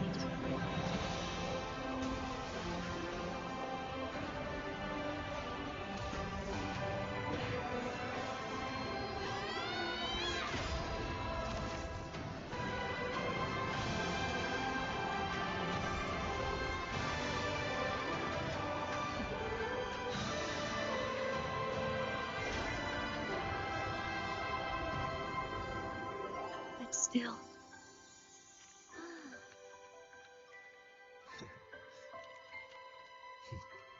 Wish I didn't have to leave you.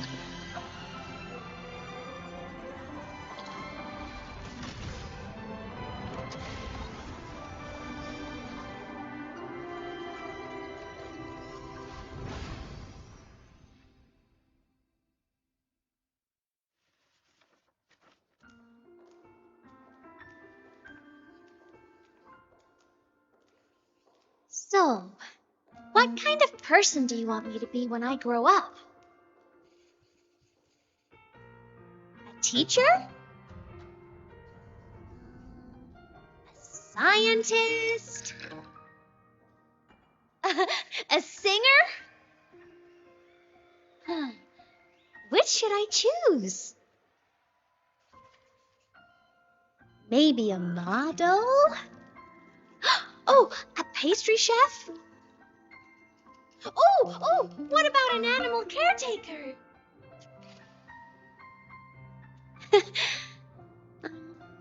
What would make you proud? Aemeath? My only wish for you is that you live a happy life.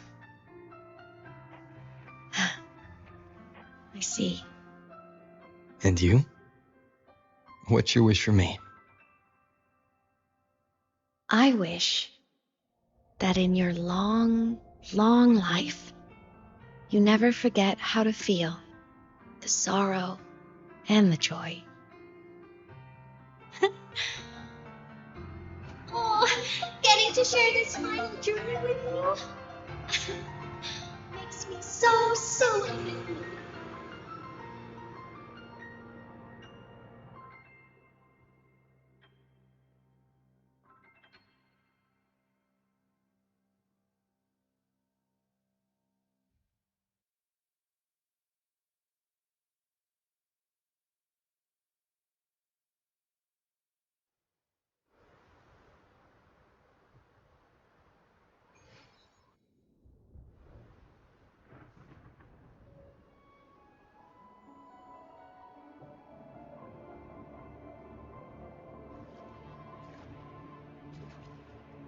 Aemeath said someone lifted her from the lake when she was a child.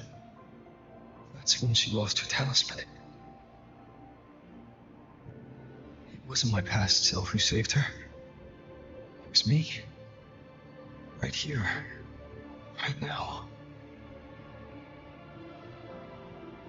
My failure to save Aemeath, has it already become part of Lahai-Roi's chain of cause and effect?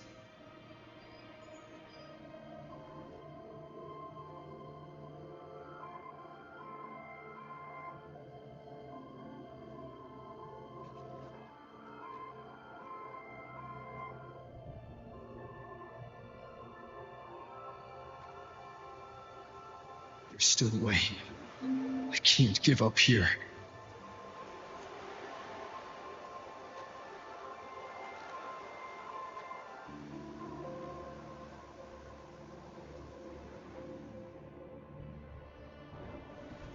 Aemeath is on the other side of the Strider Gate. I'll just go through it and bring her back. Someone has to pilot the Exostrider, open the Strider Gate, and deal with the Thenodian anyway. I'll do it. The odds are slim. They're not zero. It's gonna freeze to death like this.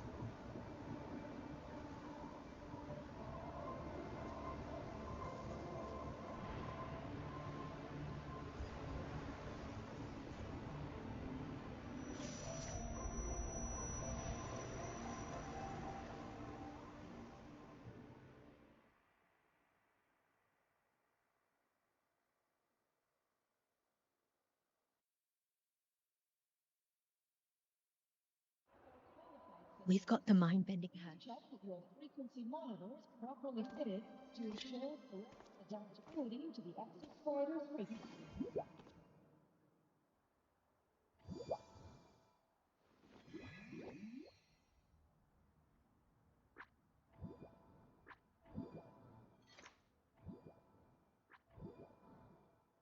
It touched the talisman and ran away. Is it trying to lead me somewhere? All synchronicities must undergo a health check. That direction. It's the Synchroling training grounds. What's wrong? The simulation pod won't open? Seems so.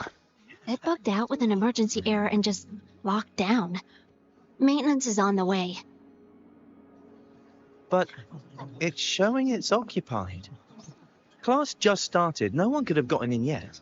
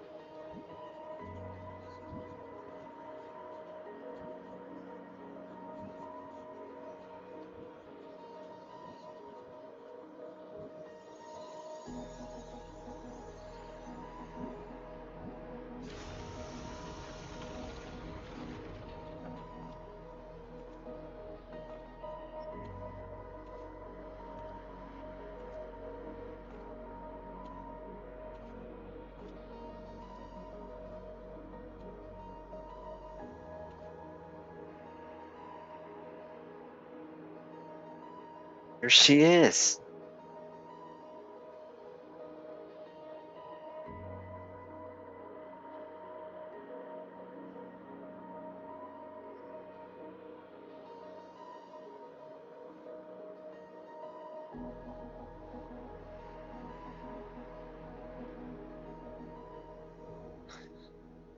Aemeath?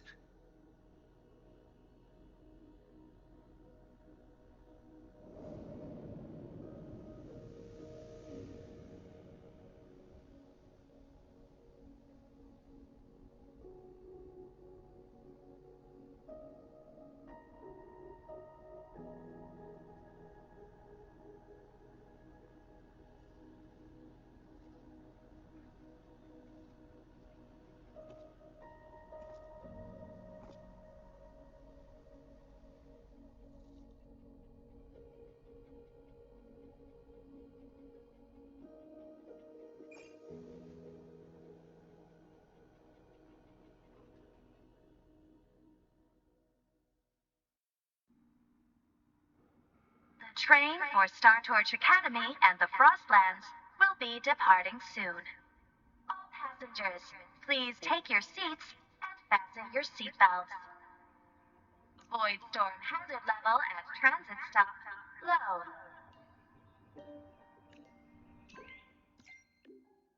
Results are in. It's what I had expected.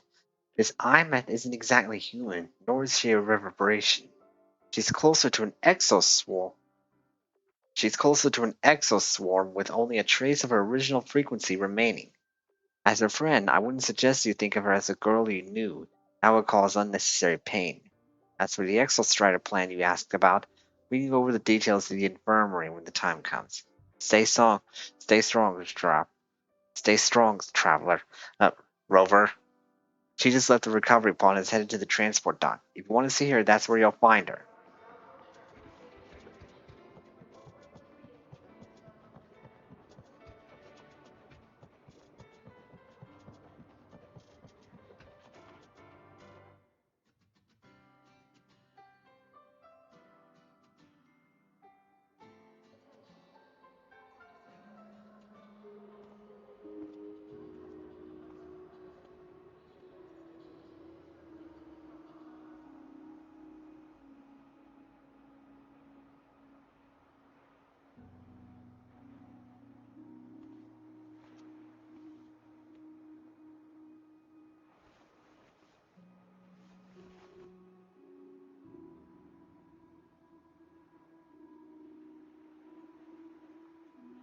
This is her paper plane.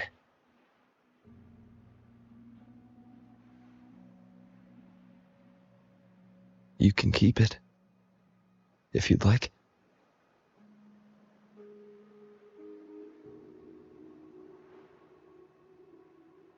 I know you're not Aemeath. You're only a piece of what she left behind, kept alive by this talisman. But if you exist, it means she's still alive too, doesn't it? Otherwise, the Solace Kin couldn't have brought you back.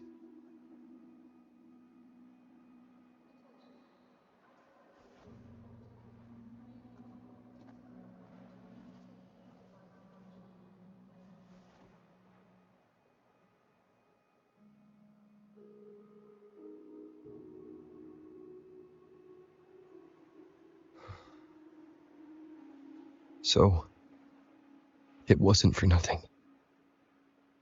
If I hadn't gone looking for Aemeath, I never would have found this talisman.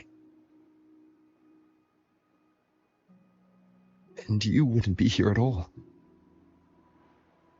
Luke told me you're a piece of her. A thread that might still tie her to this world. If I follow it, maybe I can find where she is.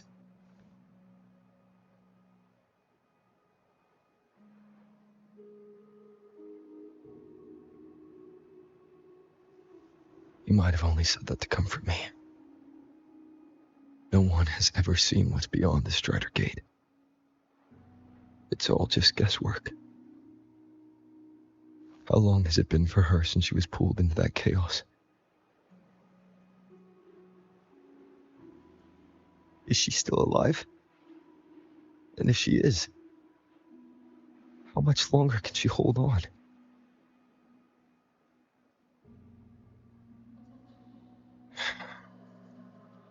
I don't know.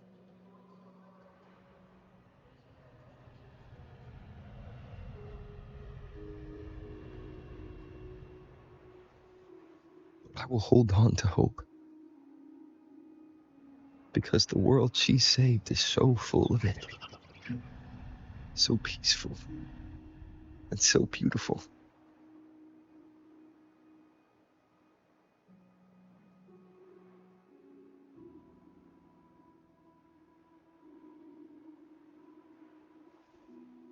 It's strange, seeing Aemeath so quiet like this.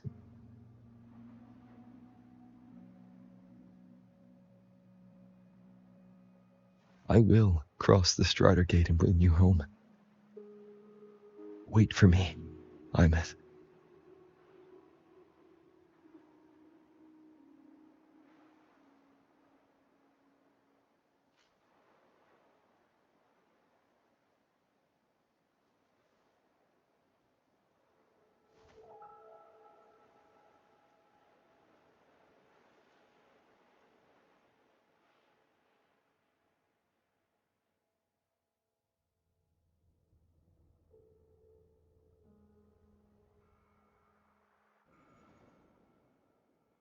Don't be sad.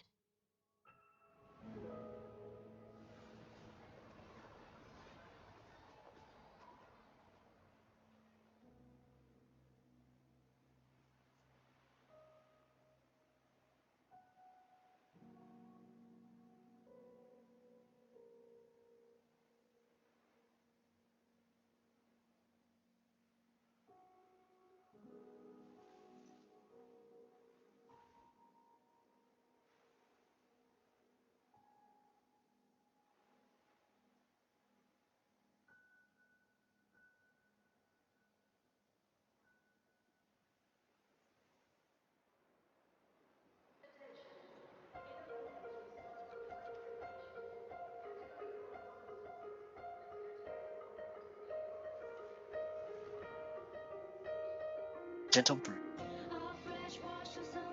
Spreads over the grass and window panes. When the last whisper of smoke dissolves in the lake, as if nothing had changed, those black and returning to corners of every piece of it under something gleaming. For myself, whispering your name as one touch my skin. I see time finally shaded chains, flying free like a paper plane in the common star of day. This is the only fault for all things unfolding instantly on us. Hey, this is the spark you have got with both hands and all your strength of nightmares to the break of dawn. The frozen mass of life. Now it's again. The breezes in your face. Cross the vibrant flame. When the mortality question of finale. No, these gentle flames. You choose the only one that it is the tragedy.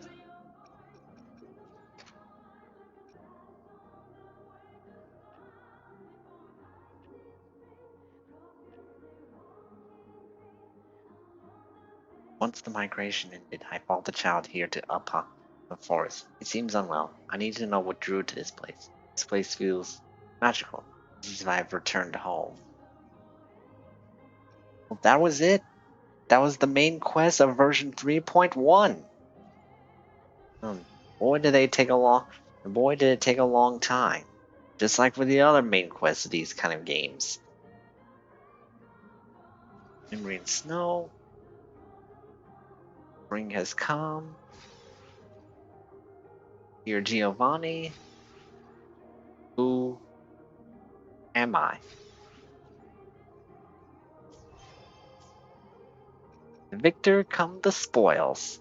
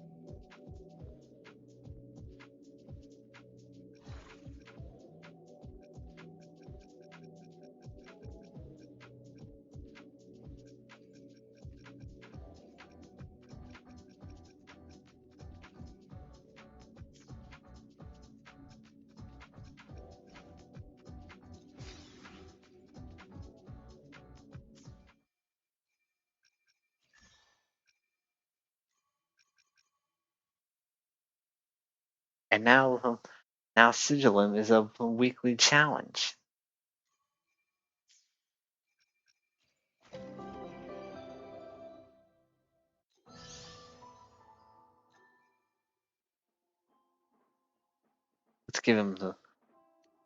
Let's give him a new look.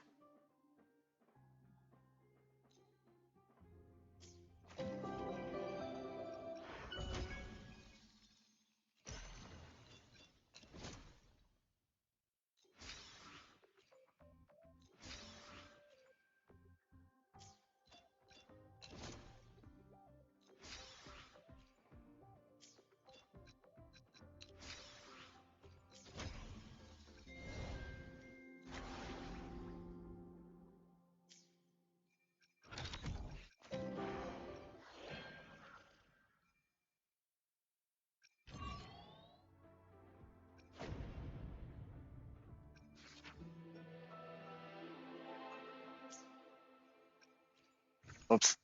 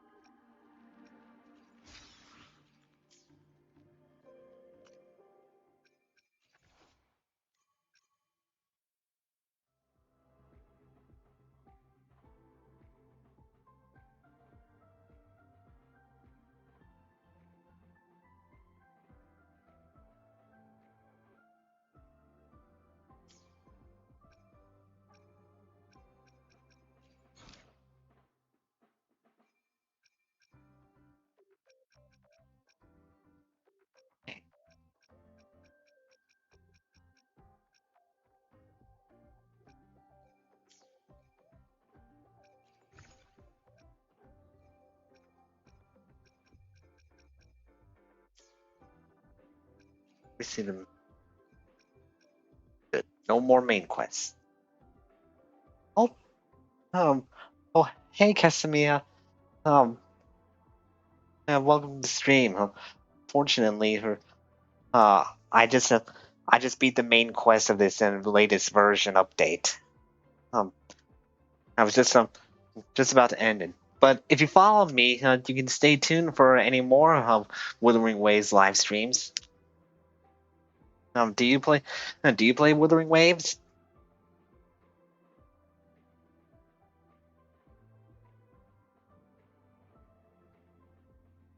All right. Yeah. Well, if nobody else has anything to say, I'm gonna call it here. So, thank you for tuning in and join my Discord to stay updated on when my next live streams will be. And my next one should be this coming Sunday. So, um, and I plan on resuming Super Mario Galaxy 2 that day. So until then, this is Dream Night signing off. So good night, everybody. May you all have pleasant dreams. Bye.